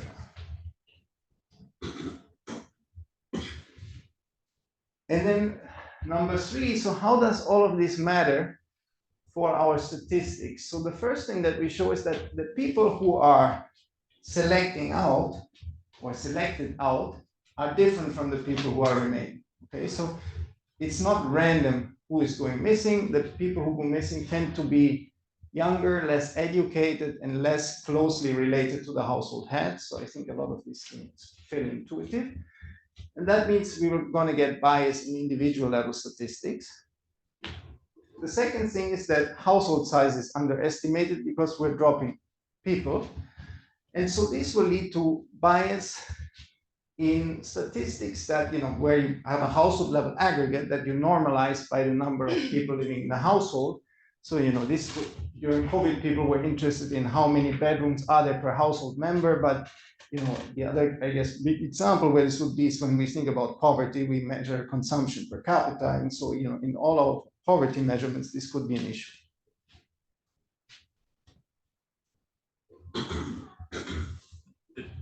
Possibly on that second point, the way you stratify the data matters.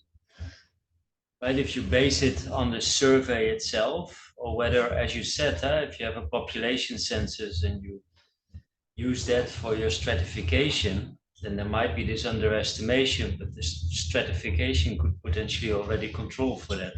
Or am I misunderstanding this? How would the stratification? Well, suppose this is the distribution of these different age groups. And from that age group, you then know what the sample weight should be from the census, and you apply that sample weighting to your household survey, and you automatically correct for it.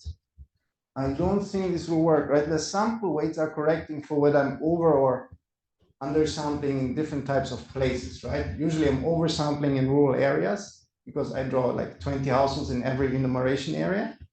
Now I'm going to, basically downweight the rural places when I apply my sample weights.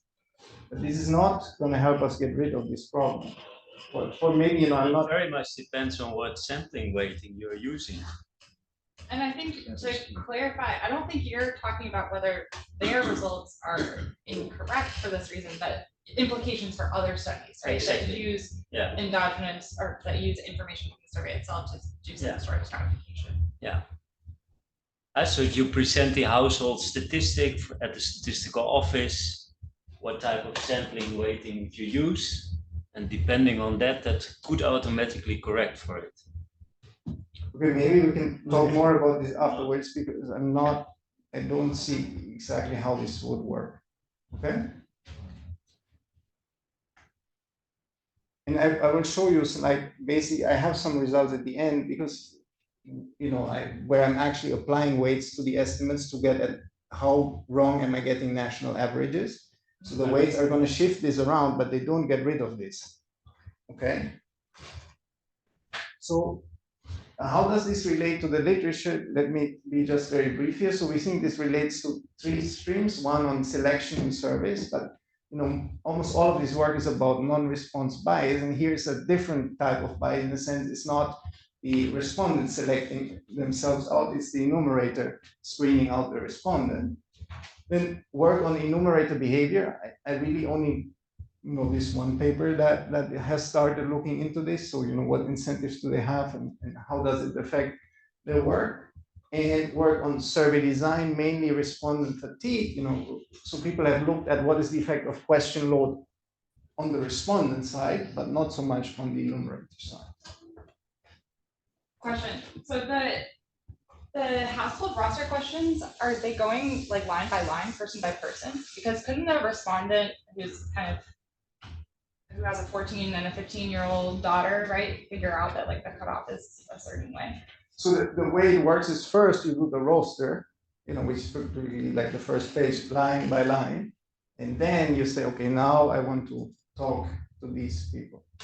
But there are some questions within just the household roster itself that get triggered by certain age cutoffs, right? Very few and okay.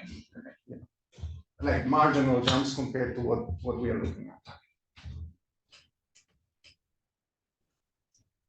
Okay, so then let me give you a bit more background. So we focus on the DHS and the mix. I mean, I think most people are familiar with these two survey programs. They are very large international household survey programs. They mainly focus on the situation of children and women, but they also have questions on men nowadays. Why do we focus on these? Well, one, they're very relevant for academic research and for policy. So I think about 60 of the SDG indicators are coming from these two surveys together. Then secondly, because we have this nice feature of the random assignment of the men's questionnaire. And third, because it's such a broad coverage that external validity is really not an issue. I think I've basically said all of this in response to Taren's question already. So these surveys are implemented by local agencies. Oftentimes that's the National Statistical Office. They pay them a daily wage. And they basically have a set work schedule that they need to finish. Empirical strategy. So as I mentioned before, we have two approaches, the randomized controlled trial and the difference in difference. So let me give you some details on that. So essentially, we identify 184 surveys from 72 countries that were run between 1991 and 2002, where there's random assignment of the men's questionnaire. And the probability of this assignment varies between 1/7 and 2/3, but the standard is 1/2 or 1/3. And the randomization of this is within enumeration area. And then we first asked whether there are fewer men of eligible age recorded in households that are assigned to this men's questionnaire. And so this gets a little bit at what's the process. So one thing that's important, it's very salient which household is assigned to the men's questionnaire. So this is the first page of the overall household questionnaire. And the fifth question is basically you have to take whether the household is assigned to the men's questionnaire or not. Okay, so you know this before you open the roster, which is the next page. And then in the roster, it says, look, for men of this age, circle them only if the household is eligible. Okay, so it's very salient that this is a treated household.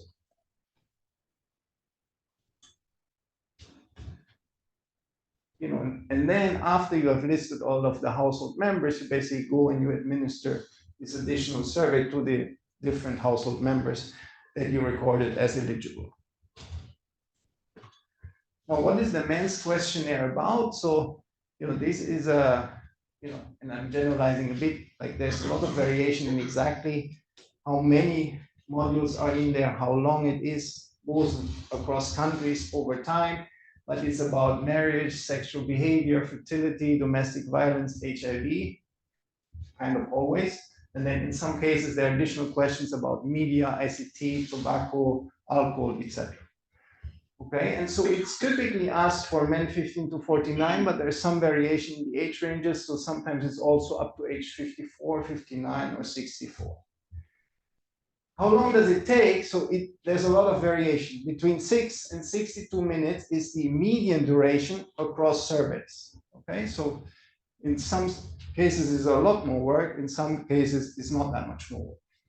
Interestingly, I'm not showing this, but we don't find that the amount of missing people is correlated with the length of this. But then, a lot of other things might be changing between surveys, like the implementers, they know what they're doing, right? So they know when this is very long, maybe we need to monitor a little more, that could cancel out this additional effect that you might expect. So the regression specification is very simple. We regress some outcome of interest of household I in stratum C on an indicator, that says whether or not they have a men's questionnaire, which is NQ, and we include stratum fixed effects. And so because Tamara was asking, so for a subset of the data, we can look at whether there's an effect on consent. So whether the household even consents, because you could think, you have to do a lot of work, so don't want to convince these guys to participate. But at least in this subset, which is only the mix, we don't see much at all happen. Okay.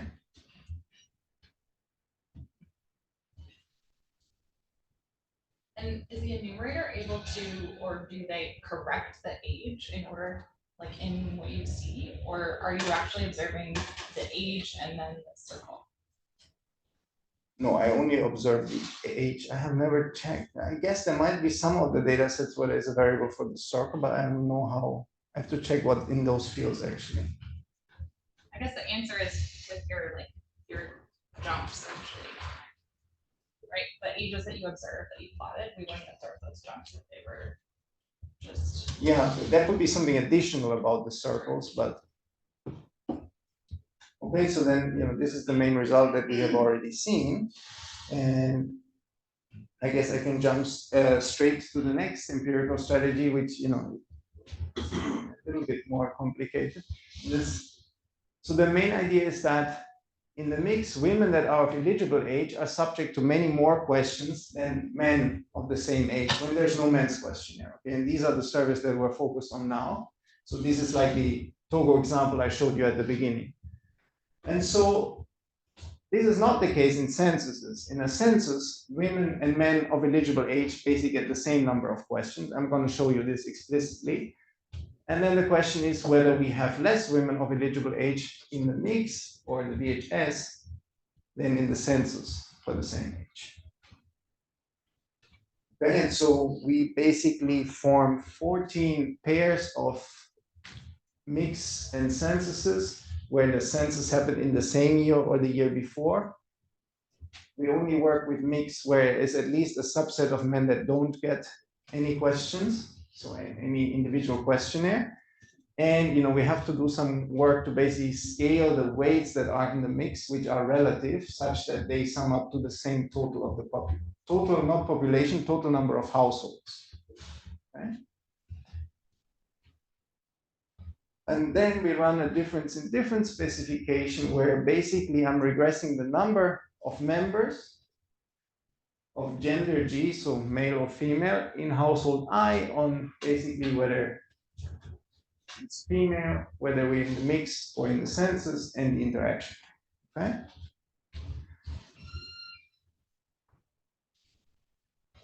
And before I show you the results, show them to you again. Here is what I was saying earlier. So the ratio of questions between men and women in the mix, this is saying like, look, the women of eligible age get 3.5 times as many questions than the men of eligible age in the mix, and this goes up to more than 11 times as many questions.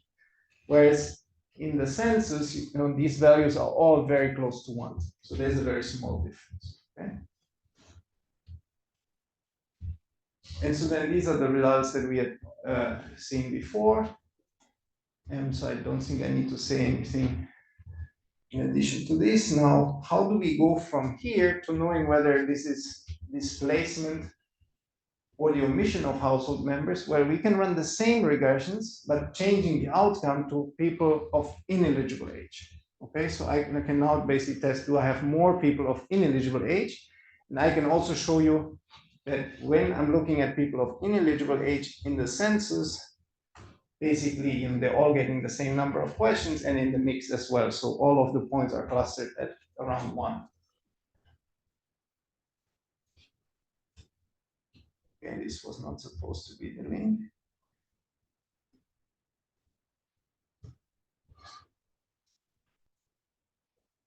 And so then what I'm getting now is excess men and excess women. And so far what I'm doing is I'm always ordering the estimates by size. Okay, so don't try to make in your head any correlations between any plots. Thing is, I've played around with holding the ordering constant, but then in this plot, when you do that, it's very hard for the human eye to really see anything. Okay, so basically what you see here, you do have excess men in many surveys. There, like I guess two outliers here which actually have less men. I mean, in principle, that is also possible, right? You might be just shirking across the board because no one is paying. You realize no one is paying attention to anything that you report. But overall, these patterns are showing. Look, we have more people on outside the thresholds now of ineligible age, and then I can basically divide these two coefficients by each other, and I get these numbers that we've seen before, where we see a lot of variation in whether this is displacement or emission. So these are ordered left to right somehow. So these are ordered by the effect size on how many people are going missing of eligible age. For men or women? For men, right? Because this is all, you can't see, oh, right. It's all for men. Yeah. Okay.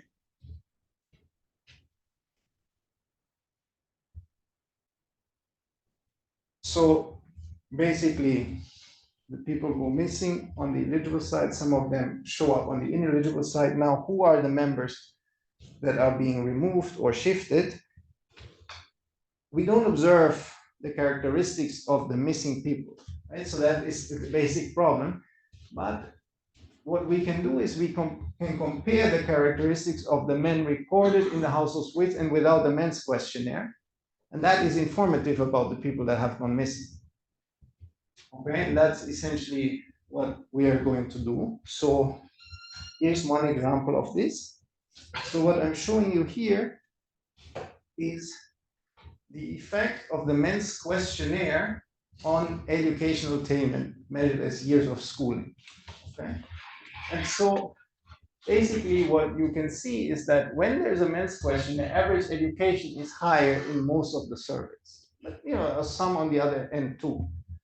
And so what this is saying, look, because when we have the questionnaire, the average is higher, the people that are going missing are the uneducated ones, right? And so this is in years of education. So, we're talking 0.3, 0.2, 0.1 years of education. Is your sense that it's like something to do with enumeracy, where the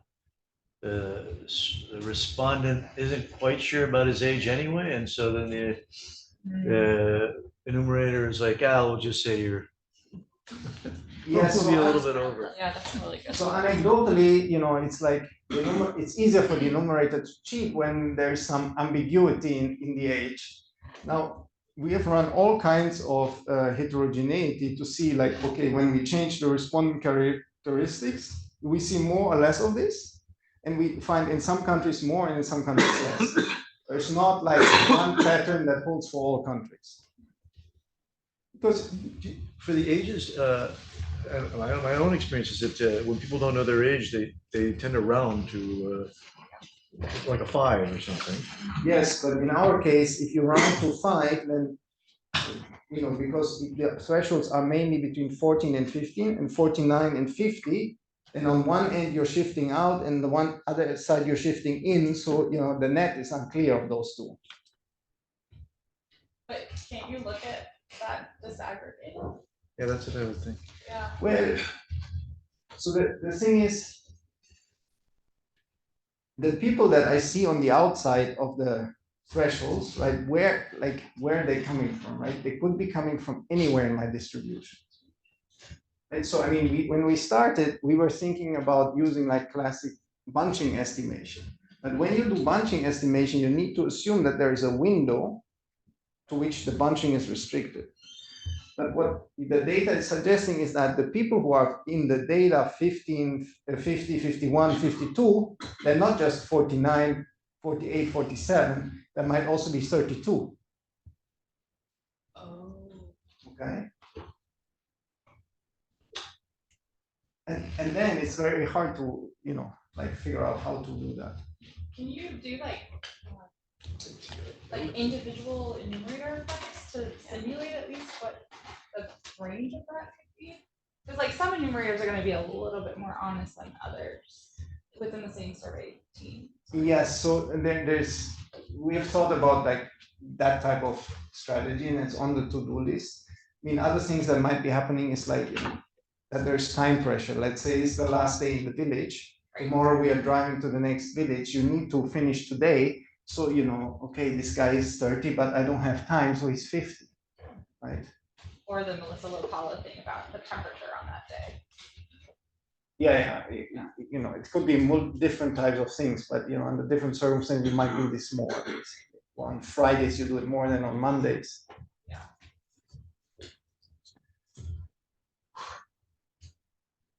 So then on the implications, you know, the first one that I haven't mentioned so far, but it's kind of obvious, is that we're going to lose precision because we have less people in the survey than we should have.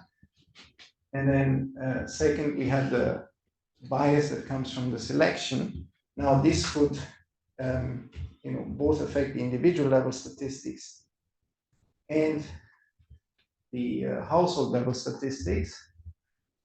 And basically means we're not going to have representative samples. Now, there's like, I want to basically differentiate two things here.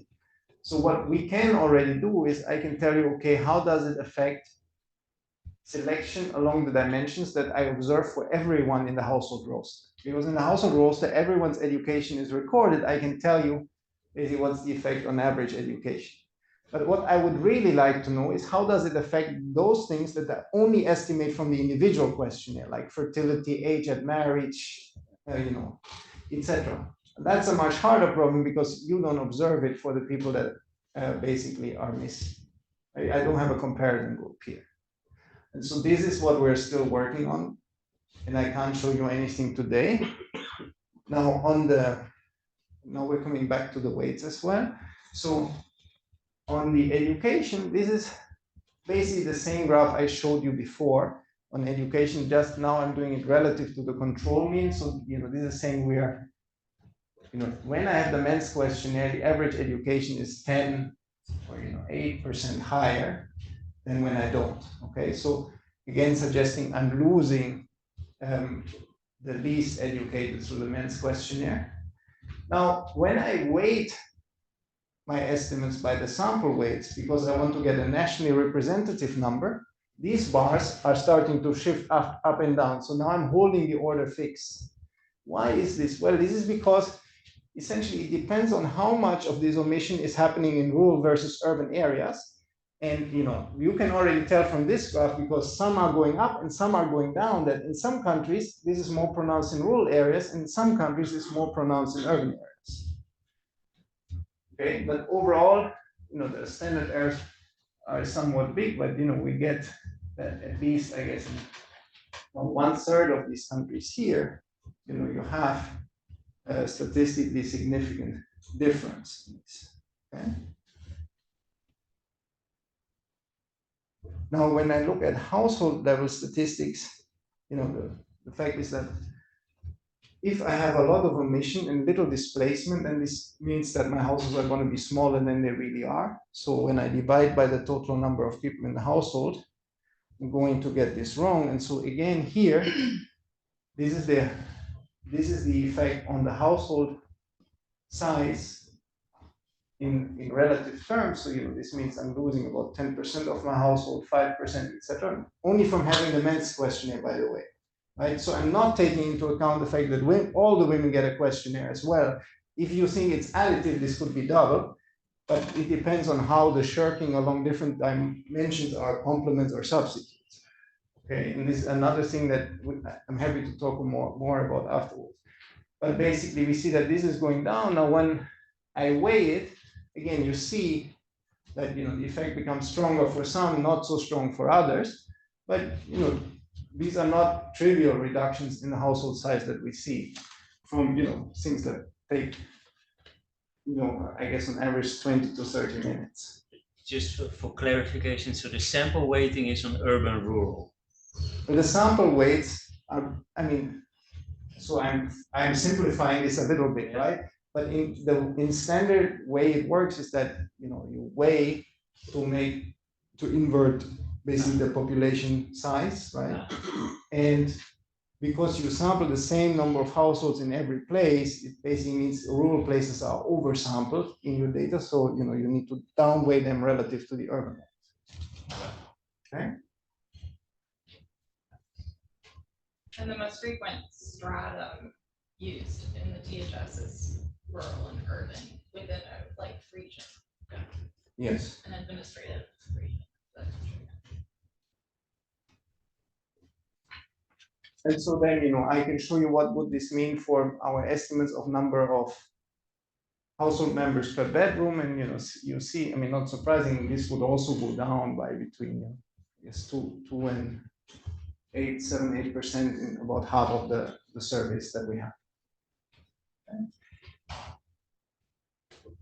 So just one more slide. So this is what I was saying earlier. We have started playing around with basically what are different dimensions of heterogeneity to understand the mechanisms better. And when I say here no systematic patterns, what I mean is that for some surveys it goes significantly in one direction, for some in the other, and for others it's insignificant. Okay, so the plots basically they all look something like this, where there's a bit in one direction, a bit in the other direction. This is the interaction effect that I'm plotting here. But it's hard to come up with general lessons from this. Which also means it's not so straightforward which direction things are going to be biased, and then when we make comparisons, whether things are much closer or wider apart. I think I'm asking Gaaitzen question from earlier, but if you kind of know what the characteristics are of the missing individuals, and you have the census, which is essentially complete, you think. Well, but I think this is a different discussion. It's a different discussion, but at least is subject to different biases. You could recover some sort of aggregates, or not. I mean, in a sense, the fact that you're able to identify the characteristics of the people you're missing does suggest that there's a potential correction. I guess you're saying, would controlling, like if we just correct for the observables that we know that are changing, would that be enough? Right. So that's one thing that we want to try. Yeah. But I don't have the answer yet. I don't know. Okay. But I think that's your question. So the one thing I guess what we have done along those lines is we see that the age changes. Then I checked, okay, education also changes. Does education change condition on age? It still does. Yeah. Right. And now you're saying, look at other characteristics on condition on everything you observe, kind of, right? Okay, so then to conclude, I think in general, our understanding of data production functions in economics is still fairly underdeveloped. And we have very limited understanding of how the design choices in this affect our data and then our estimations as well. In this paper, we take one step in that direction, and we show that enumerators screen out household members that require disproportionate effort, and provide some preliminary evidence that leads to selection of household members out of the sample and bias in aggregate statistics. Thank you.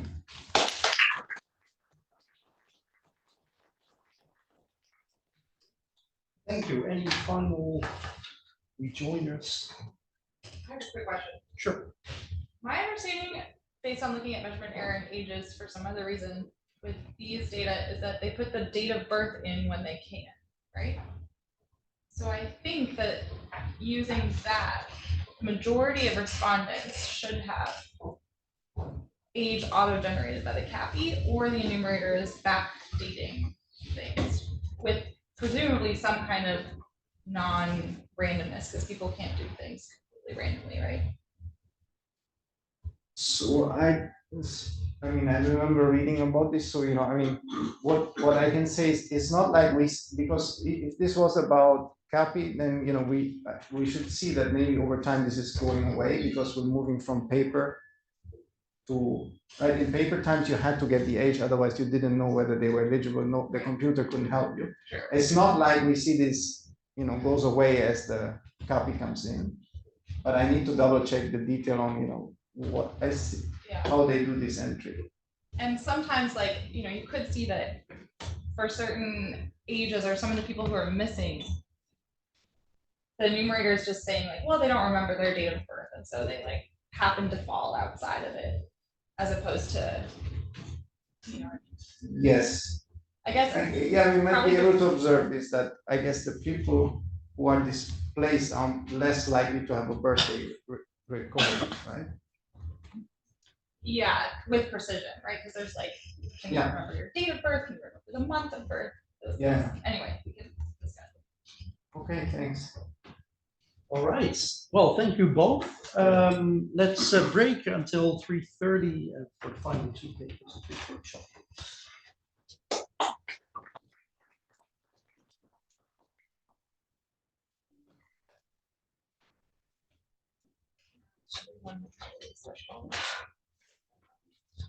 Oh yeah, you are. Oh, you're making was at all that Right. I actually thought this would be the hardest one since. Right after lunch. No, right after lunch, you had to settle. Right. No, I think this one. Yeah. the second one. Oh. That's what food double.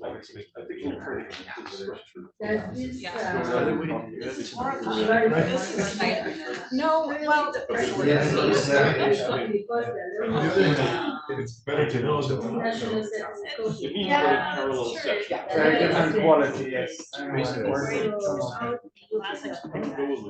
Okay. So, I mean, what we haven't done yet, but one thing we can do is, I can take the World Bank data and say, what's your statistical capacity performance index, and see whether there's a correlation, whether it's more related.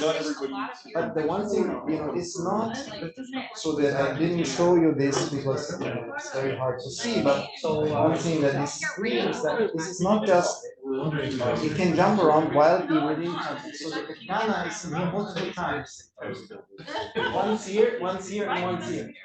Right? And it's in Ghana, it's like the first one is very bad. The second one is very good. The third one is in the middle. When you read the report, they notice that this one was terrible what they did. So then they worked really hard. But then 10 years later, everyone had forgotten about that very favorable experience. So it went bad. It's not like this capacity of the countries to vary. No.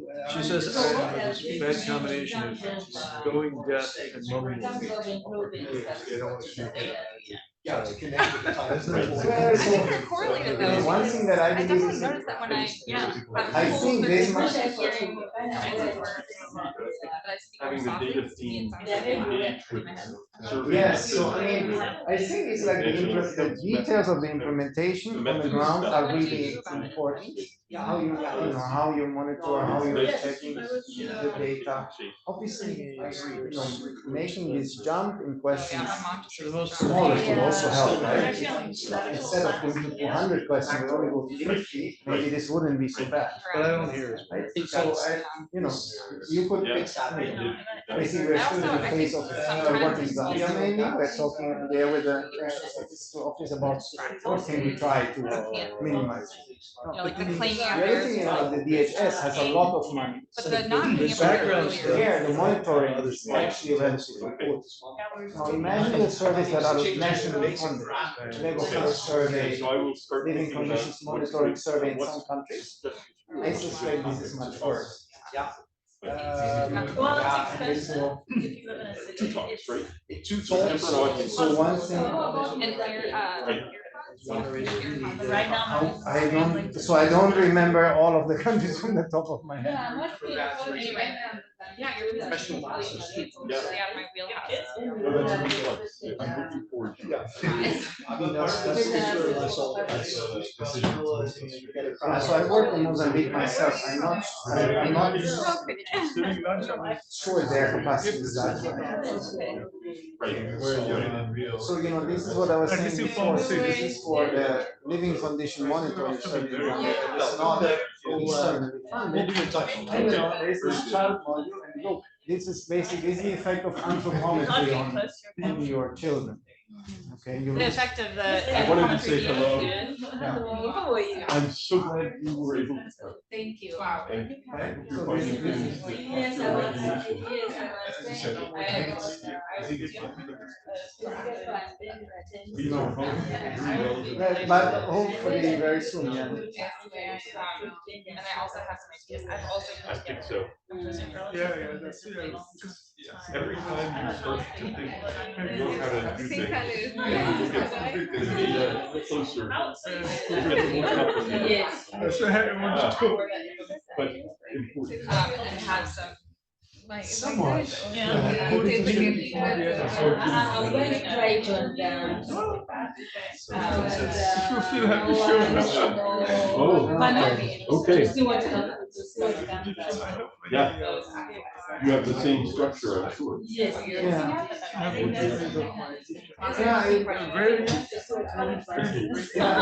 we should talk more because there's obviously a lot of. I want to know. Different things. Thank you. So there. You've been talking about it, I realize it's true. First of all, Yeah. that you'll have some of the costs. As is yours, I think you're doing great. The slides over there, I sent them over emails. I'm still working, so. It's exciting and also a little nerve wracking because at the same time you're telling people. Oh, you're So I done. guess I could not. Active, right? But I mean, you hope that people engage constructively and say. and awareness is the first step. I'm good. I'm just checking.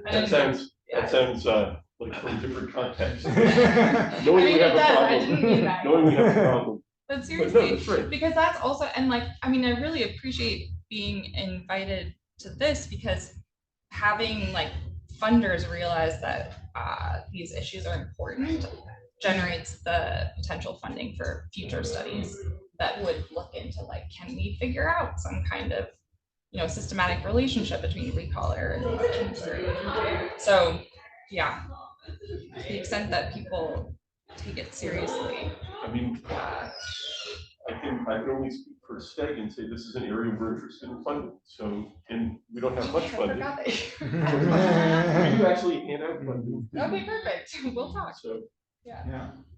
Did you guys get funded? STEG funding for? It's hard to know what you're. The origin of this was STEG funded. Yes. Okay. Wow.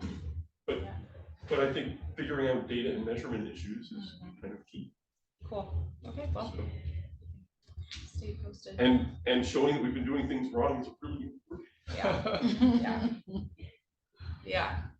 It really was amazing. I did just like a quick poll of, top 10 articles from a certain year from the AER that used wages or productivity in text.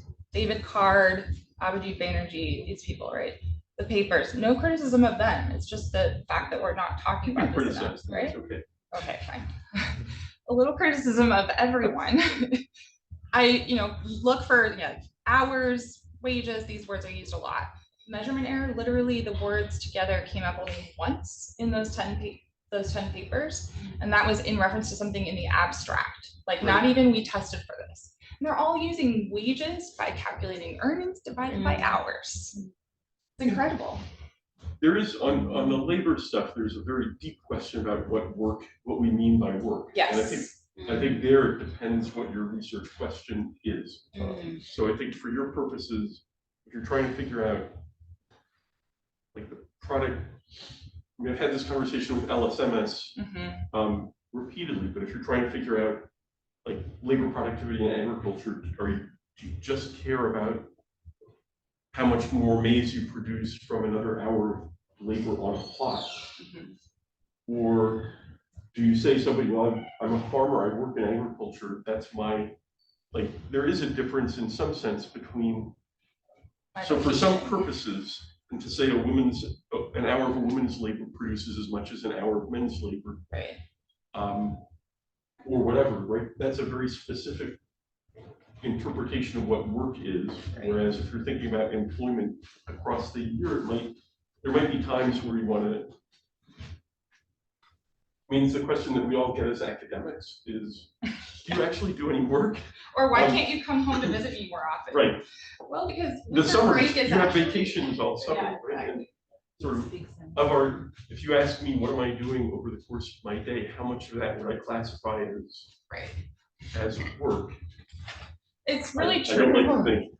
I also think, I mean, this interacts hugely with Taryn's field and the gender distribution of labor. Somebody earlier, I don't remember who it was saying like, well, the service sector is the one, yeah, I think it was Joseph, right?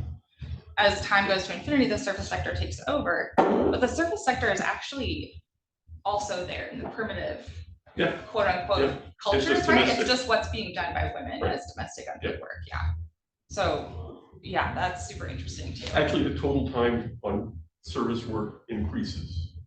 Some kind of a. Because you have to coordinate various different. But if you, we've just done this stuff, but if you look at market service work plus domestic service plus domestic care work, the sum of those seems to increase across. Well, and I think some recent literature is finding that like women may get, or families in general may get more help on childcare, but then they're still putting in as much time. It's just higher quality or more enjoyable time. Yeah. Anyway. Yeah. But super important questions. Anyway. Yours. Yeah. Just great stuff. Yeah. We should, you and Nicholas and I should talk about this one in particular. Some thoughts. Just. Yeah, it would be great. Nicholas arrives tomorrow. What's his last name? Monica. Okay. Have you guys met before? And who? No, yeah, there's an agenda we should. I think you're the only one. Yeah. I'm Doug. We haven't met. Actually. We haven't. Hi. I'm going to do this. Oh yeah, thank you for wearing a. Fighting a cold. I'm sorry to hear that. And we met very briefly this morning. Yes, in the morning. I'm Jala, right? Yeah. Yes. He's thinking I'm Selena. Selena. He thinks that's a tendency of always flipping around. I know, no matter what. I'm required to have two sides. The other I'll be presenting next. You're presenting next. Yeah, I was actually, I just came back to talk to you. I was like, oh, really? Oh, cool. I'll switch gears from micro to macro. It was a morning of macro a little bit. So and then good chunk of micro. Oh, perfect. I Well, wanted I just can't to use check the that jet my lag. slides Yes. are. have you been here for long? Well, I was just in Ethiopia for. Oh, okay. So you don't have any time difference? It's very thorough analysis, and not my core area. I don't know what the time difference is actually. Everyone can understand that. Part of what's nice about it. Yeah. So, Yeah, I actually don't know that right. To me, it's like a couple of hours. You don't really know. Especially because I scale paging some slides. But I didn't even get to. Yeah, so you want to try. You want to go grab some coffee or can do that. Oh. Yeah, no, I was just super interested in questions on what you said because Robert, so I mean, I forgot to send. Actually, I did not forget. I was still working on. You can just. No, but you can just. Yeah, that's what I did too. Okay. You can. This is just the clicker that I didn't use because I didn't even realize we had it.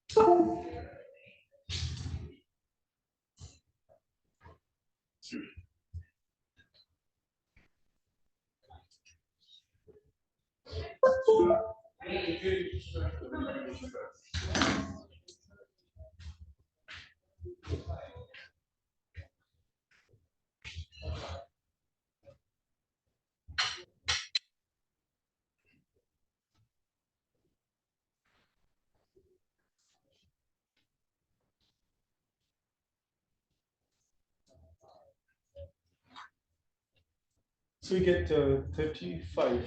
Yeah, so our total block is 45 minutes per paper, and well, you see this discussion going on. And then so far it also works out fine if the people manage their own time. Skip questions if you're running short, or skip over some material if you want to keep all the questions coming, and I'll help keep an eye on the time, but so far that's. Show me some red, yellow cards. Yeah, no. So far, I could work on and have a light touch sharing of this workshop, and I'm happy to continue that. Great. Works out fine so far, right? It's the last session, so in any case, I mean, even if we take a bit longer. No, everybody is pretty everybody is pretty disciplined, and I'm hoping that this good. It will be continued. Yeah, exactly. All right. I think I'll grab some coffee before I. Yeah, sure.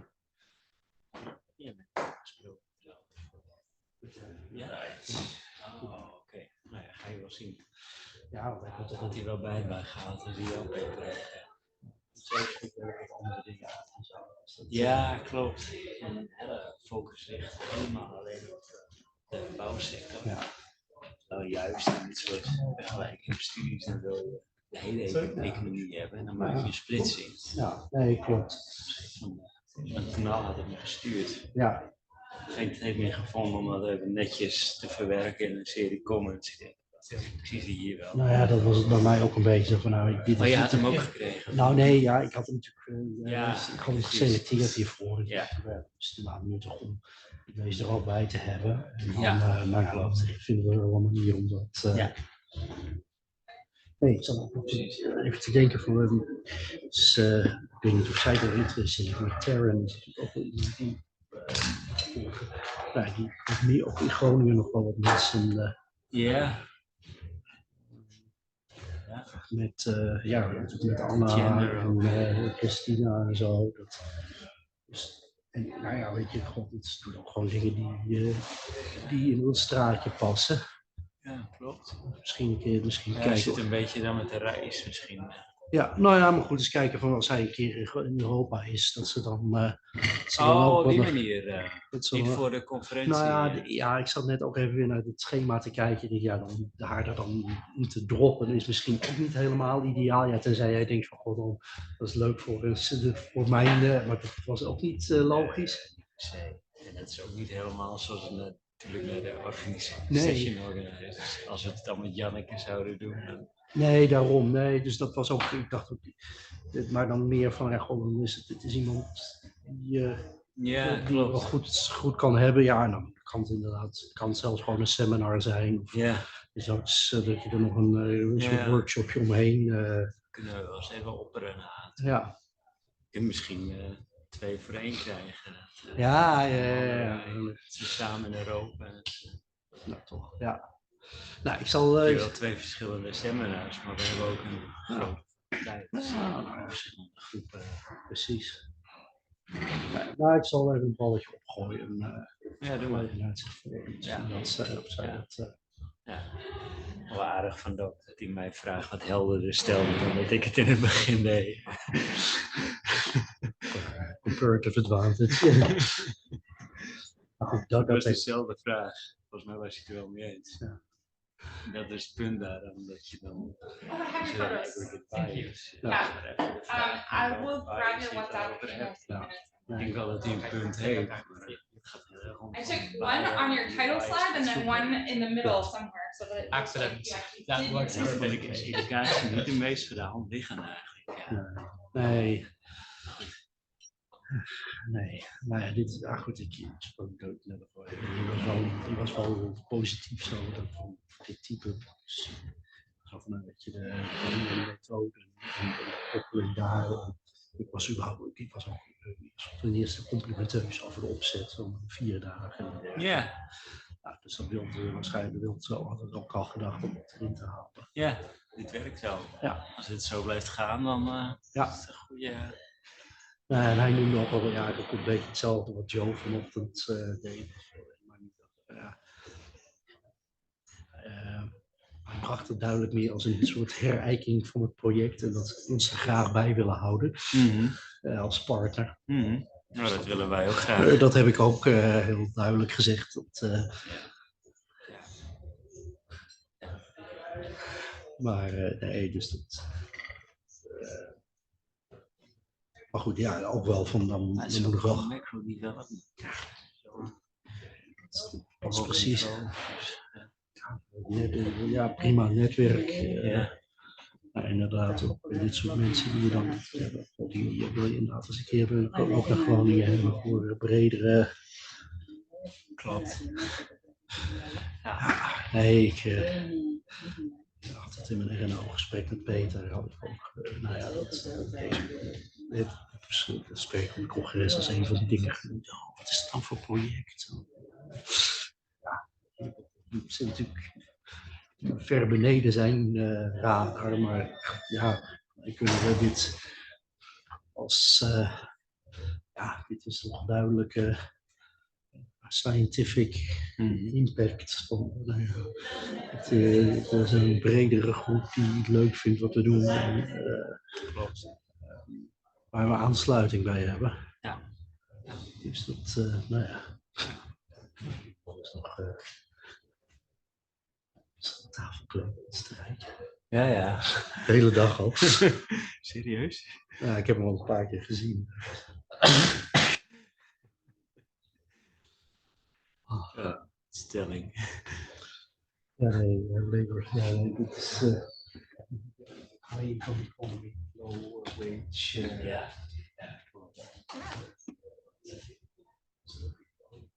Ja. Ja, ik zag het ook terug net in de bonnetjes dat, ik weet niet of het jou opgevallen was, maar dat de bovenste 4 waren voor 10 geld, de onderste 4 zijn voor 40 geld. Ja, die bedoel ouder. Dus ik heb me al 10 geteld. Het idee was natuurlijk van, dan kun je van als je meer dan 40 kun je bijpassen. Is weer morgen komt er weer een staan. Ja, dat niet, denk ik. Nee. Maar goed. Gaat wel los. Ja. Ja, ik ga even in het toilet. Yes.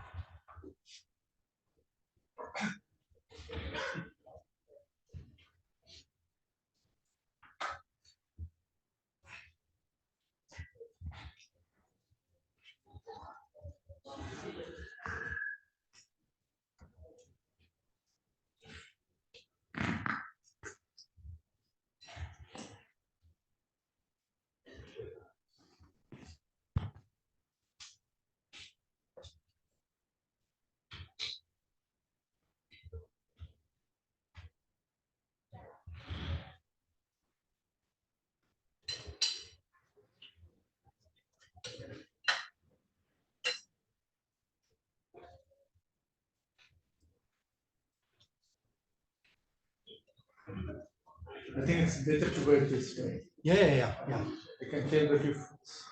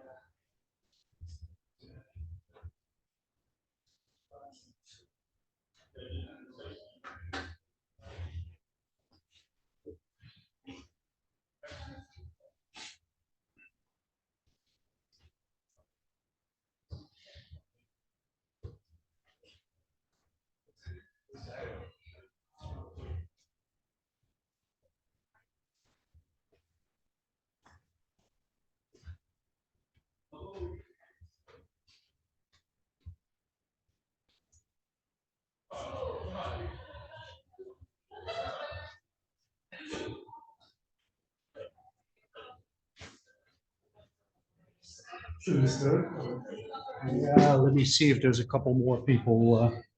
Just outside here. Bring people back in. Yeah, I was just. Just a moment. Drove them off, maybe. Anybody wants to push them in.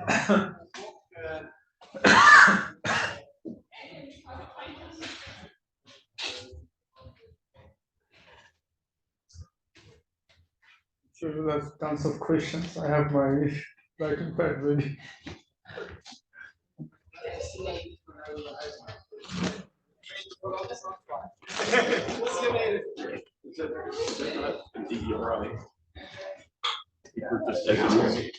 Maybe it is.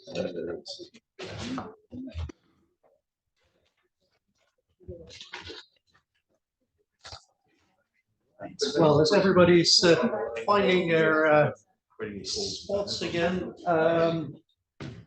good to have you all back here for the final two papers of this workshop today. Soumik, as before, we'll have about in total about 45 minutes, and take it away. All right. Thank you. Thank you so much for the opportunity to present our work. It's a joint work with Professor Kunal Sen. He is now in Noida, and I think he will be back in Manchester in a couple of years. That's what he told me. All right. So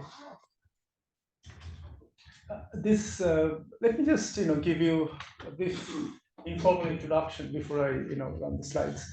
So it took us almost more than 3 years to have the first draft, and the reason is, it's not just data issues, but we also had many conceptual problems, hurdles that we thought of something, and I'm really looking forward to your comments, how to make this paper better. We have a first draft and we are currently reviewing it. So ideally what we wanted to understand is whether construction is something that can be useful to understand global inequality. Now, inequality is persistent, and as you can see, based on our measures, we found almost 46-fold gap between the 10th and the first decile, the income spread, based on 2017 ICP data. Now, there are different ways to understand this kind of global inequality. And Dog is here, he has written papers, and also many other authors. They try to understand global inequality in different ways. And there is a recent trend where sectoral studies, or to make it more specific, whether sectoral gaps, understanding sectoral gaps, productivity gap, of course, whether that informs, or at least makes us understand the causes and drivers of inequality better. So this is a promising area, and we are kind of extending that field of study by looking at construction. There are several reasons why we think construction should be studied, and I'll just tell you a few reasons, and you can add if you like. The first thing is, construction is, if you think of construction as part of investment, then it's not new to macro growth literature. One of the most robust findings in macro growth literature is the investment growth relationship. And almost 2/3 of investment, again, how you define investment, if you're looking at gross fixed capital formation, then almost 2/3, lion's share of investment actually comes through construction. So that way construction is pretty much there. Maybe it's just we didn't kind of highlight the role of construction separately from gross fixed capital formation. Having said that, there are a couple of papers which looked at the other component of investment, which is machinery, and Kunal wrote a few papers, and then the paper by C.N. Plenoy 2007, they also highlighted the role of machinery. So practically construction has been kind of neglected. Now I should be careful, because there is a parallel literature. Maybe economists neglected it, but in real estate and some other, there are sporadic attempts have been made to understand the role of construction in global inequality. All right. Now, the second kind of motivation or the factor that we felt is important related to construction is increasing, construction activities. So we use this GETC revenue data, economic ETC database, and we found that many countries, not just India and China, there is increasing activities in construction sector. So over time, it's not, it's not surprising that many developing countries, they're having more and more activities in construction. In India, for sure, I know that employment in construction has grown significantly over the past couple of decades. And finally, last but not the least, and this is something I have to be honest, before I started this project, even I didn't know much about it. If you think of global value chain and some prominent countries, their contribution, then actually construction in China has jumped from, as you can see, the second bullet, it was ranked 7th, but that was also back in 2009. Maybe now it's in top 3. So what I'm trying to say that construction sector, even in the GVC, this intersectoral linkages, if you think of, along those lines, it's also very important. And this particular angle has definitely been neglected in the literature. Most of the intersectoral linkage studies, they hardly talk about how construction is linked to other sectors and how together they, can propagate a shock or basically tell us more about the global inequality. So this is essentially what we intend to do in this paper. Yes. Can I ask a clarifying question? Yes. By construction, do you mean any activity that constructs something physical, or is it private sector construction activities? So like roads that are built by the government would not be included? Right. This is something, it's a very good question. So if you go by definition, right, any IO table, that construction sector, I think includes both private and government, but I doubt, maybe Robert can tell. Yeah, no, it also includes public construction, roads and waterways and the like. Okay. And then the value of it, maybe you're going to talk about this, that would, you're thinking that's measured through input, like labor activity that's generated, or the property value itself? It's hard to disentangle, but let's see how far we can go. These are all valid questions. But if you look, no, absolutely. But if you look at it from a macro point of view, especially, the kind of data set we use, we unfortunately, the scope is very limited. We don't have that kind of, disaggregation. But let's talk, maybe. Well, it's basically what construction firms, the revenues of construction firms minus their intermediates. Yeah, so it's the value added. Okay, cool. But it's assumed EBIT cost, right? The value is.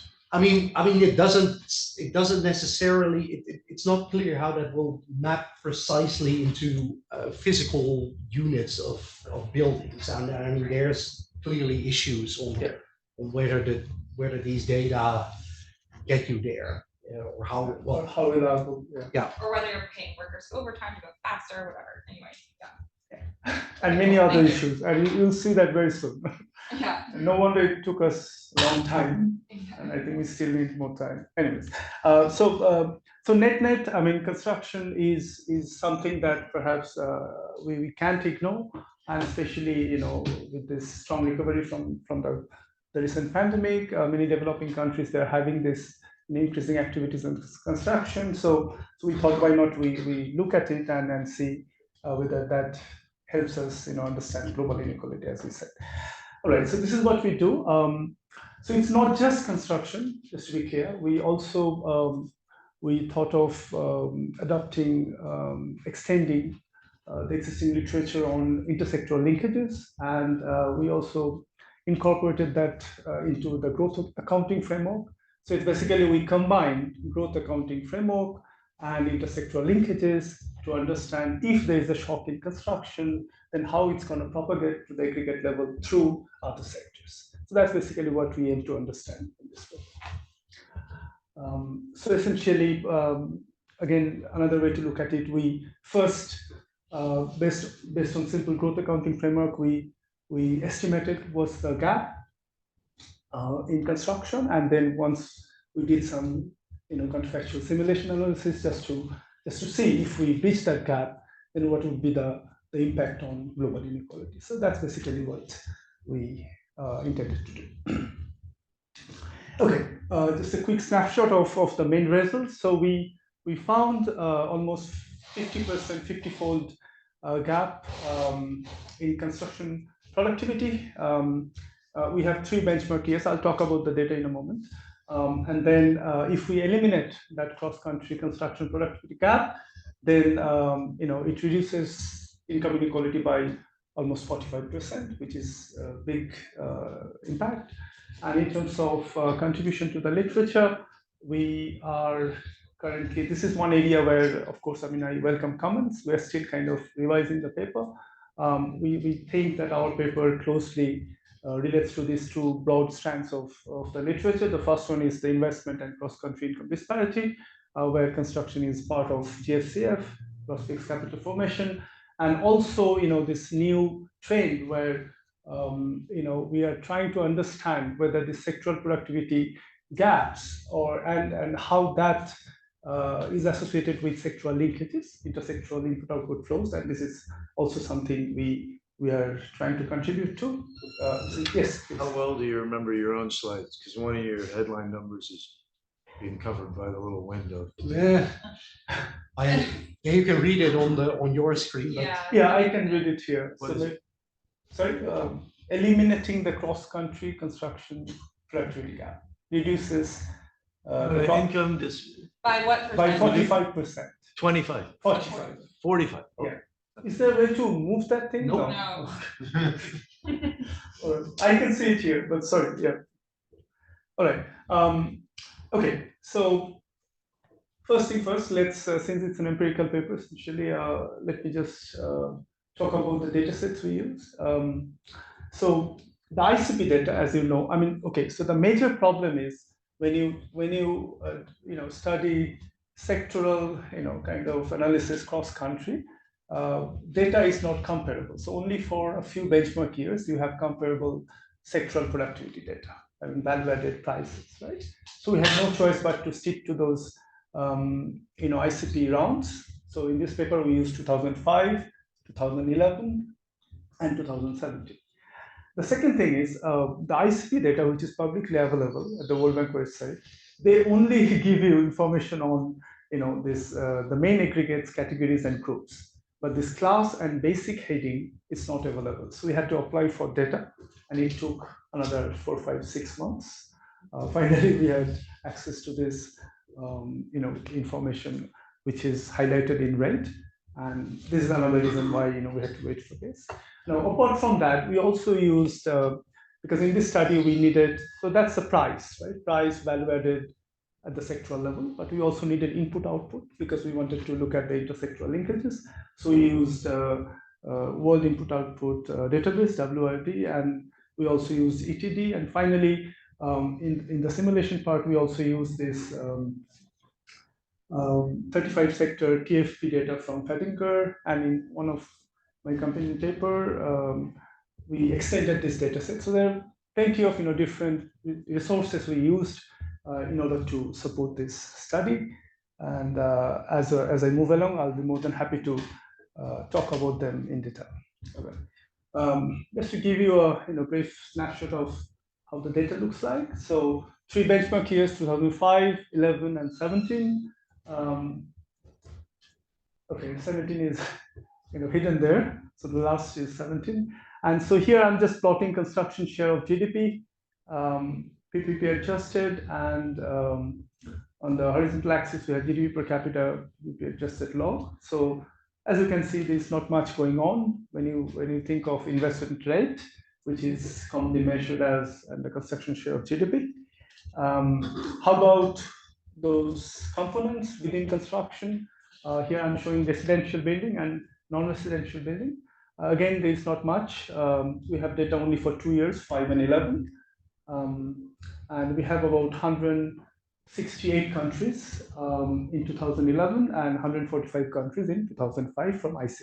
Yes. Yeah, so maybe it's a little technical point, but the GDP figure, the ICP GDP is not an additive construct. So summing all the PPP converted elements doesn't add up to GDP. So, I mean, so doing these as shares gets you into some problems there. And it's the distinction may also not, the difference may also vary across countries. So you're not guaranteed to get the rankings in this way.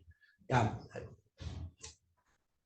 And you can of course say, well, this is just as a capital output ratio, it's a construction GDP ratio, but calling it a share can be misleading. Let me put it like that. And I read your paper, by the way.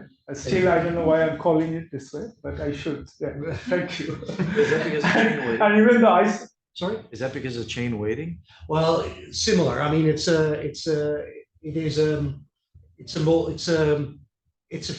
basically based on Fisher indexes, but across countries. But I think construction, correct me if I'm wrong, it's written in that ICP, like notes.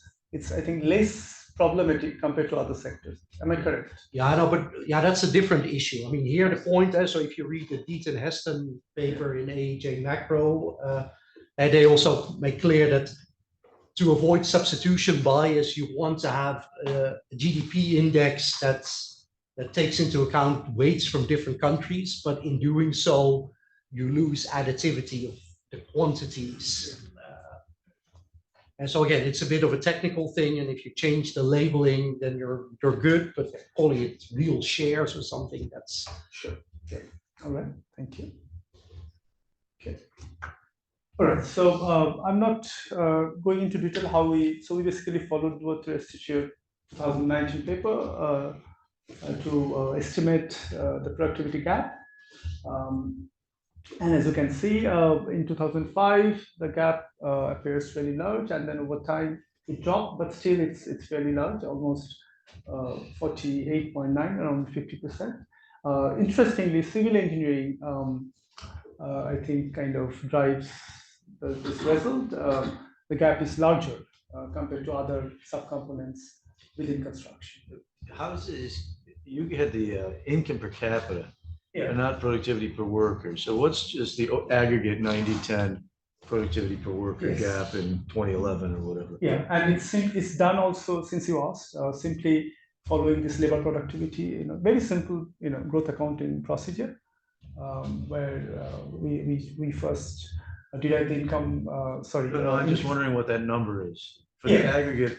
You're showing us for construction. I want to know, are these bigger or smaller than the aggregate productivity gaps across countries? It's actually larger. It's larger. Yeah. Larger productivity gap in construction relative to other sectors. Other sectors, I haven't checked all the sectors, but aggregate, yes. So there is some variation. Some are larger than the aggregate, some are smaller. Sort of a follow-up question, I guess. Like when I think about the bottom decile of construction, I'm thinking about really different workers when we're looking at residential housing in Ethiopia relative to the US. Like, is home maintenance, home production of your own home part of this or no? I wish I could answer this. No, so a lot of the sort of day-to-day stuff like heating your house or cleaning your house, that's part of consumption. This is really the building of the houses. And they do try to, well, basically how they measure the price side of things is to go into to look at all the inputs to construction firms. So construction workers, materials, rental of equipment.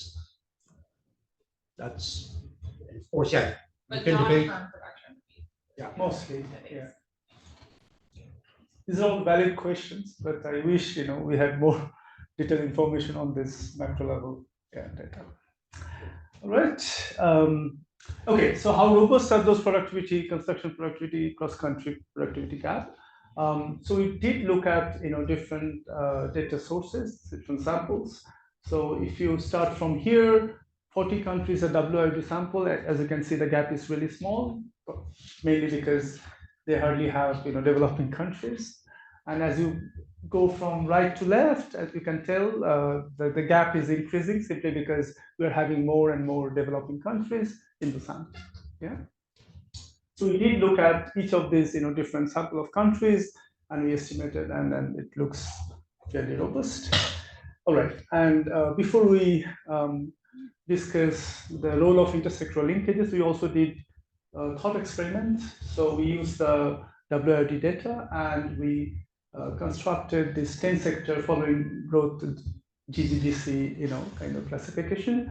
And then we, again, based on this very simple growth accounting exercise, we just wanted to see if you incorporate this kind of intersectoral linkages, whether that makes a difference in terms of, productivity, construction productivity gap across income deciles. And we did find significant effect.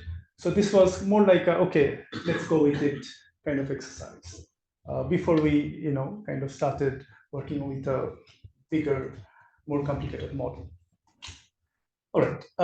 So I'm not gonna talk about the model in detail, but essentially what we did, we adopted the recent paper Econometrica by Bakai and Furey. So in their paper, one of the novel things they did is they basically wanted to understand how sectoral productivity growth propagates to the aggregate level. And the very first thing that comes to our mind is the Baumol weights. So, and it has been there for over 20, 30, 40 years, where we kind of, especially in the macro literature, whenever we talked about sectoral productivity shock, we just looked at that first order impact, which is estimated, reflected in Baumol weights. And then they came up with this idea where they also added the second order impact, where you basically have, this is where the role of elasticity of substitution between different sectors, intersectoral linkages, all these things, come alive. And we are using this second order effect of construction productivity shock and the first order impact, which is the Baumol weights of construction sector, to understand what happens when we breach the construction productivity gap. Yes. How should we be thinking here about substitution between capital and labor? Because some sectors that doesn't seem like it's an issue in thinking about productivity measures, but this is clearly a sector where there's, I imagine, very big differences in capital intensity or capital labor ratios, put it that way, across countries. Yeah, absolutely. And it's a very good question. In our theoretical model, we note capital, and it's partly because it was really difficult to work with these IO tables and labor. So we just kept it as simple as possible. But yes, I mean, that definitely without capital, I doubt we can go that far. Because as you said, I mean, capital intensity varies a lot across countries, across sectors. Yeah, so only labor. Okay, now, so just to clarify, so the Halton's stuff is first order approximation. Yeah. Bakai redoes stuff with wedges too, but this is not with wedges. This is just a second order approximation. Right. So it essentially, when you have that Baumol effect, right, Halton study, then what happens when you think of, let's say, other sectors also getting affected, right, which is not captured by that Halton study or the Baumol weights. So that's where how these other sectors, they are adjusting to that shock in a particular sector. So that's basically what you're estimating through this matrix. Yes, please. Back to does this mean, because you're not addressing capital versus labor, that we can think of this as like as long as countries' sectors are mechanizing at the same rate, then it should be okay. Maybe it's a more complicated question. No, I mean, it's again, this is a very, important question. We assume that, but how? I mean, should we do that? That's a different question, right? I mean. Totally, yeah. Yeah. But my question was just like, is that the implication of the assumption? Yeah. Okay, thanks. Because you will see very soon that, I mean, things are already so complicated, and then having capital is important, but then whether we can still have it under control or not, that's another issue, right? All right. So what's the problem with this framework? No problem. I mean, it's a good idea, but one thing we realized that this rho JC, which Bakai and Fari, they're calling it as pseudo-elasticity of substitution, it is not a natural generalization of Hicksian two-sector elasticity of substitution. What I mean, when you have more than two sectors or factors of production, let's say, and then if you want to have the same idea of Hicksian two-sector elasticity of substitution, then you've got to control for the other sectors. Otherwise, there's an identification issue. So in this case, the way they defined elasticity of substitution, they only consider productivity in sector I, in our case, let's say construction. It's partly because they simplified the Morishima elasticity of substitution. They have not considered the full version of Morishima elasticity of substitution. And this is what we do. The first thing, we extend Bakai and Fari's, the second order, propagation effect, and we extend that with the help of Morishima elasticity of substitution. And this is something I learned when I thought I worked at Hitotsubashi University. It's not because Morishima never worked in Japan. He was in LSE, but it's just happened that one of my colleagues brought this into my attention, and since then I just fell in love with this concept, Morishima elasticity of substitution. So what is Morishima? I'll explain, but before that, some motivation. Why do we care about Morishima elasticity? So here's a simple example. So imagine, in this case, I'm showing three sectors, but think of a CS production function with, let's say, 10 different nests, right? And you have 11 factors, including labor. So it's a nested CS where you have 10 different rows and segments, and you are basically trying to understand the relationship between each sector and the elasticities, which are different. So each sector pair gives you a different set of elasticity of substitution. Now, if that's the case, then, like I said, the only way to have unbiased estimate is Morishima, and this is the definition of gross Morishima elasticity of substitution we're using in this paper. And I also thought to put this Bakai and Fari's definition so that you can directly compare. The only difference is here you have two arguments.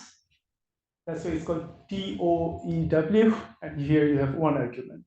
And that makes a big difference because you are dealing with multiple sectors, not one and not two. So this is the first methodological contribution we're making. We're extending it, and simple algebra gives you just a modified version of Bakai and Fari, where, as you can see, we have rewritten the second order condition based on Morishima gross elasticity substitution, and also we have this another guy sitting here, another factor, and this is something we really wanted to have, and this tells you the relationship between a shock in construction productivity, construction sector productivity, and how that is linked to the productivity ratio in another sector. So this is something also we thought should be there, because it's not just about substituting one sector with another, but at the same time, simultaneously, there could be an effect, direct effect or indirect effect of construction productivity shock on, let's say, manufacturing productivity or services productivity or any other sector you can think of, right? All right, so this is our framework. So we are using this for our counterfactual simulation. And how does it work? Just to give you an idea. So if, let's say, this intermediate puts gross substitutes, which means if if the MGES, if it's greater than 1, then it basically, the aggregate effect, it is amplified if there is a positive shock and dampened if there is a negative shock. And just the opposite happens when they are cross complements. So this is how we see this kind of second order effect of a productivity shock at the aggregate level. All right. Okay, so let's have some visual, because sometimes equations are not that difficult to follow, but having a picture really, clarifies everything. So essentially what we are trying to do is we are writing down an IO table, but based on MGS, Morishima gross elasticity substitution. Right? So ideally, this is what we are trying to do, where each cell here basically gives you an elasticity of substitution for different sectors. Yeah? And this is the roadmap we're following. Suppose there is a shock in sector I, so it basically affects the productivity in other sectors, let's say J and K. And at the same time, we also have this MES, Morishima gross elasticity channel, where this shock also affects the use of different sectoral outputs for the production at the aggregate level. And together with normal waves, it's creating some impact at the aggregate level. So this is basically the mechanism we're trying to follow, understand in this paper. All right. Okay, now the next big hurdle, how to estimate Morishima gross elasticity of substitution. I mean, you would agree, like any other micro estimates, estimating elasticity is a notorious thing. It's a very difficult job, mainly for identification issues. So what we did here, we tried to use something which is based on input-output tables. And in this Paul and Raj's other companion paper, we derived a formula where MGS is a function of two different elasticities. And here we're using value-added TFP, value-added sector, value-added output, and then output TFP, and also the gross output in sector I. So based on these four different variables, which we can get from input-output table, we can get a rough approximation, estimation of Morishima gross elasticity substitution. Now, this is something I'm sure you will have a lot of questions. We are not fully confident, even though I'm presenting this, because there are issues, but this is the best we could do, given the resources we have. All right, now, okay, so let me just, recap. So we now have this first order and second order, but the problem is, for the second order, we need input-output tables. And input-output tables are not available for all the 168 countries from ICP data. So this is another hurdle we face. So there are two ways to do it. Either we can restrict our study to those 40 countries for which we have WLD data. In that case, the gap will be really small. Or the other thing we could do, we can think of some shortcut method where we really don't need this second order estimation, which requires input-output tables. Rather, we can use some kind of linear approximation of that second order impact and have all the countries. So we did both. So I'm gonna show you the results based on this, the full sample, where we use the shortcut method. We just use linear approximation of the second order, simply because we don't have input-output data. Now, perhaps, Gaaitzen, you understand why I was so happy to see that you have input-output table for 11 sub-Saharan African countries. So they will be really, important for this kind of studies, right? Okay. Anyways, so the shortcut method, the linear approximation, gives us these figures. The actual, change is 55, and if you eliminate the productivity gap, then there is a drop in productivity almost by, like I said, 45%. And we also looked at the different subcomponents of construction, and the results more or less are robust across those different categories. We also looked at between 2011 and 17, we find more or less similar results. There is a huge drop if we eliminate construction productivity gap across countries. All right, and this is again by income decile. This is how the result looks like, and it's mainly because as you can see from this graph, the bottom three, deciles the gap, the drop in or the change in productivity gap is the maximum compared to much larger compared to the countries sitting in the top income deciles.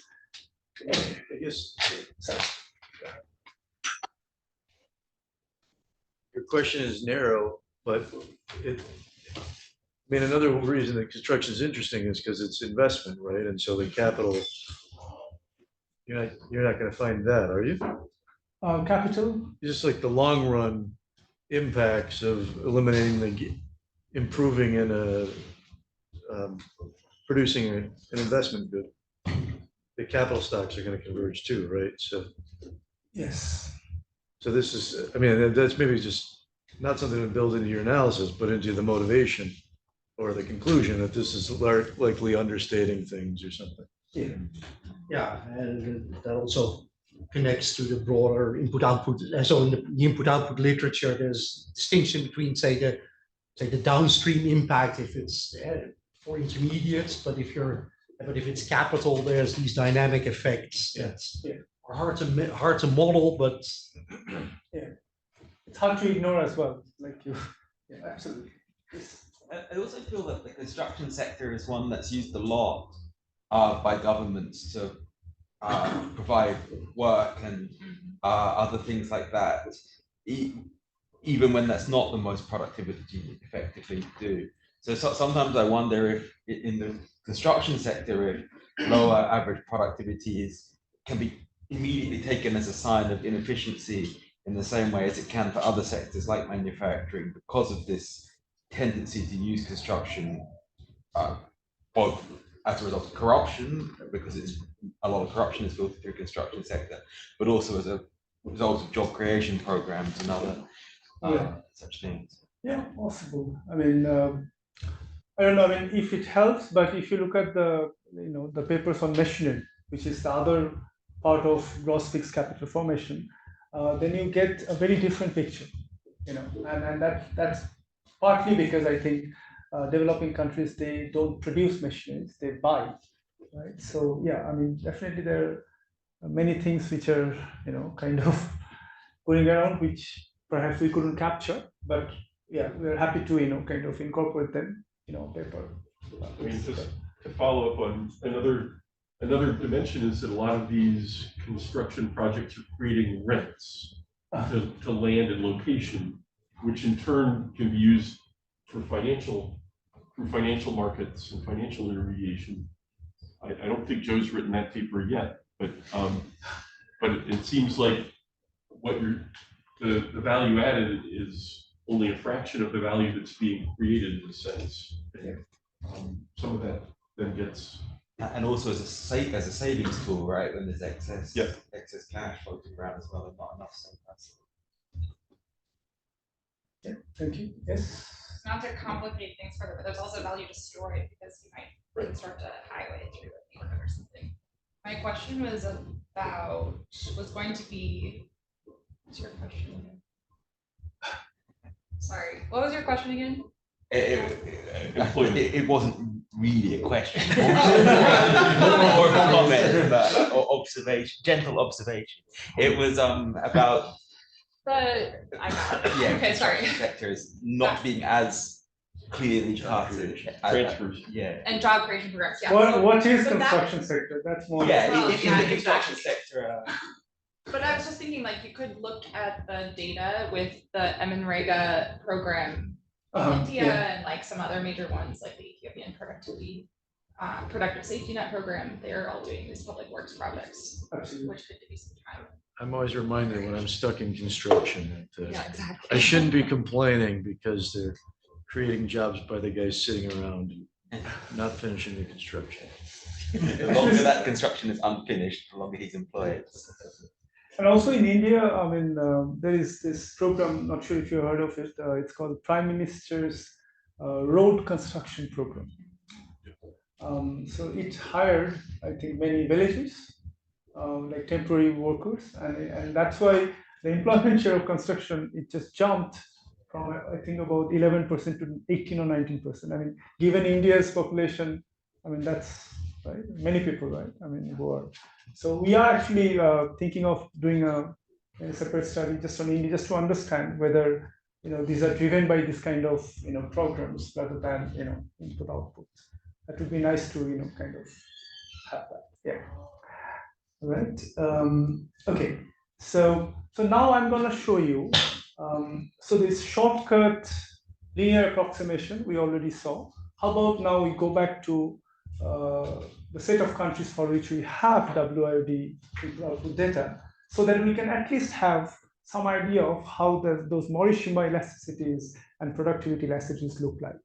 Because I kind of, as a motivation, I talked about all those, and I should show some results on those, right? On those factors.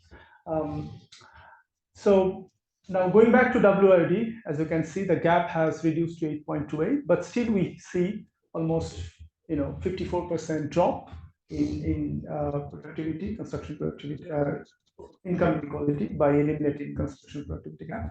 So everything has been reduced to almost, earlier we had 50, now 3.79. So as you can tell, mostly middle income and rich countries in WIOD dataset.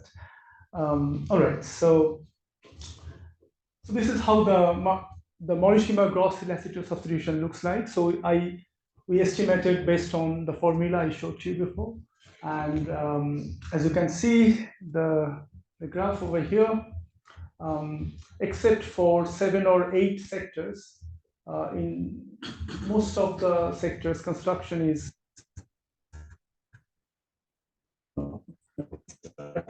so there are complements only for 7 and 8. So for example, agriculture is highly complementary to construction, so is textile, leather. But when it comes to, let's say, mining or inland transport or transport not as classified, you can see that they are gross substitutes. And for this estimation, we used the TFP measures by Fadinger et al. And we also extended their TFP measures for another round. Okay, how about sectoral productivity elasticities? So this is another theoretical contribution we made. So we also wanted to understand whether if there is a positive shock in construction, how that affects the productivity of other sectors, right? This is also important. And as you can see here, in most of the cases, there is a negative correlation, except for a few. Real estate, business services, they are positively linked with productivity growth in construction, but in most of the other sectors, there is a negative relationship. In terms of timekeeping. Yeah, I'll just last slide, a couple of slides here. So these are the domain weights. Just to give an idea how the domain weights look like across countries which are in the WIOD sample. So Spain, surprisingly, they have almost 31%. That's really high in construction. And this is a simple correlation of productivity elasticities and MGS. If you get rid of this sector, then it's almost flat. There should not be any relationship, at least theoretically we didn't predict. So I'm open to any comments you have, but I honestly don't know what else to say about this relationship. All right, and this is the last slide. So we made a big deal about Morishima elasticity. We also talked about this productivity in different sectors, how they're linked. So do they really matter, right? When it comes to propagation of shock in construction, do different sectors they behave differently? And in this graph, as you can see, that there is a big gap in terms of the role of mining, metal, machinery, these sectors. They are playing a very different role in China compared to India and rest of the countries. So it does actually matter, and having more, I would say, refined estimates and information on these sectoral linkages can tell us a lot about how bridging construction productivity gap is actually translating into lower or higher inequality. Right. So with that note, I think this is we have already discussed, and Doug, you're talking about financial sector, and so we briefly, I mean, again, we haven't gone that far, but we were thinking about, perhaps those things, if we can bring capital on board, is that the possible extensions that, so overall, we do find that construction is perhaps, I mean, it's something that we simply can't ignore, and it does say at least some, few things about global inequality. It does contribute to global inequality. All right, thank you very much. No, I should be moving quickly on, but maybe one general thing. So one issue, I guess, with singling. I mean, I'm not arguing that construction is unimportant. I mean, clearly it is important. But a question that comes up here is that, especially if you're allowing for all these things to work through the input-output system, the impacts of individual sectors magnify. What would you get if you would do the same for agriculture or manufacturing? Is that, I mean, I'm again not to argue that construction is unimportant, but the question is, okay, so yeah, how should we understand it in relation to other sectors? It's a valid question, and one of the, like before we started this project, I mean, this paper with Duarte and Restucci I talked about, they consider two different subsectors within services, and they try to understand, right? I mean, so this kind of stuff are interesting, and you basically are looking at the same problem in different forms, right, through different angles. So maybe construction is not as important as manufacturing or services, but at least this paper perhaps is, one way to answer that. Yes, maybe it's not that important. Right? Let's not look at construction anymore. I'm just saying, I would argue that just as there is this concept of a manufacturing-led growth strategy, there are certainly some countries that are basically pursuing a construction-led growth strategy, like Turkey, for example. Entire economy is dependent on construction. So. Good to hear that. Thank you. All right. Thank you again. Jala,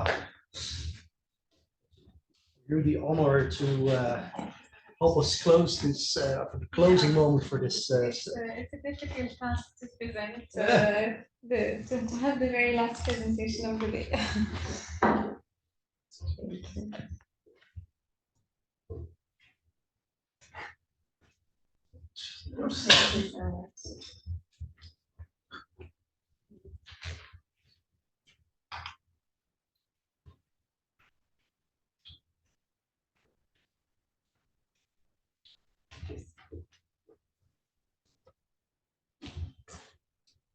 Sorry, any idea on how to put it? Control L. Control L.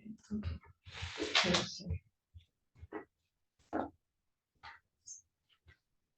So good evening, everyone. First of all, I wanted to thank the conference organizers for accepting my paper for presentation. I wanted, of course, to thank the organizer on the CEPR side and the New York University, of course, side. Thank you for hosting us in your beautiful campus. I'm presenting today my paper entitled Streamlining Development into Macroeconomic Conditions, Which Ones Induce Structural Change. So, of course, this is much of a work in progress, and I'm very much looking forward to your comments and suggestions. So, to motivate this work, I can say that I'm starting with some bad news, that many developing countries suffer from having a large surplus of labor in the least productive sectors. And the engine that would help moving resources from the low productive sectors into the high productive sectors is known as structural change. When I say structural change, I know that most probably the very first thing that you would think of is the aggregate story, whereby resources are going to shift from the least productive sectors to the most productive sectors. However, the availability of data sets on the firm level would allow us having a closer understanding on how precisely this process can eventually takes place. So the structural change that I'm interested in this paper is going to be the within sector structural change. I mean, how resources are going to be allocated in a certain sector to the most productive firms. I'll explain definitely later in details how do I measure this. Back to the title of my paper, Structural Change and Macroeconomic Conditions, what would be the link? So aggregate productivity does not only depend on the productivity level of each and every firm, but it also depends on how resources are going to be allocated across the different firms. So productivity losses from misallocation can result from distortions that can be acted upon by policies. So policies, they represent in a way part of the external environment of firms, so it can help firms moving across their sector productivity distribution. But which policies precisely can drive the process of the structural change, especially in developing countries? I believe that this is such a heated debate when it comes to academic literature as well as policymaking, because we know from the literature that structural policies, I mean competition, trade, finance, and so on, they matter for the structural change process. But the argument that I'm trying to advance in this paper is that there is still a room for proactive macroeconomic policies to drive the process of structural change in developing countries. So some insights from the literature: macroeconomic policies, they can act as an institutional foundation for structural change. How is this possible? In case they go beyond the role of ensuring macroeconomic stability and at the same time they come up with some policy space for undertaking counter-cyclical policies. I'll explain later in details what do I mean precisely by counter-cyclical policies. Another idea from the literature is that a competitive exchange rate, it can act as a tool of industrial policy because it helps diversifying the production structure and therefore it could be useful for the structural change process. And one final idea is that the business cycle fluctuations, they can affect the productivity enhancing reallocation process. So against this background, my main objective in this paper is to explore the role of the different macroeconomic conditions. I mean the fiscal, the monetary, the exchange rate policies, as well as the business cycle fluctuations in promoting the within sector structural change in developing countries. My main contribution is that I'm going to rely on the World Bank enterprise surveys in order to compute the structural change on the sector level in a large group of developing countries. The second contribution is that I tried to investigate the role of the different macroeconomic conditions in driving this within sector structural change. And the existing literature would most probably consider each and every macro condition separately.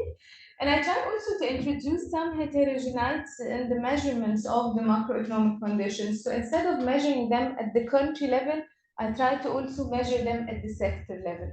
I'll explain in details in the data section also. From a methodology perspective, I rely on a fixed effects model with clustered standard errors, since I'm trying to understand the impact of the macro condition on the country level on the within sector structural change on the sector level. So that's why I clustered the standard error at the country level. With two, and I also have two alternative methodologies for robustness checks: the multi-level mixed effects model and an instrumental variables approach. This is going to be the outline of my presentation. I'll not spend too much time on the literature, but just to give you a very quick overview, I think that this paper is related to two main strands of the literature. So the first strand of the literature that this paper relates to is the literature on the resource allocation that tries to investigate how the firm structure can help explaining the differences in the aggregate economic outcomes.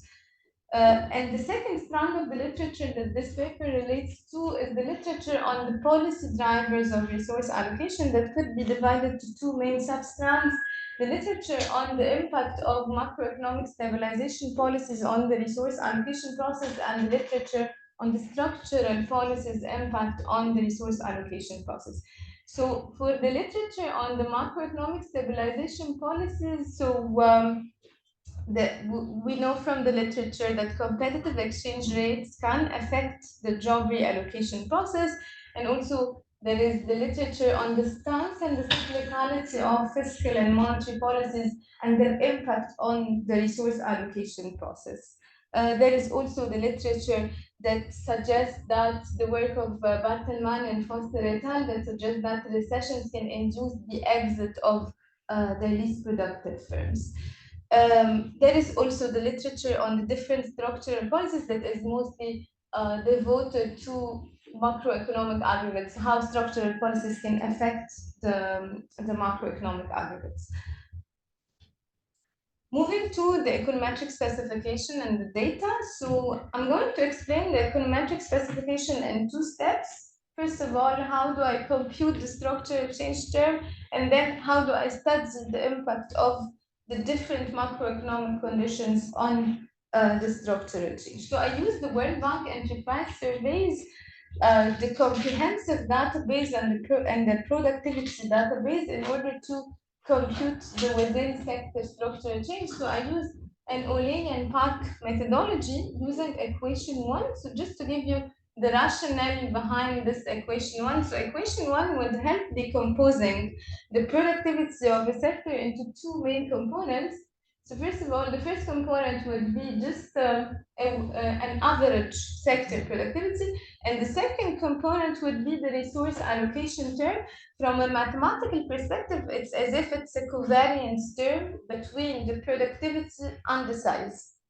And just a disclaimer, just some limitations about this decomposition is that it's a static decomposition, so it doesn't include the story. It's not a dynamic decomposition, whereas we don't really have in the data whether the firm would exit and enter the market. So we don't have the entry and exit story here. So the higher the share of the covariance term, this means that the resources are allocated to the most productive firms, but we don't have the story of entry and exit.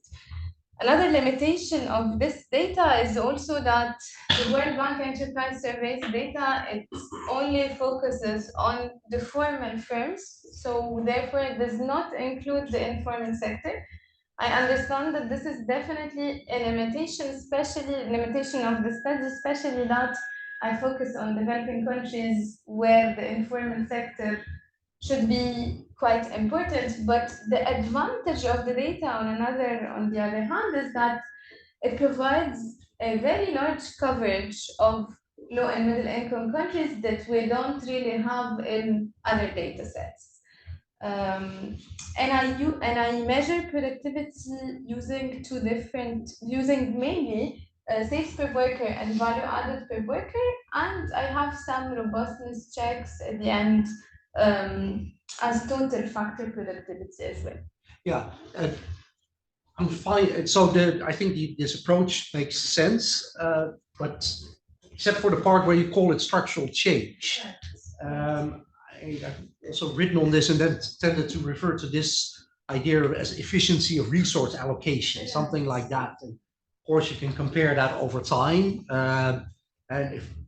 and saying, okay, if there's more resources allocated to more productive firms, that's an increase in the efficiency of resource allocation. But yeah, also to distinguish it from, I think, the more typical, well, at least here, the more typical use of the phrase of between sector movements of resources.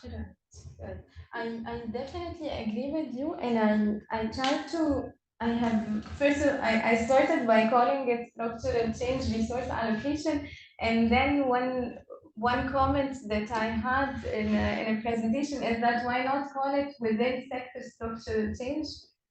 What do you think of this? Well, I mean, it's a point in time measurement. That's right. So you would think that resource allocation would be more telling? Yeah. Well, I mean, of course, if you say, okay, my key thing is that I'm measuring this over time, and so I'm looking at within sector changes in resource allocation and referring to that as structural change.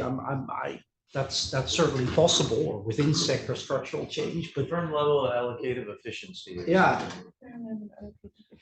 Okay. Thank you for the suggestion. Okay.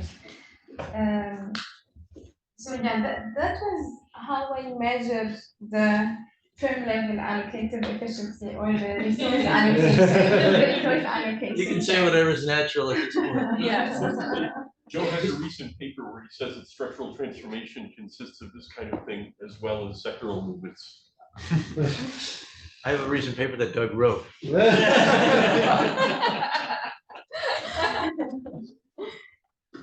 And then moving to the second part of my methodology, whereby I studied the impact of the different macroeconomic conditions on the resource allocation term. So, and this is going to be as a baseline equation 2. So my dependent variable is going to be, let me remind you, the resource allocation term that would result from the equation 1.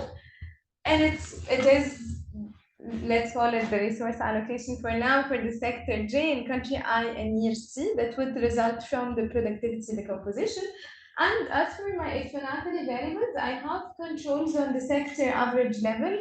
I have the share of firms that would offer training as an indication of on the existence of skilled labor. I have the share of foreign firms in the sector, private firms in the sector, the share of the medium firms, the share in terms of size, I mean, the share of young firms, the share of firms that are engaged in a way in global value chains that may do an activity of exporting and importing at the same time, the number of firms in the sector as an indication on competition, and the sectoral tariffs as an indication on the trade policy.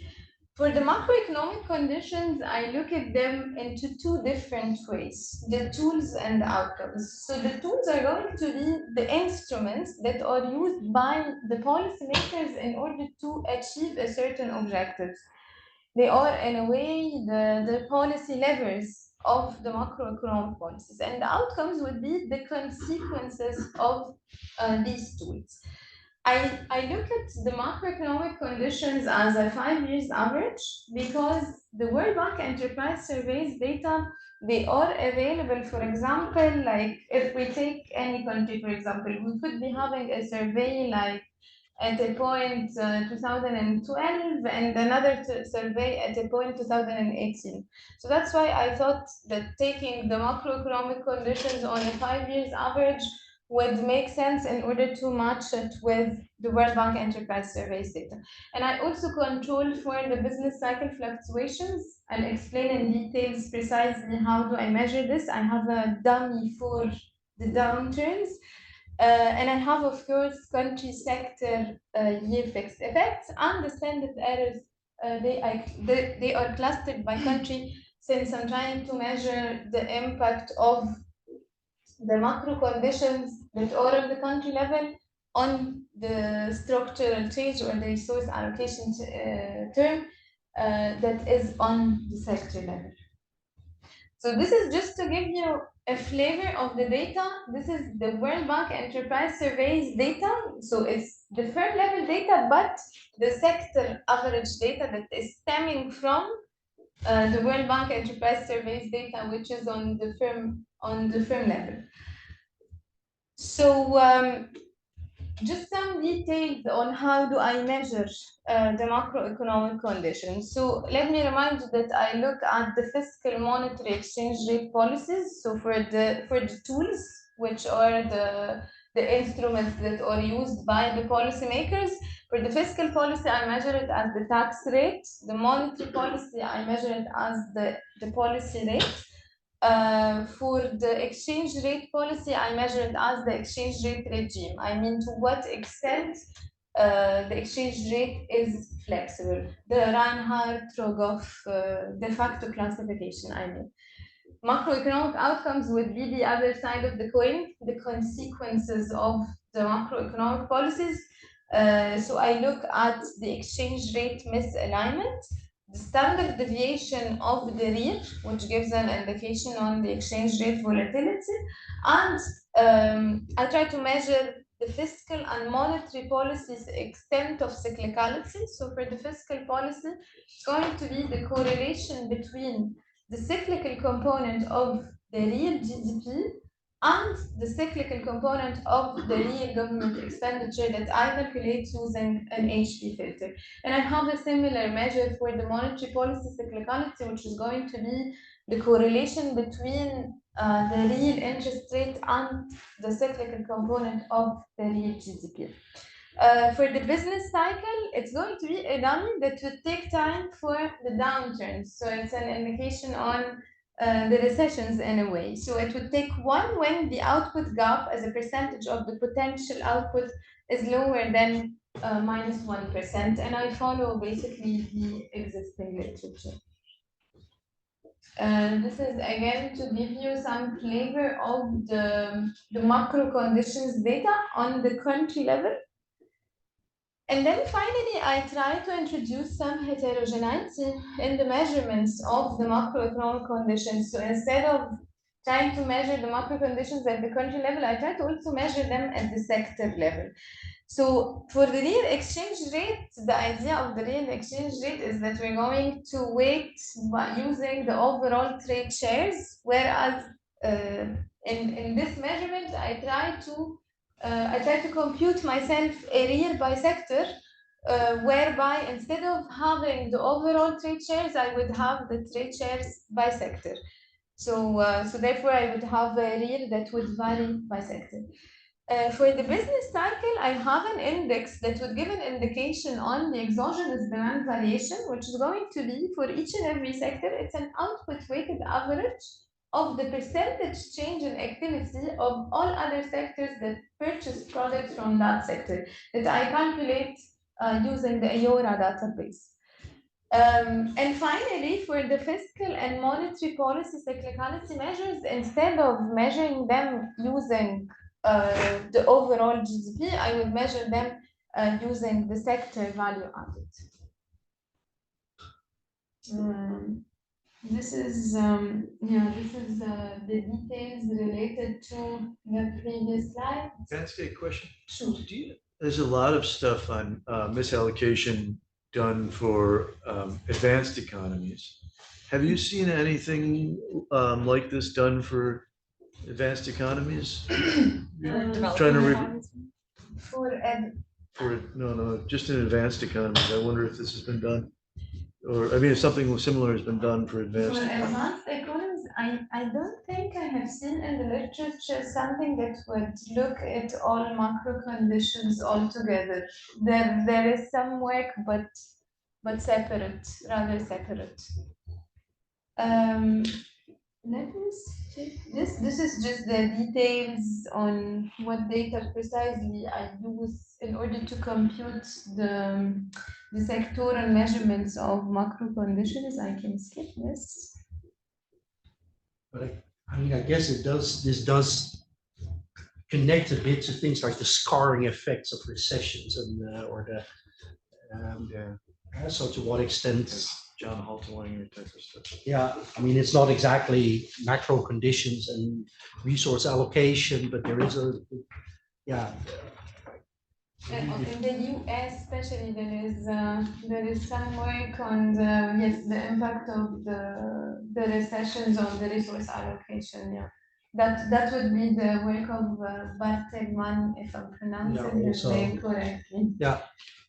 No, Bartelsman also did work on this. Yeah. And I also have some extensions because I basically look at all low and middle income countries all together. So I try to also introduce some heterogeneity in my group of countries. So I was trying to introduce some political economy context heterogeneity on. I tried to split my group of countries using whether they are politically stable or politically unstable, and whether they are politically stable and democratic or politically unstable and non-democratic, and how would this political economy context can affect the macroeconomic policies implementation, macroeconomic conditions in general, and therefore the resource allocation process. I have also tried to introduce some heterogeneity related to the natural resource dependence, because this would definitely affect the exchange rate policy and therefore the resource allocation process. As a robustness check, I undertake a multi-level mixed effects methodology because let me remind you that the sectors in the same country, they are not independent because they face the same context, especially the same macro context. So that's why a multi-level mixed effects model, it can suit the structure of the data because it helps accounting for this idea of nesting or clustering effects. I also have an instrumental variables approach, and I would, when we come to the results, I would like to have your suggestions and views on this in order to control definitely for any potential endogeneity. So I instrument the macroeconomic conditions by the tariffs of the main trading partner of the country and this partner, this trading partner institutional quality. But let me present the rationale with the results later. So that's the multi-level mixed effects methodology. I can skip and go directly to some stylized facts. So I know that the graphs are too small, but I try to give you just some taste of the data. The resource allocation term is definitely, we can see definitely that the resource allocation term in different sectors, it's very heterogeneous because definitely sectors, they use different technologies and therefore the resource allocation term tends to be very heterogeneous across the different sectors. And the contribution of the structure, this is the share of the resource allocation term in the sector productivity. So the contribution of this term is very modest relative to the within component contribution. We can also see that for some sectors like the land transport, for example, and the air transport on the services side and the electricity gas on the manufacturing side, they have a negative resource allocation term. I think that this might be due to the fact that these are heavily regulated sectors and they could be subject to several anti-competitive barriers, and this is getting reflected on the resource allocation term. We can also see that the sectors with, on average, of course, the highest resource allocation term, the metal, paper, for example, these are not, I wouldn't say sophisticated sectors in terms of technology. And I think that this could be consistent with developing countries, that they tend to specialize more in sectors that are not very sophisticated in terms of technology. Again, to give you some flavor of the data, I have tried to look at the different some macro conditions on average in the group of sectors with a structural change term that is higher than the median of the sample, and those sectors with a structural change or resource allocation term lower than the median of the sample. And we can see that the sectors higher than the median of the sample, they tend to have better macro conditions in general. So they have lower tariff by sector, lower inflation rate, lower monetary policy rate, lower tax rate, a more flexible exchange rate regime, a less volatile exchange rate, a less volatile real, I mean, and a more depreciated real by sector. Going to the empirical findings, let me remind you that with regards to the resource allocation term that I'm looking at, that results from the productivity decomposition, the higher it is, the more resources are allocated to the most productive firms in the sector. So for a macro condition to improve the resource allocation process, it has to increase it in a way. I'm sorry, I'm not reporting the controls in my tables. So what you're going to see now are the results of the macroeconomic conditions. So yeah, let me start by I have this control for the business cycle fluctuations, which, let me remind you, that was a dummy for the downturns or the dummy for the recessions. And we can see that now included in all the specifications because I thought that the business cycle fluctuations are going to definitely affect the macro policies implementation. So that's why I thought it's important to account for this in my specifications. I find that when I look at the macroeconomic conditions as tools altogether, we can see that the business cycle fluctuations, the bad times, they improve the resource allocation term. This may sound like a finding that doesn't really make sense, but eventually it's very consistent with the existing literature, and this is known in the literature as the cleansing effect of the downturns. That the downturns, they can induce the exit of the least productive firms. Again, I'm talking in this paper about macroeconomic conditions. So one important disclaimer is that I'm not promoting by any means for the downturns. It's just that with this finding, I'm just saying that there could be some sort of silver lining for the difficult times.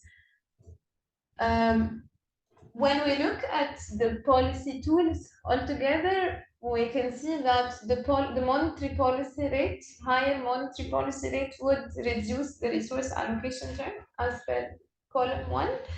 So unfortunately, high policy rates, they are very prevalent in developing countries and they make the cost of capital very high.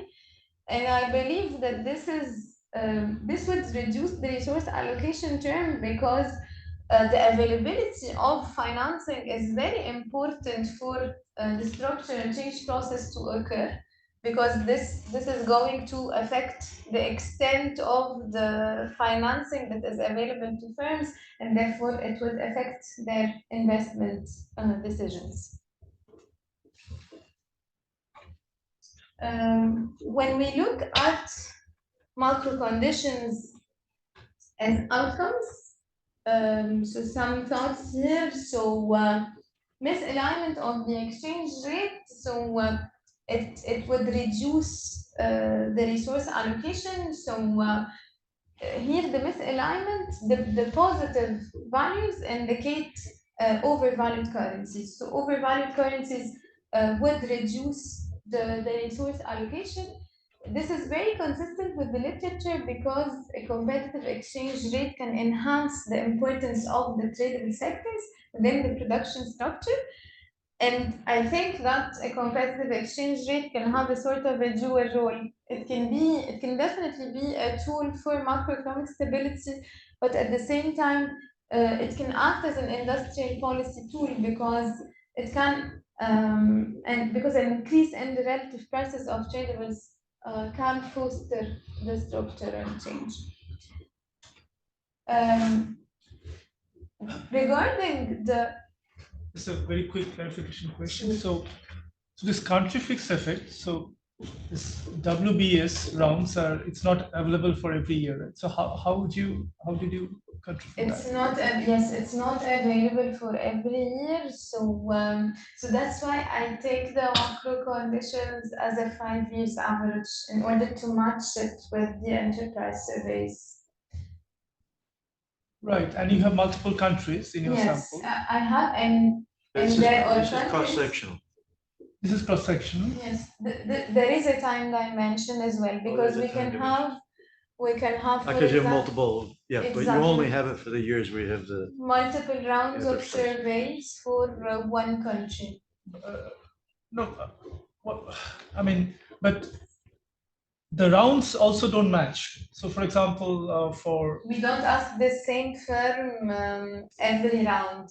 And also you don't have. It's a pooled thing that we are sure it's representative across the different rounds. Right. But it's not necessarily that we're going to ask the same firm. That's why I couldn't do the dynamic decomposition. No, that's fine. Sorry, just to rephrase my question. Suppose for Egypt, you have data for 2005, 9, and 12. Exactly. But for Tunisia, you have 2004, 7, and 11. Awesome. Exactly. So then how you are doing the year fixed effect? That's what I was wondering. I would add a year fixed effects for each and every year. So someone who uses repeated cross-sectional data, which I think is what you're referring to, it's a panel, right? It's a panel, exactly. Yeah, I have the same situation. I appended all the demographic and health surveys data, and the desire to control for year fixed effects. But what you're saying, I think, is that that's going to be completely collinear with certain countries, right? If like not every country, right? In the same year, right? And yeah. They're not. So ideally, so you could do like a 5-year window or something like that as an extension. Instead of having a control for each and every year, right? A fixed effect for each and every year. Right, because I mean, because I know this WBS data, they usually more or less in the same region, they collect data in consecutive years, or more let's or say less, more or less 2008, 9, or 11, 12. I agree with that. Right. So that's the idea of 5 years window is very useful. I can definitely try this. Or perhaps a country year fixed effects. Would this make more sense instead of having? Oh, you wouldn't be able to do that. Country by year? You can't do that. But this, I think you can do. This is fine. That's actually. The year fixed effect seems fine, right? I think it's only problematic if certain types of countries are only interviewed in certain years. Right? Yeah, if certain years only have certain countries, then but as long as you have multiple countries and it's. Should be okay. If it's just I mean, it estimated it, so. Presumably. But thank you for the comment. Regarding the fiscal and monetary policy cyclicality, let me just explain first what do I mean by cyclicality. Ideally, you may want to have your policies moving in an opposite direction relative to the stance of the economy.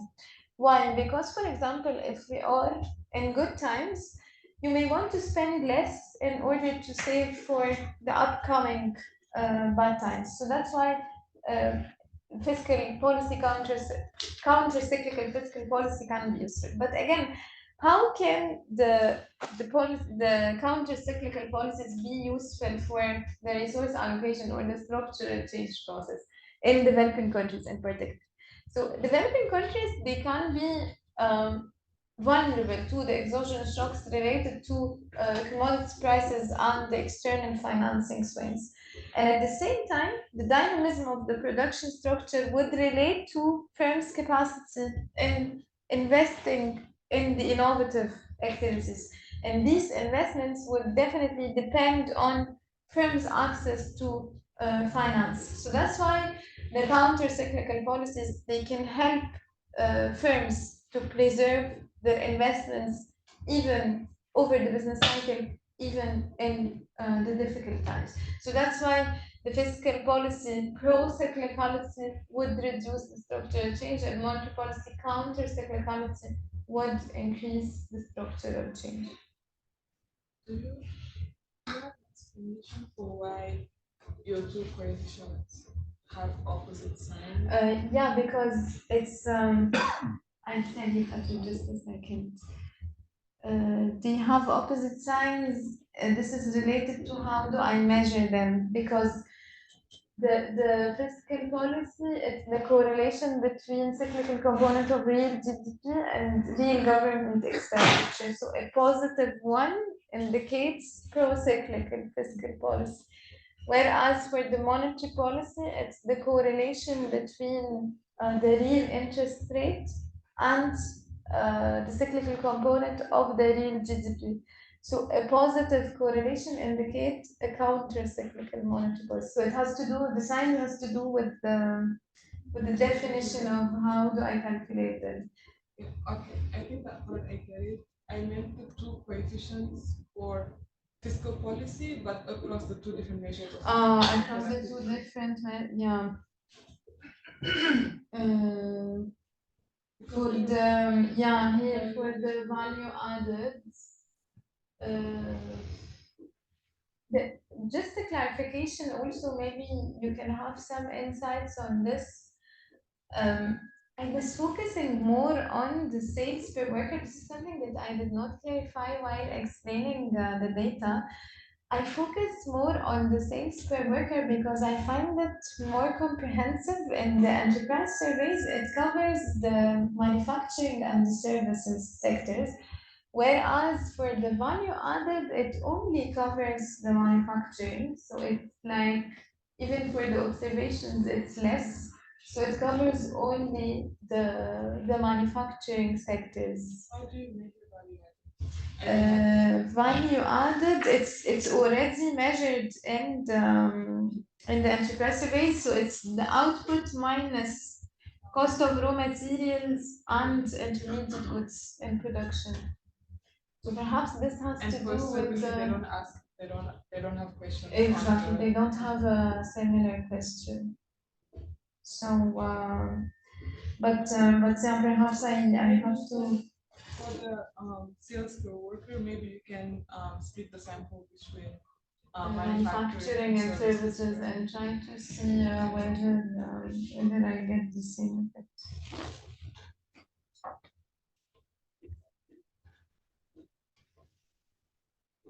Thank you.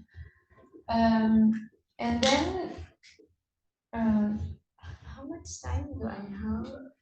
Well, not that much, but I try to be Go quick. ahead. I try to be quick. And then these are the results related to the macro conditions at the sector level. And I skipped to show you quickly also the extensions. I try, as I said in the methodology, I try to introduce some heterogeneity related to the political economy context. So I try to split my sample according to the political stability and the democracy. So in the group of countries that have a political stability score lower than the median of the sample, and those that have low political stability and low democracy scores, so columns 1 and 3, we can see that the policy rates exerts a negative and significant effect on the resource allocation term. So I think that monetary policy relative to the other policies can be relatively easier to undertake as a policy adjustment choice relative to the fiscal policy, and this is perhaps why it's having an impact on the resource allocation term in this group of countries. Another also very quick reflection, I'll try to be quick for the extension.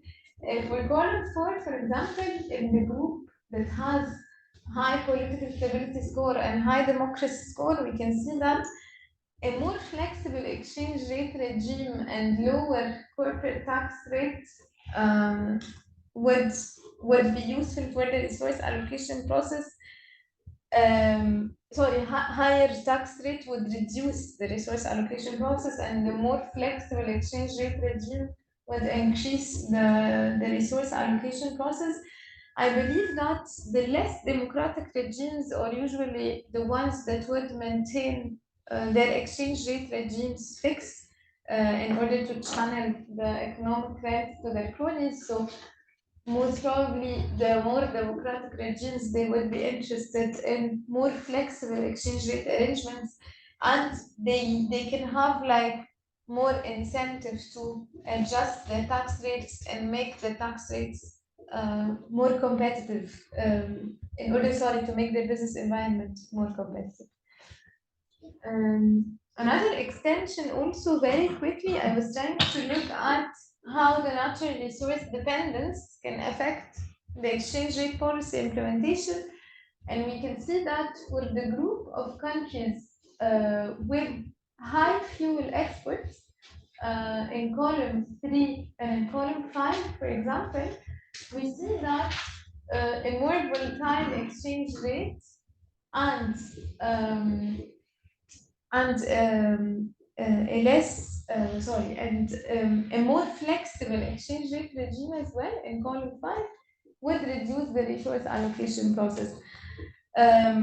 And I believe that macroeconomic management in the natural resource rich countries can be very challenging. And the policy objective that will be preferred in the case of natural resource rich countries would be to avoid the volatility. So that's why they can prefer, in a way, the fixed exchange rate regimes given their stabilization function. Let me skip the multi-level mixed effects model. And just to give you very, very quickly the idea of the two SLS and perhaps have your views on this. I instrument the macro conditions, the separate macro conditions with the tariffs of the main trading partner of the country and the main trading partner of the country, the institutional quality. So the rationale here would be that the tariffs of the main trading partner, they would affect the macroeconomic conditions of the trading partner, and this would get reflected on the domestic economy. And the other instrument would be the trading partner institutional quality, that a country can adopt like better macroeconomic conditions in case it has strong ties with a country that is endowed with good institutions. And the logic here would be that this is a process of learning by imitation. If I am trading with a partner that has good institutions, perhaps this would get reflected on my policies as a domestic economy. When you say you instrument the macroeconomic conditions, which variables precisely are you referring to? Exactly. Thank you for asking. Like here, for example, I look at when the results that I have showed you, I look at the policies all together. But in order to instrument, I take them separately. So you instrument each variable with the same instrument? Exactly. Aren't you creating your own exclusion restriction violation? Sorry, can you please? Aren't you creating your own exclusion restriction violations if you claim that each instrument can drive variation in separate in each variable? But yeah, I know that this could be a bit criticized that I'm using the same instruments for the different macro conditions. And if you have any suggestions, my suggestion would be this: focus in on one of them. Okay. And perhaps if you have these two instruments, you can then instrument two. Okay. But you see, like you're saying, your instrument is correlated with the one that you included, but the other four are now in the error term, and it's also correlated with those. Yeah. It's the Clemens aided instrument. Okay. So you would suggest to focus on. But even then, the others would have to be controlled for, or it would still have the same problem. I won't go further, but there's a lot of difficulty to overcome with this kind of. Yeah. So that's why I wanted to have your views on this. Any other suggestions? It's actually better to use like a shock of some kind that you could. Sorry, essentially better to use a shock of some kind that you could zero in on. I don't know what that would be. The commodity price shock has been used. There you go, yeah. There should be because it's fundamentally about economic shocks anyway. It should actually be quite a lot of scope, for example. Yeah. Okay. So these were the results to SLS and the first stage. Let me go to the conclusion. So to conclude, I can say that the structural transformation has not been universal, and the desirable patterns of structural change remain definitely hindered in several developing countries. I try in this paper to understand how the macro conditions can leverage the process of the structural change at the sector level in developing countries.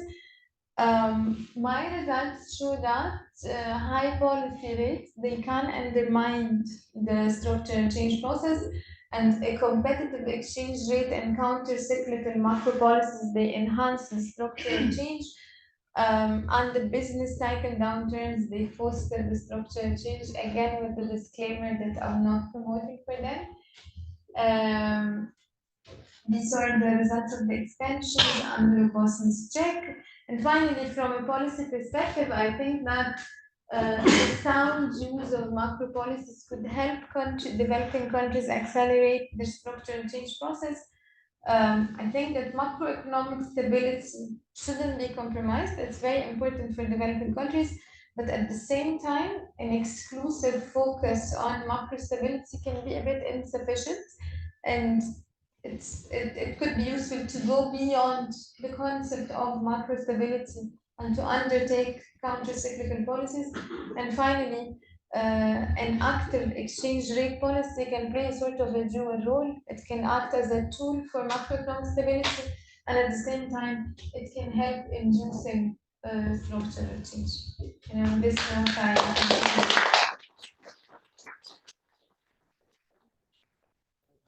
sorry for taking too much That's time. fine. That's fine. Fine closing of this workshop today.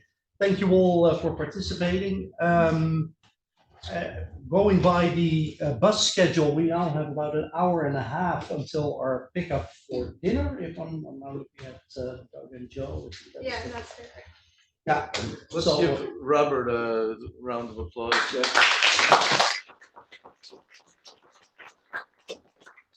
I don't know if for hour. So an hour and a half to wander around, to talk to people, to take a nap.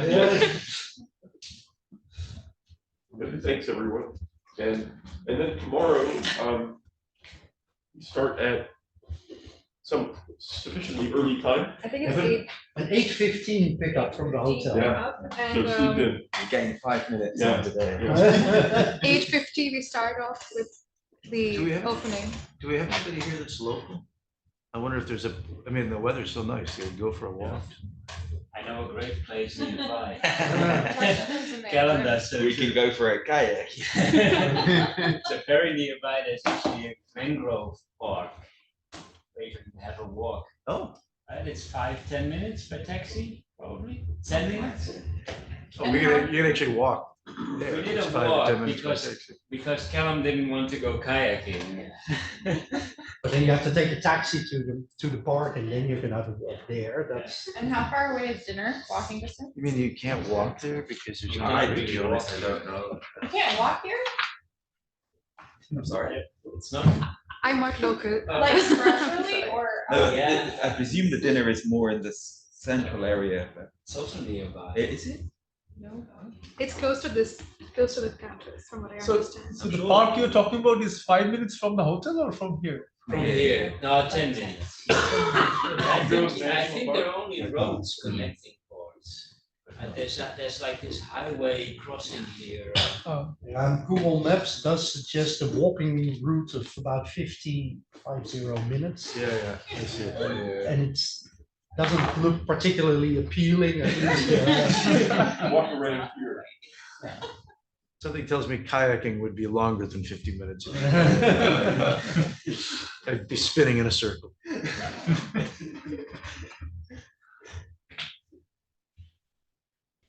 Camel racing.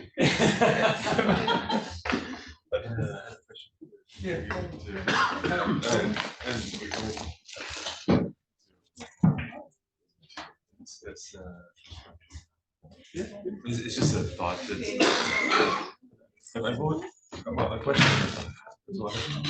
Daytime satellite images.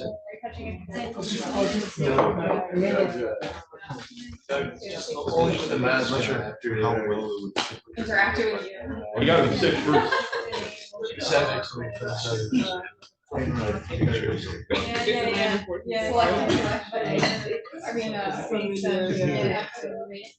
gives me a bit of time to finalize my slides for tomorrow morning. I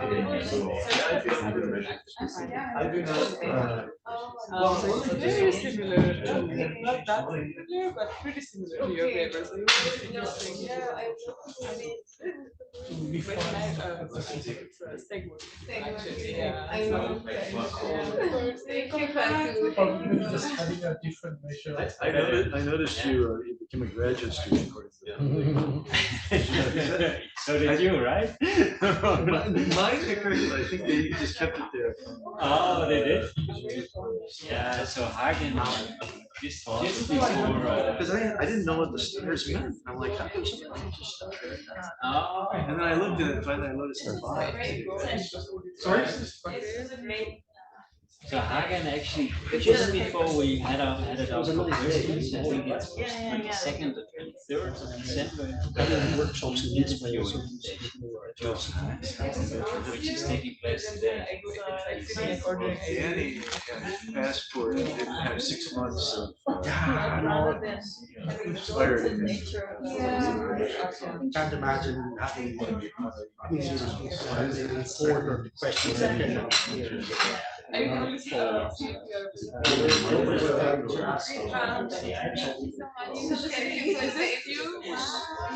Such a very difficult job of going last on the first day. Yeah, I know. But you did a great job. Thank you. I did have actually one. I was Definitely go to help. question. Sorry, I missed you. I was glad that I know we tricked the other side. We wanted to double check that your definition of. Carl was just one of the striking things I just.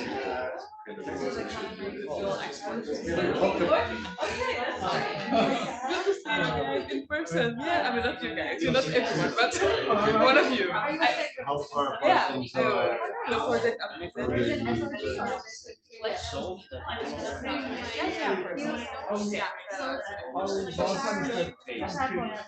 No, you never alpha was here. We solved the one special case. And when you looked at the alpha, that was the interesting problem. Oh, that was it. Oh, I read it. For the rest of it. Okay. Yeah. He was the one who. We're in a last minute rush, I guess. Yeah, maybe it did say 0, maybe it didn't say there. I'm thinking to go get my bag.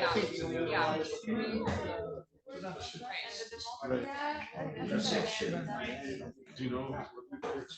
So if a country is Exactly. So, and again,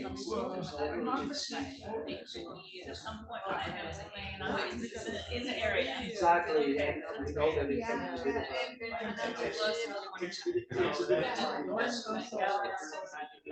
is still straight line. I know, but still, the challenge though. sometimes people end up a bit like, oh, if I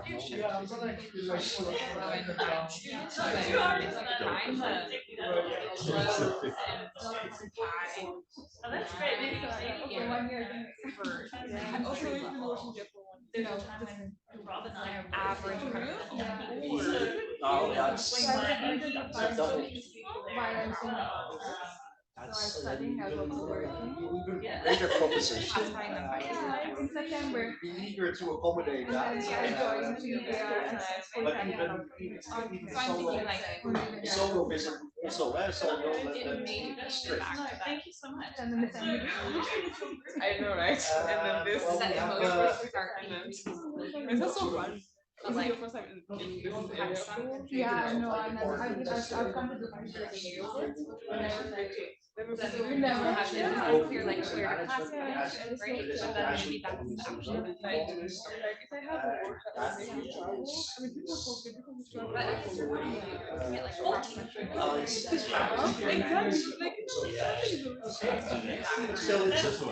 Not, but yeah, exactly. Come on.